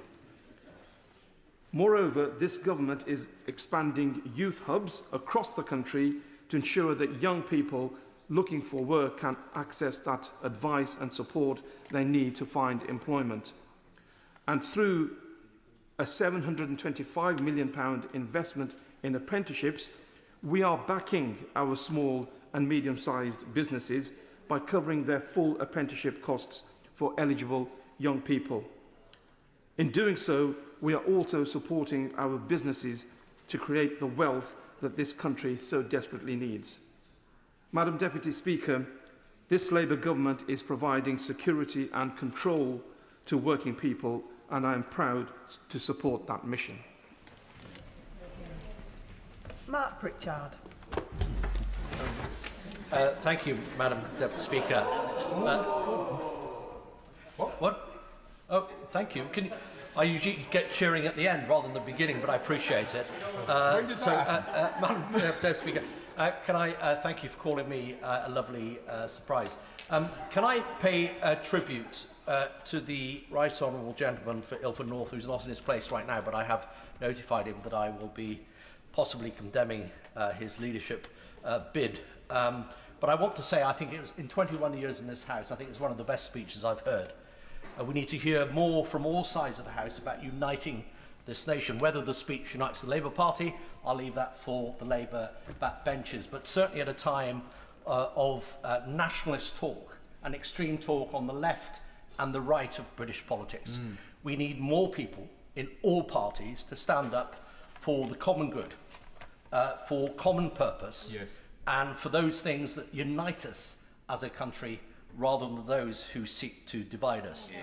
I agree with him. It is the British values that whether you're from the left or right, whether you're gay or straight, whether you're Muslim or Christian, whether you're enlightened, educated, or as some on certain benches suggest, because you have British values, that you are not enlightened or educated. But it is those values that unite us, whatever our party. And we all have a responsibility to stand up and be heard on these issues. May I also pay tribute, and he's not again in his place, but I have emailed his office, to pay tribute to the former Health Minister, the member for Ilford North, forgive me, the Honourable Member for Glasgow South West, who has answered more questions, more quickly, more substantively than any other minister, again, in the period I've spent in this House, apart from one other who went on to be Prime Minister, and that is the Right Honourable Member for Richmond and wherever it is now. So, Richmond. Not Richmond, Yorkshire. Not Richmond, Yorkshire, just to be clear.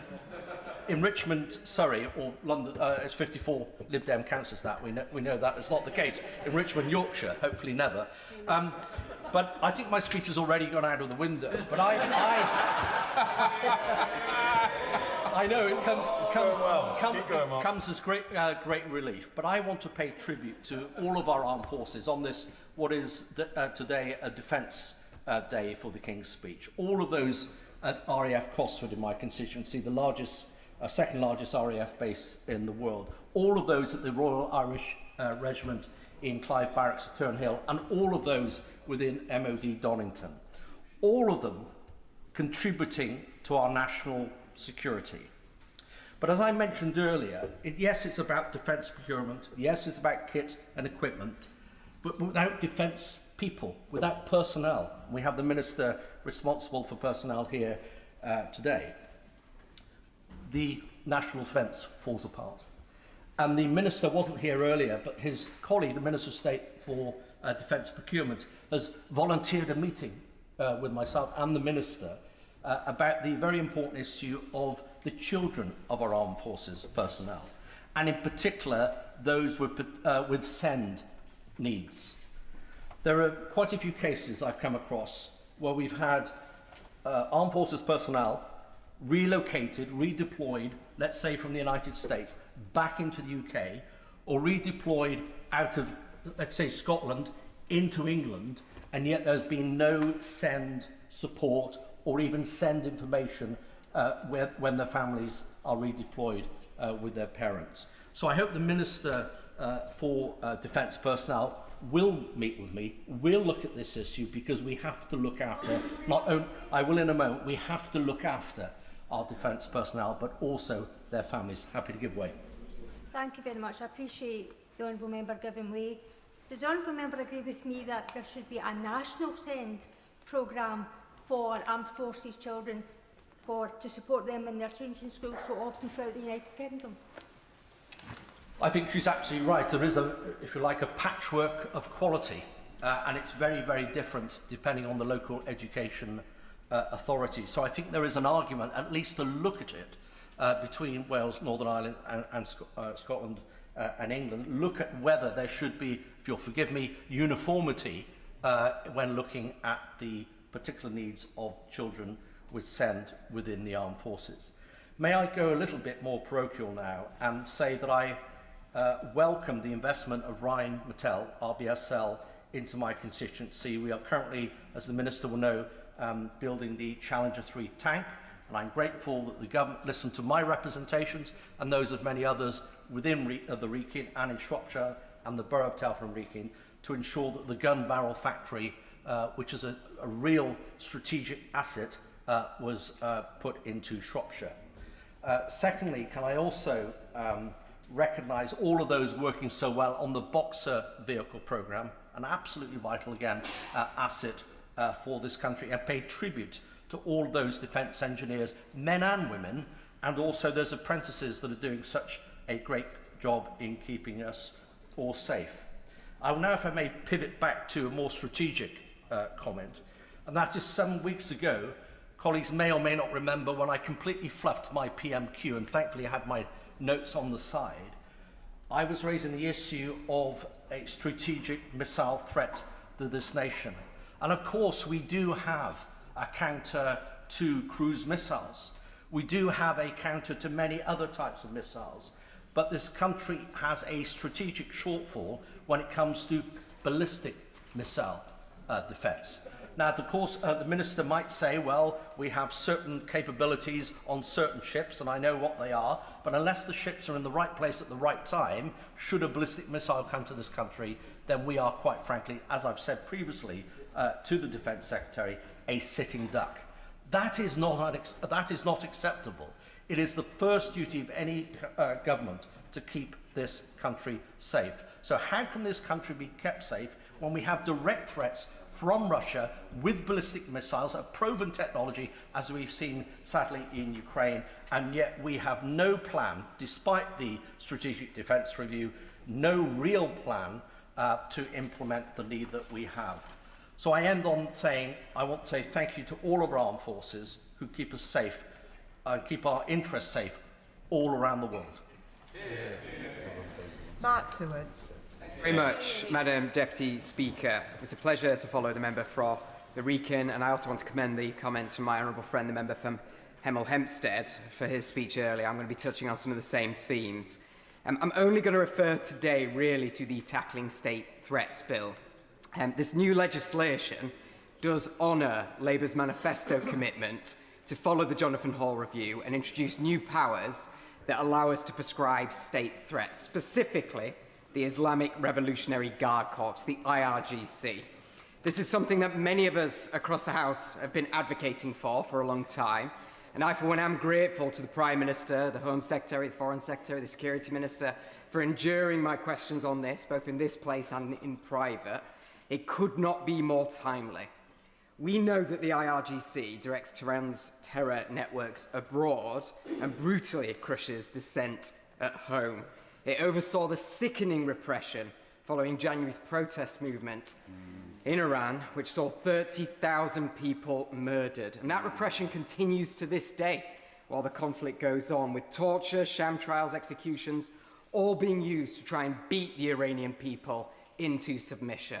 And we're only getting so much information out because of the internet blackouts. The IRGC, we know, is responsible for funding and arming terrorist proxies, including Hamas, Hezbollah and others across the region that seek to hurt our allies and destroy the world's only Jewish state.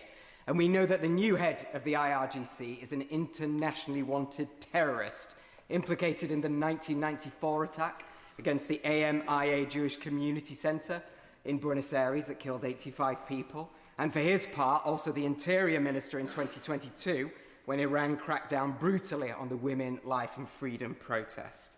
But of course, all of this is about Iran and foreign countries. Today is about defence readiness in this country, and unfortunately, the IRGC seeks to wreak havoc on our shores.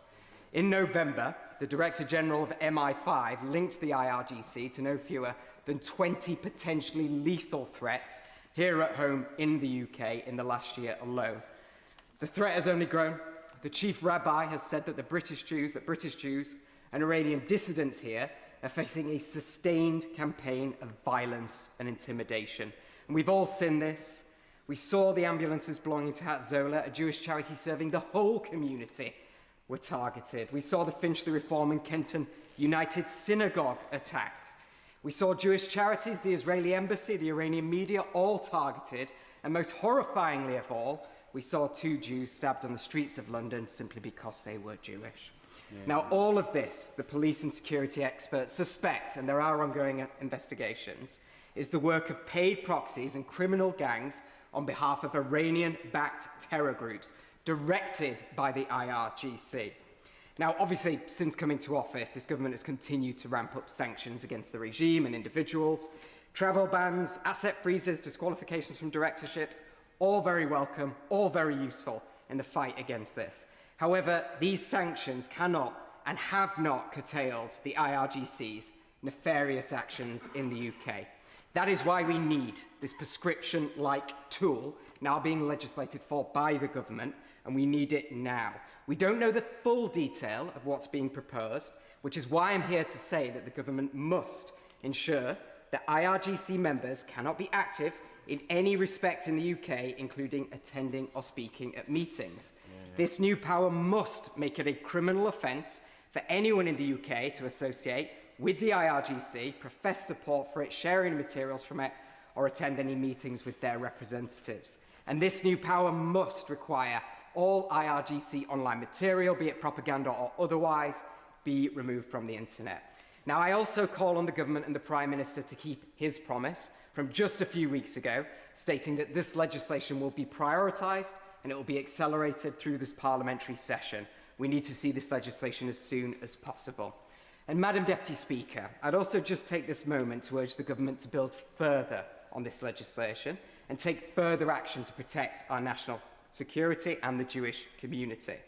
First, the Iranian embassy has been using the social media to incite violence on our shores. Both the ambassador and the Supreme Leader's representative in the UK should be expelled. Second, the regime is using soft influence networks across the UK to advance its objectives under the cover of cultural, academic, charitable and media activity.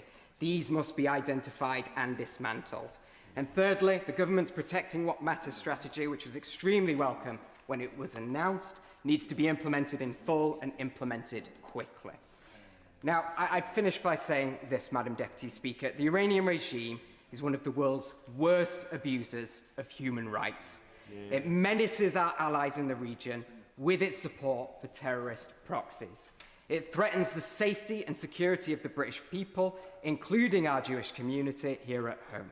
I do commend the government for the seriousness with which it treats this danger, underlined by this new legislation. Now we have to get on pass these new laws and prescribe the biggest state sponsor of terrorism in the world, it is time to prescribe the IRGC. Thank you. Stuart Anderson. Thank you, Madam Deputy Speaker, and it's a privilege to follow the honourable member from Leeds South and West Morley, who clearly understands his topic, speaks passionately, and that was a great speech to follow on from.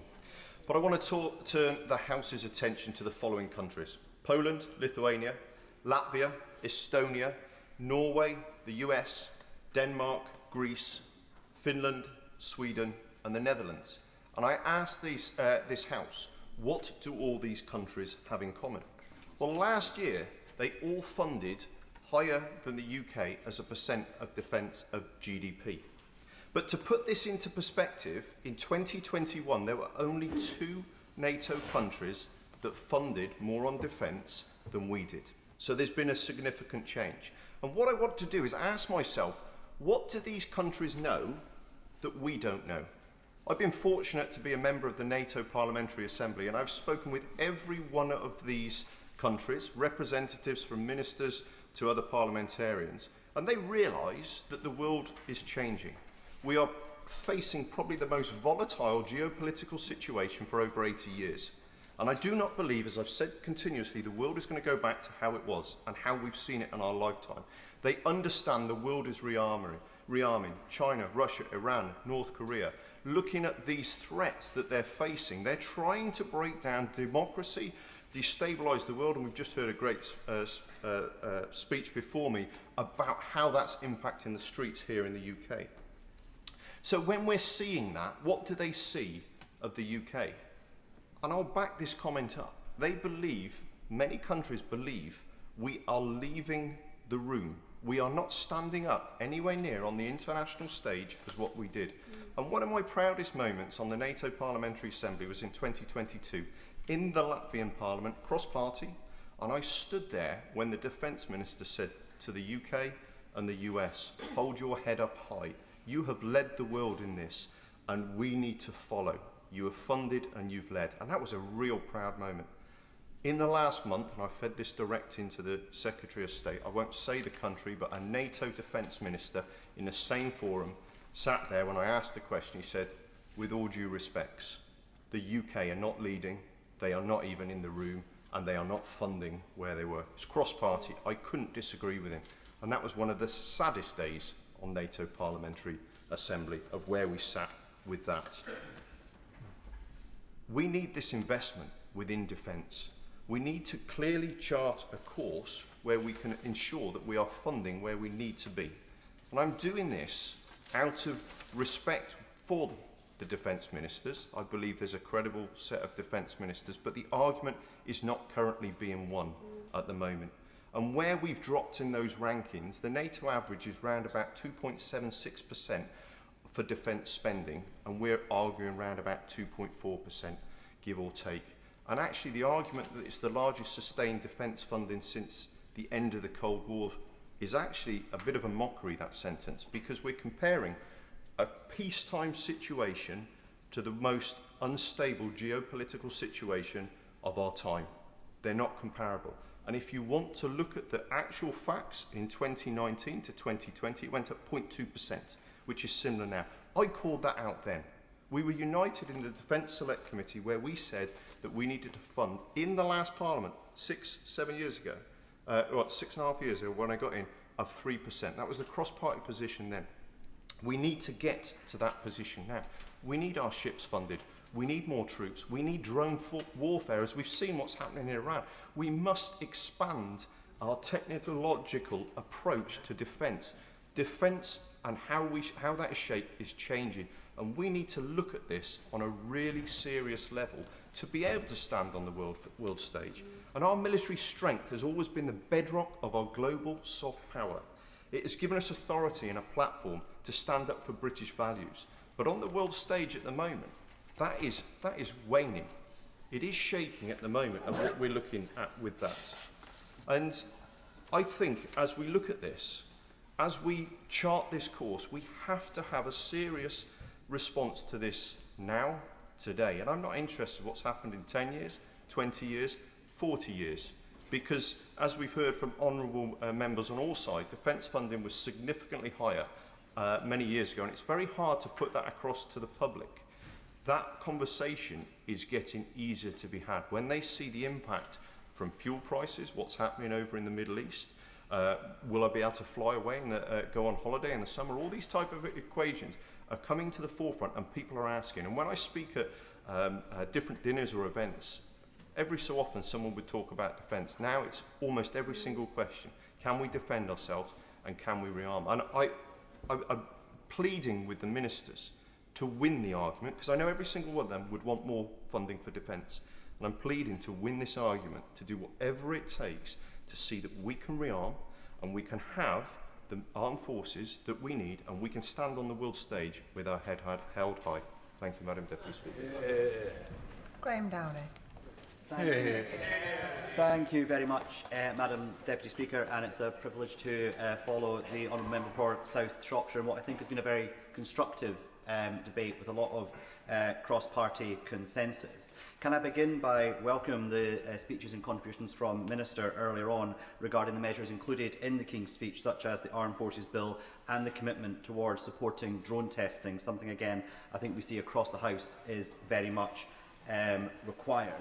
There are 3 points I would like to make during this speech around defence priorities, around about the threats that we face and some of the need for long-term thinking. First of all, looking at some of the threats that we face, and we heard this earlier on by the Honourable Member for Wetherby and Easingwold, who is no longer in his place, regarding the British people need to understand the threats that this country does face and what warfare looks like in a modern context. And I am one of the ones who believe we already are in a conflict with Russia and should take action along those lines. And indeed, I believe in the High North, we actually are not only that, we are a frontline nation in that conflict with Russia. And we've only seen just this week of the threat we faced from reports of Russian submarines in the North Atlantic and attacks on energy infrastructure, and indeed the threat we face on subsea cables. This is something I see and hear all the time as chair of the all-party parliamentary group on Estonia, where I was privileged to visit earlier on this year to see some of the work that they are doing to prepare not only their military, but their society as well. There was an article I would highly recommend anyone to read this week in Foreign Policy by Franz Stefan Gadi regarding the threats and indeed the weaknesses that NATO faces, not only on the military front, but on political decision-making. And in that article, Mr. Eadie describes how he, while playing a war game, defeated NATO, and it was not actually about military strength, it was about the need for quick decision-making. And in that, he describes the UK forces in Estonia as well as other NATO forces in Lithuania. So, in summary, can I ask the Minister to provide some reassurance around Cabrit and the fantastic British forces that we have in Estonia, the speed of their response and the operational decision-making is in place to make sure we are not delayed by political stasis in the event of Russian aggression coming forward through hybrid warfare. Because we know that Russia's experience in Ukraine already points that once they control the battlefield, they make it very hard for a NATO or any other counter-attack. I'm happy to give way to the honourable friend. I thank my honourable friend for giving way. And he speaks passionately about Estonia. Britain has got troops deployed in Estonia, providing a tripwire, as he well knows, having no doubt spent some time with him recently. Will he join me in encouraging the government to make every effort to arm and equip those troops with the necessary capabilities merely to survive? And does he agree with me that at the moment they provide not much deterrence force at all until we give them the technologies we know have been standard in modern warfare for multiple years now? I thank my honourable friend for his intervention. I totally agree with him. If we're to have an effective deterrent in the Baltics, it must make sure it is an effective deterrent and not just something which looks good on paper, but must be operationally ready to fight exactly that threat that he points out. I would like to also move on to the role of information and where we are in informing the British public of the threat. And this is a point I've made many times before, that I believe we must trust the British people with more information about the threat they face, whether that is from cybersecurity, the threat to subsea cables and energy infrastructure, because unless the British people fully understand the threat that they face, they will not be providing the necessary pressure and indeed licence for government to act more quickly and to act in the way that we all know in this House that we must act to defend ourselves from the current threats. I'm very much of the belief that information breeds teamwork and togetherness, and a lack of it and a void creates speculation and misinformation from our enemies and indeed from some in this House. And we must make sure that the British people are the ones keeping us on our toes and making sure that, we are defending them in the way that we should. And I would point to recent cyber attacks on Jaguar Land Rover, as was mentioned by a colleague, are no longer in a place in retail. These are all threats that the UK is facing, and we must be much more upfront, straightforward and trusting of the British people with the information. Finally, Madam Deputy Speaker, I would like to move on to talk about some of the priorities for long-term defence of the United Kingdom, and that does, I'm afraid, require uttering the initials D, I and P.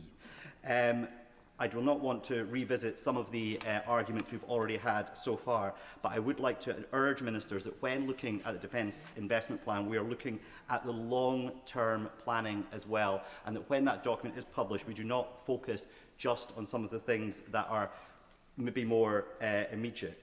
In my own constituency, and again this was mentioned earlier on by the member for South West Wiltshire, we are looking at some of the work that needs to be done around our submarine fleet. First, around contingent docking facilities at Rosyth, which will ensure that a lack of infrastructure does not delay or curtail the operation of Dreadnought-class submarines in the future. And I know Defence ministers are well aware of the threat that poses, that when we get to that position, Dreadnought must be able to enter service immediately, fully and quickly to take the pressure off the Vanguard service that has already been referred to earlier on today. And the second I'm happy to give way to my honourable friend. Thank you.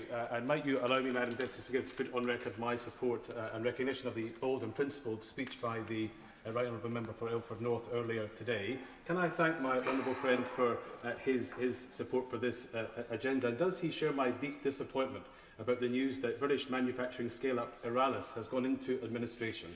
Eralis were about to create or potentially create the UK's replacement to our Red Arrow's Hawk jet. And with their loss, we may in fact see our beloved Red Arrows no longer being British. Can I thank my honourable friend for that contribution? I know how closely he worked with the company to make sure that they were being considered as well. And indeed, having visited RAF Valley earlier on this year, seeing the need to replace the Hawk as a trainer aircraft is one that's pressing and one I think must be met very quickly.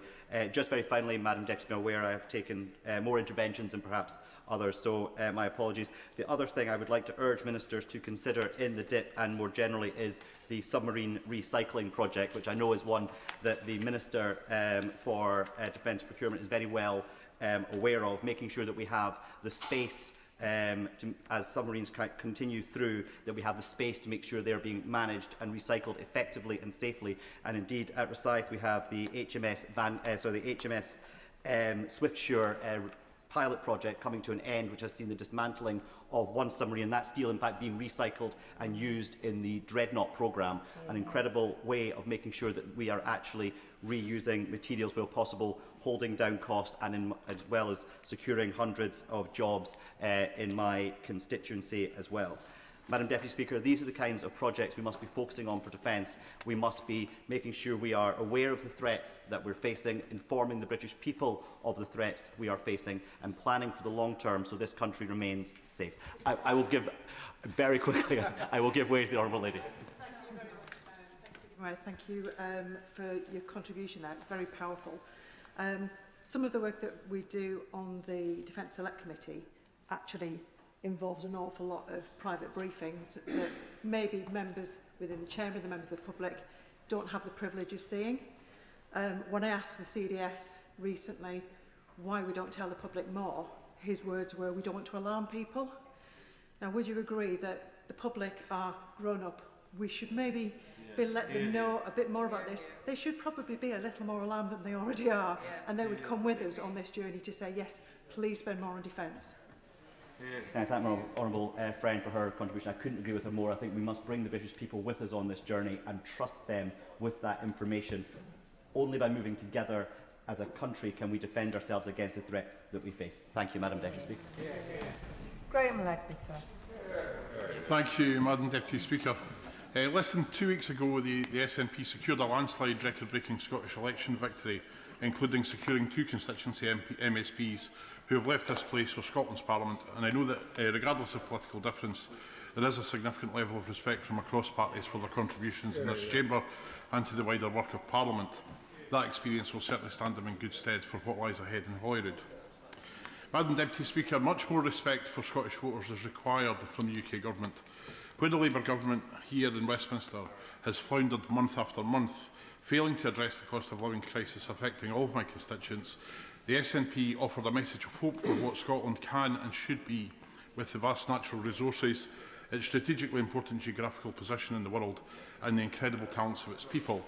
It is particularly notable that in Scotland, support for independence is now consistently polling above 50%, and that Scotland's voters have elected a significant majority of MSPs who support independence, more than ever before, and a clear mandate from the Scottish electorate to pursue an independence referendum. Madam Deputy Speaker, the theme for today's King's Speech debate is defence readiness. Many will focus on defence spend, defence procurement, national security threats and other direct defence issues. And I agree with many of the points that have been made by honourable members in this debate this afternoon, many of them extremely well made. But I would contend that for around 4,500 personnel across 3 significant bases in my constituency, probably the same number again in family members, around 1,000 permanent defence contractor jobs under families and an estimated 12,000 veterans under families, a total of over 30,000 people with defence connection, there are many, many issues that contribute to defence readiness. Turning first to the cost of living crisis, like every other resident in Moray West, Neil and Strathspey, our defence community are also struggling to cover bills, having to cope with more month than there is money. Defence personnel posted to the north of Scotland from elsewhere in the UK will experience an amazing place to live and work, but they will also experience amongst the highest energy prices in Europe, caused by a regulatory system that's hugely discriminatory to the north of Scotland. Labour MPs promised that people would see a £300 reduction in energy bills, but they are projected to see a more than £400 a year increase. There is little to nothing in this King's Speech that both seeks to reverse that £700 plus difference from their manifesto promise, and that would also remove the discrimination faced by households and businesses in the north of Scotland. Discrimination that has gone on for decades, with no action to address this by the Conservatives, Liberal Democrats and now Labour. Up until yesterday, there was no plan from this Westminster Government to address growing food costs, something the SNP is tackling head-on. Seemingly the Chancellor is now looking to do similar, but critically not in a compulsory way. I very much welcome the Government's late acceptance of the SNP's wisdom in this matter, but I would strongly urge the Government that if they're going to do it properly. There is no plan to cut fuel costs, a promise today not to increase tax further, but no plan to reduce it.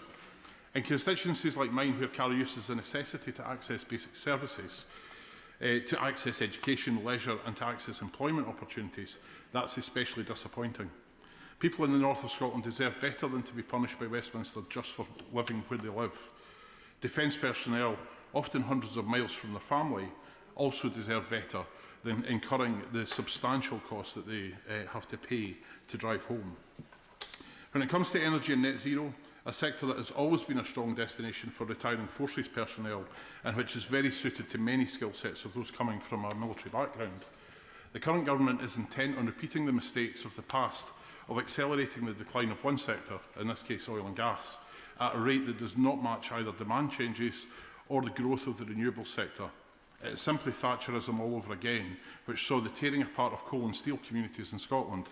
It is a betrayal of North Sea workers and the vast supply chain associated with those jobs, from skilled parts manufacturing jobs to the hospitality staff across the north of Scotland, taxi drivers, cafes and corner shops that are seeing their revenues eroded to an unsustainable level. It erodes the opportunities available to defence personnel as well. The Conservative Party in this are no better. Their answer is simply to push the cliff edge further away rather than embrace a managed transition, which is what the industry wants to see. Neither of those scenarios is acceptable to Scotland, and neither of those scenarios is acceptable to my constituents. This brings me back to the theme of today, defence readiness. It is not attractive to people to join a military when key bases are seeing jobs and opportunity eroded around them. That stifles transition opportunities for personnel leaving the services, and it erodes the vitality of the communities that these bases are an integral part of. Yes, defence spending needs to be significantly increased. Yes, we need to have a better offer for new military personnel, and absolutely yes, we need to have a much stronger defence resilience in a more challenging world with dictators like Putin, who are prepared to risk peace on a shocking scale and threaten the infrastructure that is critical to our economic and social well-being. However, at the heart of this are defence communities that are embedded in wider communities, defence communities that have the same aspiration for the regions they live in and who want the same opportunities for themselves and the whole community that surrounds them.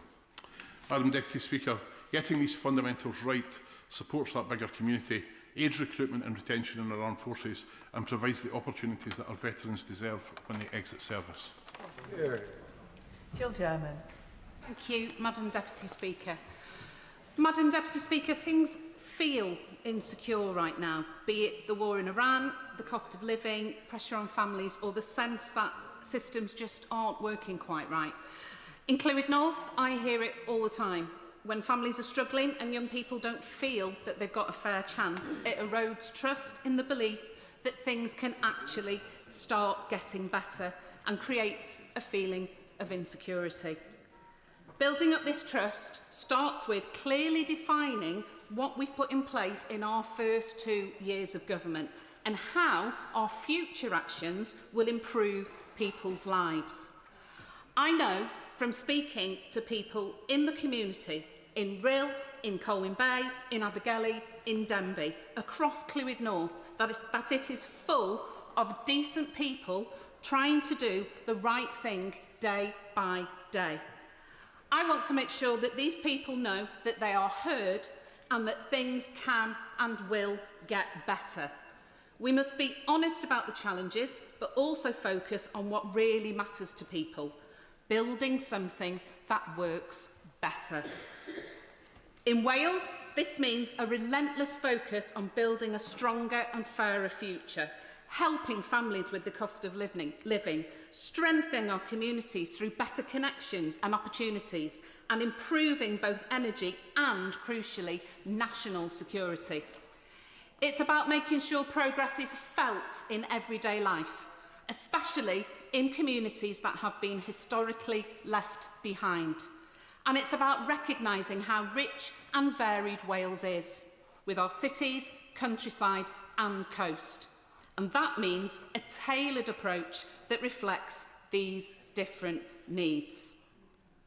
This government has already delivered significant achievements, passing 50 acts in its first parliamentary session. And behind every piece of legislation are real people and real lives. Among them is the Employment Rights Act, strengthening protections, improving pay and tackling exploitative practices for people across Clwyd North.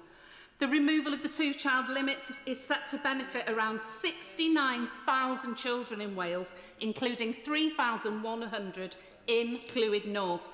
That's not an abstract number. That's families in our town feeling more stability. And when it comes to safety, the Crime and Policing Act responds to local concerns about antisocial behaviour, introducing tougher action to improve our town centres. Madam Deputy Speaker, these changes matter because of the difference they make to everyday life. Fairer work, stronger families and safer communities here at home. The need to feel secure is important to us all. And in this King's Speech, we are taking crucial steps to strengthen security because people deserve to feel safe. The Armed Forces Bill delivers a long overdue boost to defence spending, strengthens reserve forces, improves the service justice system and puts the Armed Forces Covenant into law, something my local veterans have said is much needed.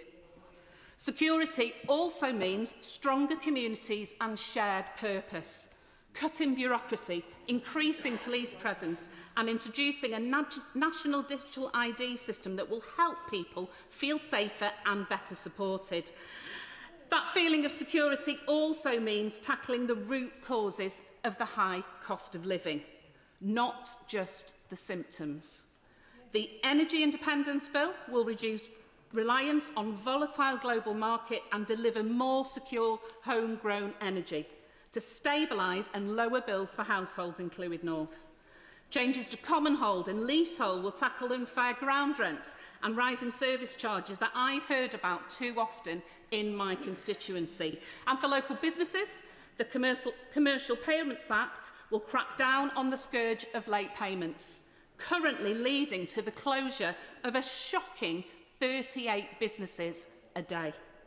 Taken together, these changes will ease pressure on families, support local economies and build long-term resilience against rising cost. Security means better connections too. The Railways Bill will unify track and train under one body and give the Welsh Government a stronger role. Backed by a £14 billion plan, it will improve connections, support 12,000 jobs and make journeys across North Wales more reliable. Madam Deputy Speaker, with an ambitious plan like this set, we need all hands on deck to set it into action. I promise to play my part in this, to make a tangible difference to lives across Clwyd North, delivering real improvements and lasting change for the communities I am proud to serve. Dame Caroline Diney. Madam Deputy Speaker, now Madam Deputy Speaker, you will have been have almost be bored of hearing me say, as will the Secretary of State, that I represent the Gosport constituency, which has one of the highest proportions of veterans in the UK. But we also have fantastic servicemen and women at sites like HMS Collingwood, HMS Sultan, the Institute of Naval Medicine, and across the harbour in Portsmouth Naval Base, as well as thousands more who work in the defence industry. So as you can tell, we have such a proud history of serving this nation, and yet so many of my constituents already feel so deeply disillusioned and let down by this government. Why? Because, quite simply, their failure to deliver. Inaction could quite simply be the strapline for this government. There is a total disparity between what is said and what is done, and defence is a complete example of that. The talk of defence spending, but the Secretary of State knows that every single corner of our armed forces right now, as we speak, is being asked to find cuts. And where is the defence investment plan? The clear signal that defence companies in my constituency need to make spending decisions to protect jobs and livelihoods. It's nowhere to be seen. This theme of over-promising and under-delivering extends across a whole range of other sectors as well. I want to talk a little bit about the culture, media and sports sector because I chair the Select Committee. It actually contributes 16 times more to the UK economy than defence manufacturing. Take Formula One, for example, a global British brand worth £12 million to the UK economy.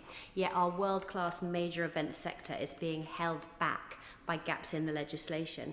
And what does the government do? It comes forward with a sporting events bill, brilliant, announced in the King's speech, but with such a limited scope that it does nothing to move forward the wider needs of the major events industry, which is so valuable to our British economy, particularly cultural and business events, which are hugely vital to our economy, our communities, and our international standing. All words, no action. Then there's the lack of ambition on ticket touts. The ticket tout ban bill was announced in November. The government promised a ready-to-go bill, Madam Deputy Speaker, that would put fans first. Instead, it's relegated its promise to a mere draft bill, kicking the can into the next parliamentary session at the very earliest. The longer it takes for government to act, the longer touts will be able to rinse fans in my constituency and all those across the country to the tune of an approximate £145 million, the majority of which goes to overseas operators. Madam Deputy Speaker, all words, no action. And then there's touring in the EU. Now, in the ongoing psychodrama gripping the Labour Party, I note the subject of Brexit is now back on the agenda and the hot topic, but there is so much the government can do for our creative industries to reopen that whole can of worms without having to start renegotiating Brexit. It could revisit its decision to cut orchestral tax relief for EU touring. It could ensure A1 forms are processed without delay, so artists don't have to pay double social security contributions. It could help up with the cost of the ATA Carnets, which the Association of British Orchestras said add about £10,000 to an orchestra's budget. Madam Deputy Speaker, all words, no action. And then meanwhile, let's look at school and community sport. The King's speech contained absolutely no new measures to improve physical activity. There's been no resolution of the standoff between the Department of Health and Social Care, the Department of Education and the Department of Culture, Media and Sport over cuts to PE funding. If we are serious about getting our country more active, we need action, not words. And that needs to begin with legislative changes to increase participation, to increase investment in the facilities and the communities relying on, and the requirement on schools to prioritise physical education alongside academic attainment. The case is clear. A more active nation is a healthier nation, a more productive nation, and ultimately a more prosperous one. Once again, all words, no action. There's nothing in the King's speech for young people. The DCMS Secretary of State has made her National Youth Strategy her stated legacy in the department, but as far as I can see, all the government have done is rip up the National Citizen Service, overseeing the exodus of youth workers from the third sector and replace them with nothing but a slogan. She says somewhere to go, something to do, and someone who cares. It's all words. There's no action. Does this government care at all? It must begin to back up words with deeds. The King's speech doesn't even begin to provide the ambition necessary to maximise the potential of our culture, our media, our sport, or our defence, backing our veterans, backing those that work so hard in constituencies like mine in the service of our nation. And meanwhile, the British economy, people's livelihoods and their jobs are suffering. Anna Gelderd. Whereas, Madam Deputy Speaker, this King's speech makes clear that defence readiness is changing. It is still and will always be about the strength and professionalism of our armed forces personnel and their families. But it's also about energy security and digital capability, new challenges in a new era.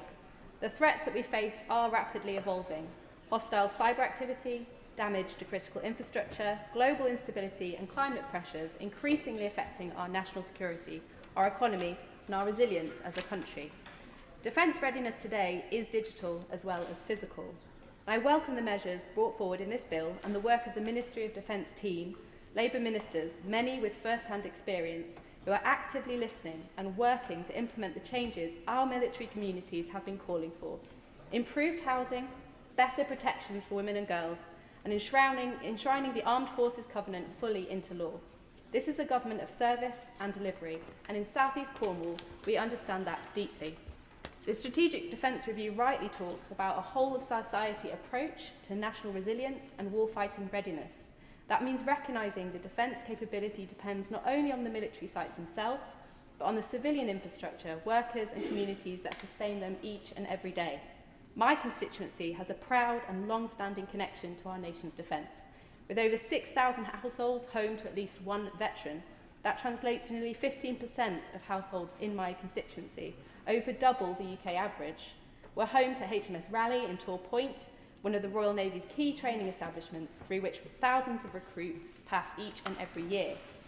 Across South East Cornwall, many local families are directly connected to defence through their military service, veteran communities, dockyard supply chains and skilled employment.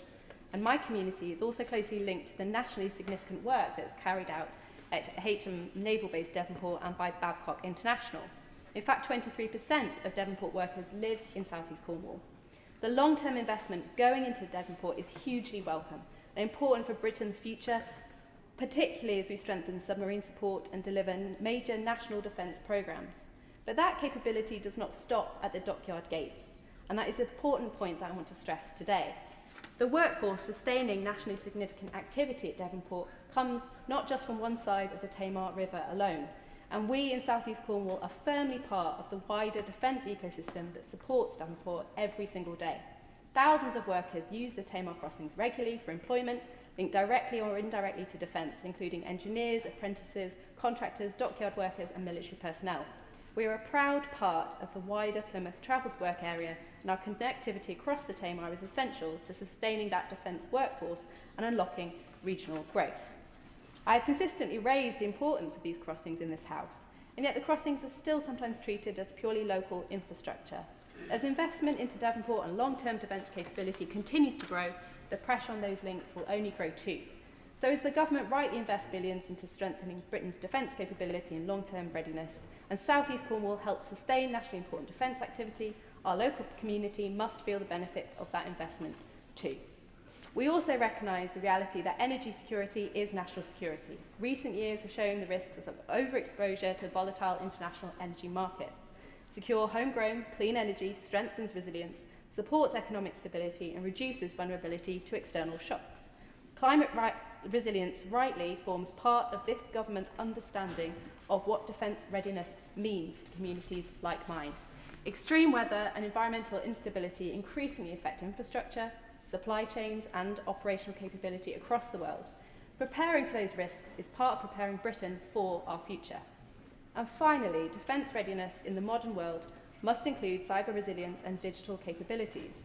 Protecting critical infrastructure, communication systems and national networks is fundamental to protecting our country itself, because the future of defence will depend not only on ships, submarines and military assets, but also on secure systems, skilled workers, resilient infrastructure and strong communities like South East Cornwall.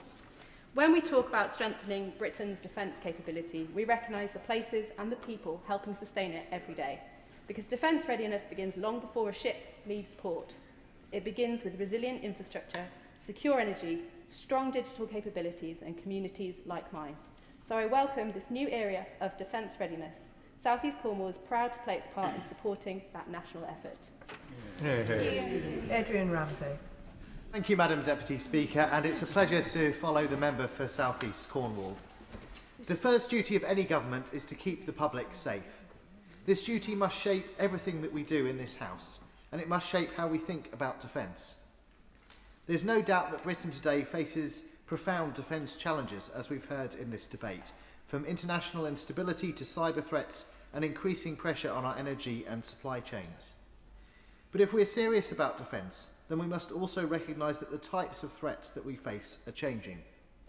To debate security, we must also look at whether our most vulnerable people are protected from extreme heat, whether our communities can cope with flooding, and whether we can secure food, water and energy in an increasingly unstable world.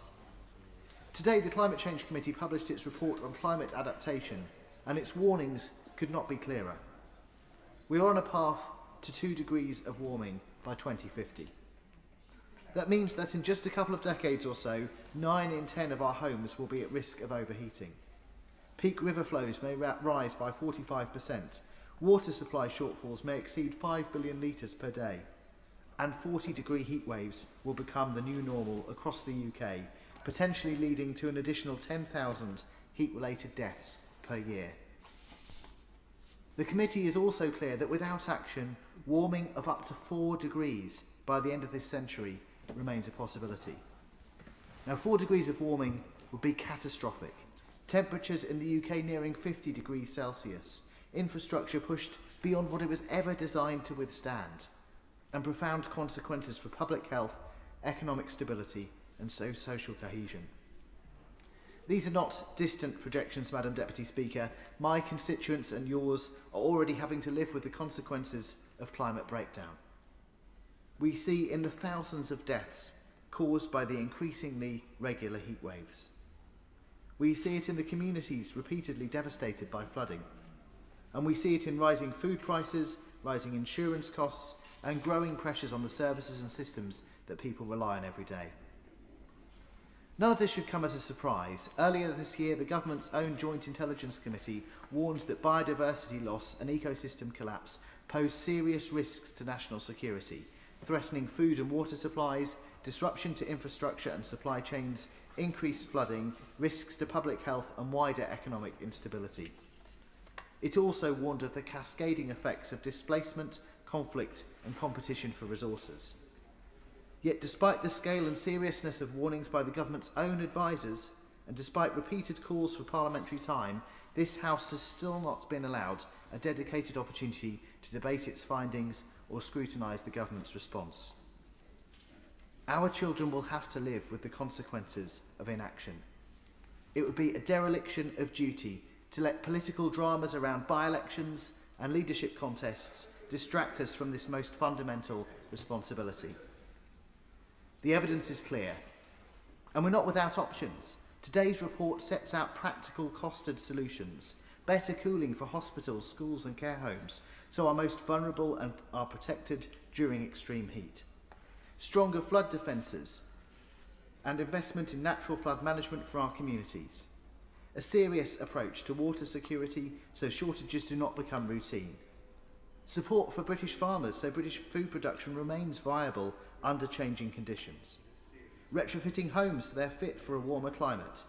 And infrastructure built to withstand climate impacts rather than fail under them. And the economics are equally clear. The cost of action is around 11 billion a year. The cost of inaction could rise to between 60 and 260 billion annually. So this must be a turning point. We can no longer treat climate adaptation as a secondary environmental issue. It is a matter of national defence. It's a matter of economic security. Above all, it's a matter of protecting people.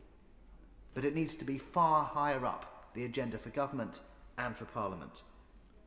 That's why I'm calling for a dedicated climate protection unit in number 10 with the sole purpose of working across departments to fund and drive forward the recommendations in this report. I'm also supporting the King's Speech Amendment G on the threats that nature collapse poses to national security. Because defence is not responding after disaster strikes. Defence is about reducing risks before crisis becomes catastrophe. If the first duty of government is to keep people safe, then climate adaptation cannot sit at the margins of the King's Speech. It must be placed firmly at its heart. Thank you. Tim Rocker. Thank you, Madam Deputy Speaker. I've spoken in this chamber before about defence and the urgency of rearmament at some length, and together with the Honourable Member for Tunbridge Wells and the Field Marshal Lord Richards, I was proud to join them in creating the all-party parliamentary group on rearmament. But before I turn to what the government is doing around defence readiness, I think it's worth pausing, as we always should, on how we got here, because context always matters. A century ago, the member for Epping, one who understood well what it meant to watch a nation sleep while danger gathered, described a period of neglect and lost opportunity in defence as the years the locust hath eaten. Madam Deputy Speaker, I think we can apply the same epitaph to the previous government and coalition government years of stewardship of defence. The locusts were busy. Armed forces pay cut in real terms in 9 out of 14 years. Housing, forces housing in such a state of disrepair that complaints reached a record 13,000 in a single year. Troop numbers fell to the lowest level since the Napoleonic era. Frigates and destroyers cut by a quarter, mine hunters reduced by half, and ground-based air defence spending slashed by 70% in their final years in office, and a defence industrial strategy that sat on a shelf gathering dust. Commitment on paper, but nothing in practice. They certainly were the years the locusts hath eaten. And that is the inheritance the defence front bench had to contend with. And I've spoken before about the urgency of rearmament. As I say, I won't repeat myself, but what I will say is I'm incredibly proud of the government defence front bench. I believe it has brought coherence, great industry and a genuine patriotic determination to sort out the mess it inherited, and it deserves to be recognised. I'm glad that the government is investing over £270 billion across defence this Parliament, not as an accountancy exercise, but as a genuine strategic commitment to rebuilding our national security from the ground up. And I understand, as we meet our commitments that we made at the Hague NATO conference to reach 3.5% in the future, there will be difficult discussions to be had, just as there were difficult discussions to be had about foreign aid. But there is no magic bullet when we're talking about increasing defence expenditure, and pretending that one thing will solve the issue is simply not realistic. In the 2 previous periods that this country had to rearm significantly, in the 1930s and the 1950s, it was a combination of increased taxation, increased borrowing, and difficult choices about public expenditure that did it. So, wishy-washy words about just cutting welfare will sort it all out, I am not convinced by. And crucially, something else that this government has understood, that the last one never grasped, is that defence spending isn't just a cost, It's an investment. It's an engine for growth. We spend £32 billion annually with industry, equivalent to £460 for every person living in this country. UK Defence supports 463,000 high-quality, well-paying jobs, 1 in every 60 jobs across the UK. I'm very happy to give way. I'm very grateful to Roger for giving way. Would he agree with me that where I come from, 96,000 jobs in the southwest are related to defence, so it's a huge sector for defence, but key in my town to those jobs are SMEs, small medium-sized enterprises, and despite the welcome changes with the Office for Promoting Small Business from the MOD, the portals are still unnavigable by many small businesses. Does he agree with me that the MOD should do more to make these contracts available for our small businesses and our SMEs? I remember for his intervention. I was in Bristol recently at the NAD Group, the renamed Defence Equipment and Sport Group, and I was glad to hear they are doing more on SMEs, and maybe the front bench will comment more on that later, but it is right to recognise that SMEs are absolutely crucial, and in his area of the country are really, really important. And these are livelihoods, communities, and the kind of good, skilled, unionised jobs that that this side of the House has always stood for. I also want to acknowledge the other work the government has done. Last year, £1.5 billion committed to building the factories of the future, including the first energetics factories in 2 decades, creating over 1,000 jobs in our industrial heartlands. The £8 billion deal with Turkey, sustaining a 20,000-strong workforce across Scotland, Lancashire and Bristol, and the Type 26 frigate selected by Norway that was mentioned earlier in the debate, although I was disappointed to see Sweden choose France over the UK in its frigate decision today, but we'll just leave that to the traditional UK-French enmity. But there is a genuine defence dividend, measured not in press releases, but in real jobs, in real communities, the length and breadth of this country. And turning briefly to something I hope will receive the attention it deserves, the Strategic Defence Review made several important recommendations on strengthening home defence and resilience, and rightly so, in the context of a whole-of-society approach to national security, which several honourable friends have talked about today. The threats that we face are not confined to the battlefield. They reach into our infrastructure, our supply chains, our communities, and resilience must be built across the whole of society, not just within the wire fences of our military establishments. And with that in mind, I was reassured to hear the Minister at the beginning of the debate say that ministers are working hard and that we will in due course see a defence readiness bill, because the legal and institutional framework for defence readiness matters, and I think we all want to see that bill come forward. So, Madam Deputy Speaker, I am by temperament an impatient person when it comes to defence, as you'll be impatient for me to finish the speech. But the threats are not waiting for us, and I am a fair person, and it is only fair to say, certainly in my view, that the government is doing serious, sustained work for the renewal and rebuilding of our armed forces, restoring our industrial base, and making Britain once again a country capable of defending itself. And I certainly hope that the years the locusts have eaten are hopefully behind us. Martin Wrigley. Deputy Speaker, it's been a very interesting set of debates today and interesting speeches from many people.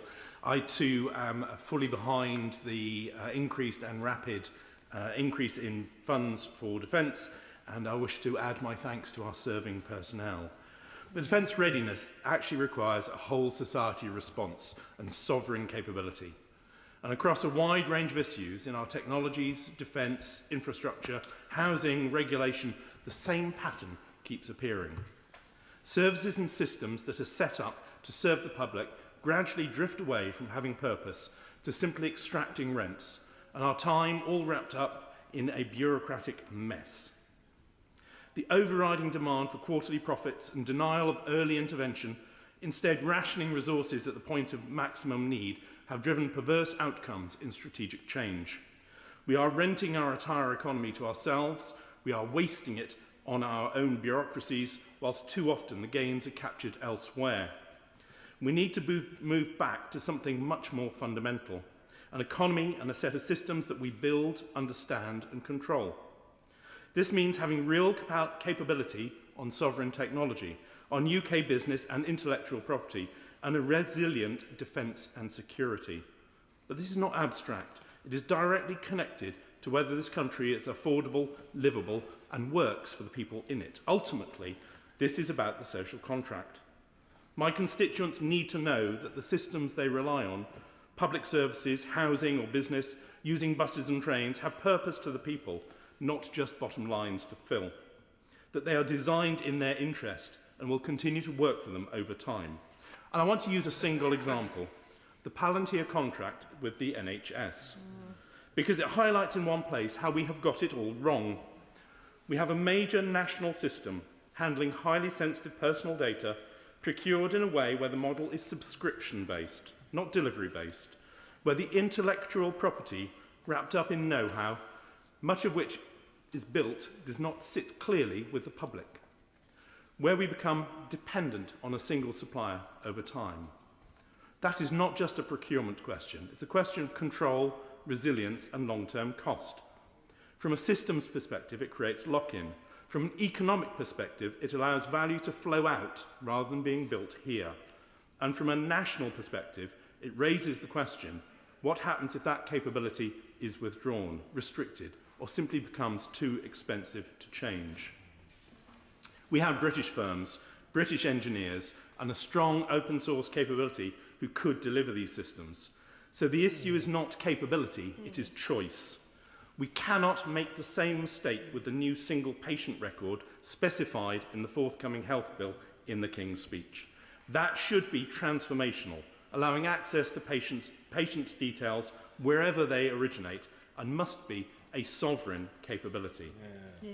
The same principle applies to businesses more broadly. Markets should reward value creation, but too often now the incentive causes value to be extracted instead, whether through monopoly positions, weak regulation, or misaligned incentives. This is where the government has a role, not to replace markets, but to make them work properly again. In sector after sector, we see systems that continue to function, but no longer serve the people they were designed for. And it applies equally to defence and security. Resilience is not just about spending levels, it's about design. It's about ensuring that we do not build national capability on systems that can fail at a single point. Whether that's a supply chain, a digital platform, or a dependency on external actors. Sovereign capability is not an abstract concept. It's the practical ability to continue operating when conditions are difficult. It's the ability to serve our country, our constituents, through thick and thin, whatever the weather. Madam Deputy Speaker, what links all of this is simple. When incentives drift, when cost control is lost, when systems become extractive, the societal contract begins to fail. We have talent in this country. We have the capability. The question is whether we choose to use it. Because in the end, I want to see systems that work, and I want to see a social contract that people can trust.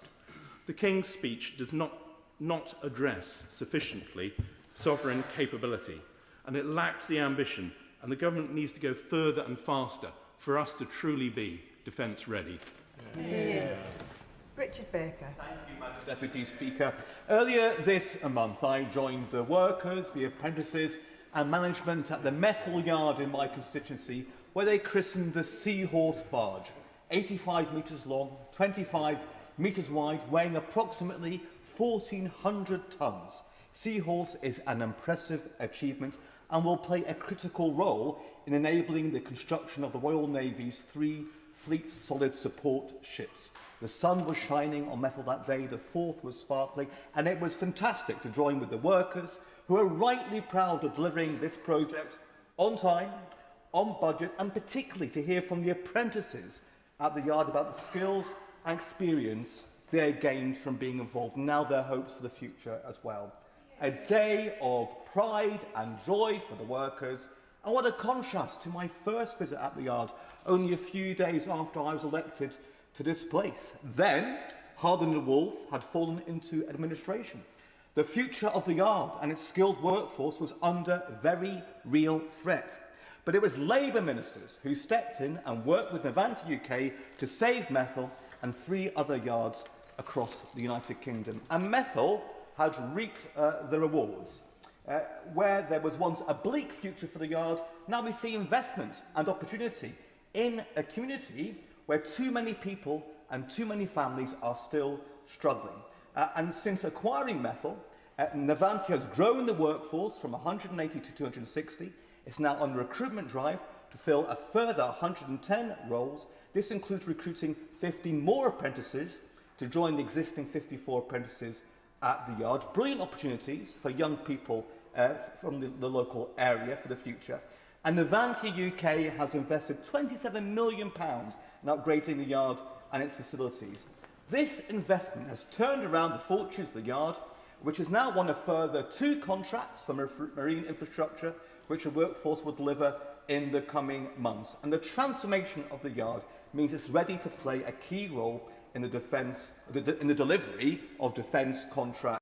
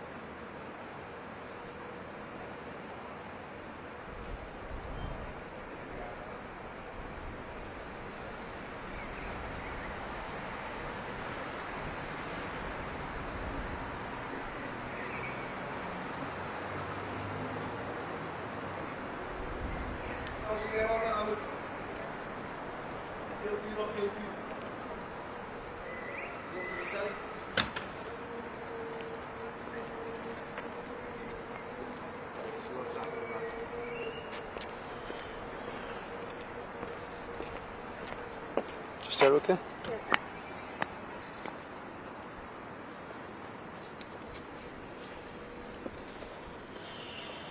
My name is Amar Anwar, solicitor acting on behalf of the family.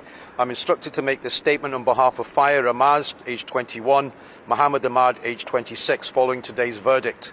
This jury, after 19 hours and 48 minutes and a 5-week trial, failed to reach a verdict regarding either defendant and has been discharged. The court will reconvene on the 29th of May for the Crown to advise this court on whether there will be any further proceedings. It will be inappropriate to comment until the further date on Friday the 29th of May. Thank you. Thanks. How are you getting on? You don't have to comment, but you can say how you're at. Must be happy, lad. All right, lad, take care.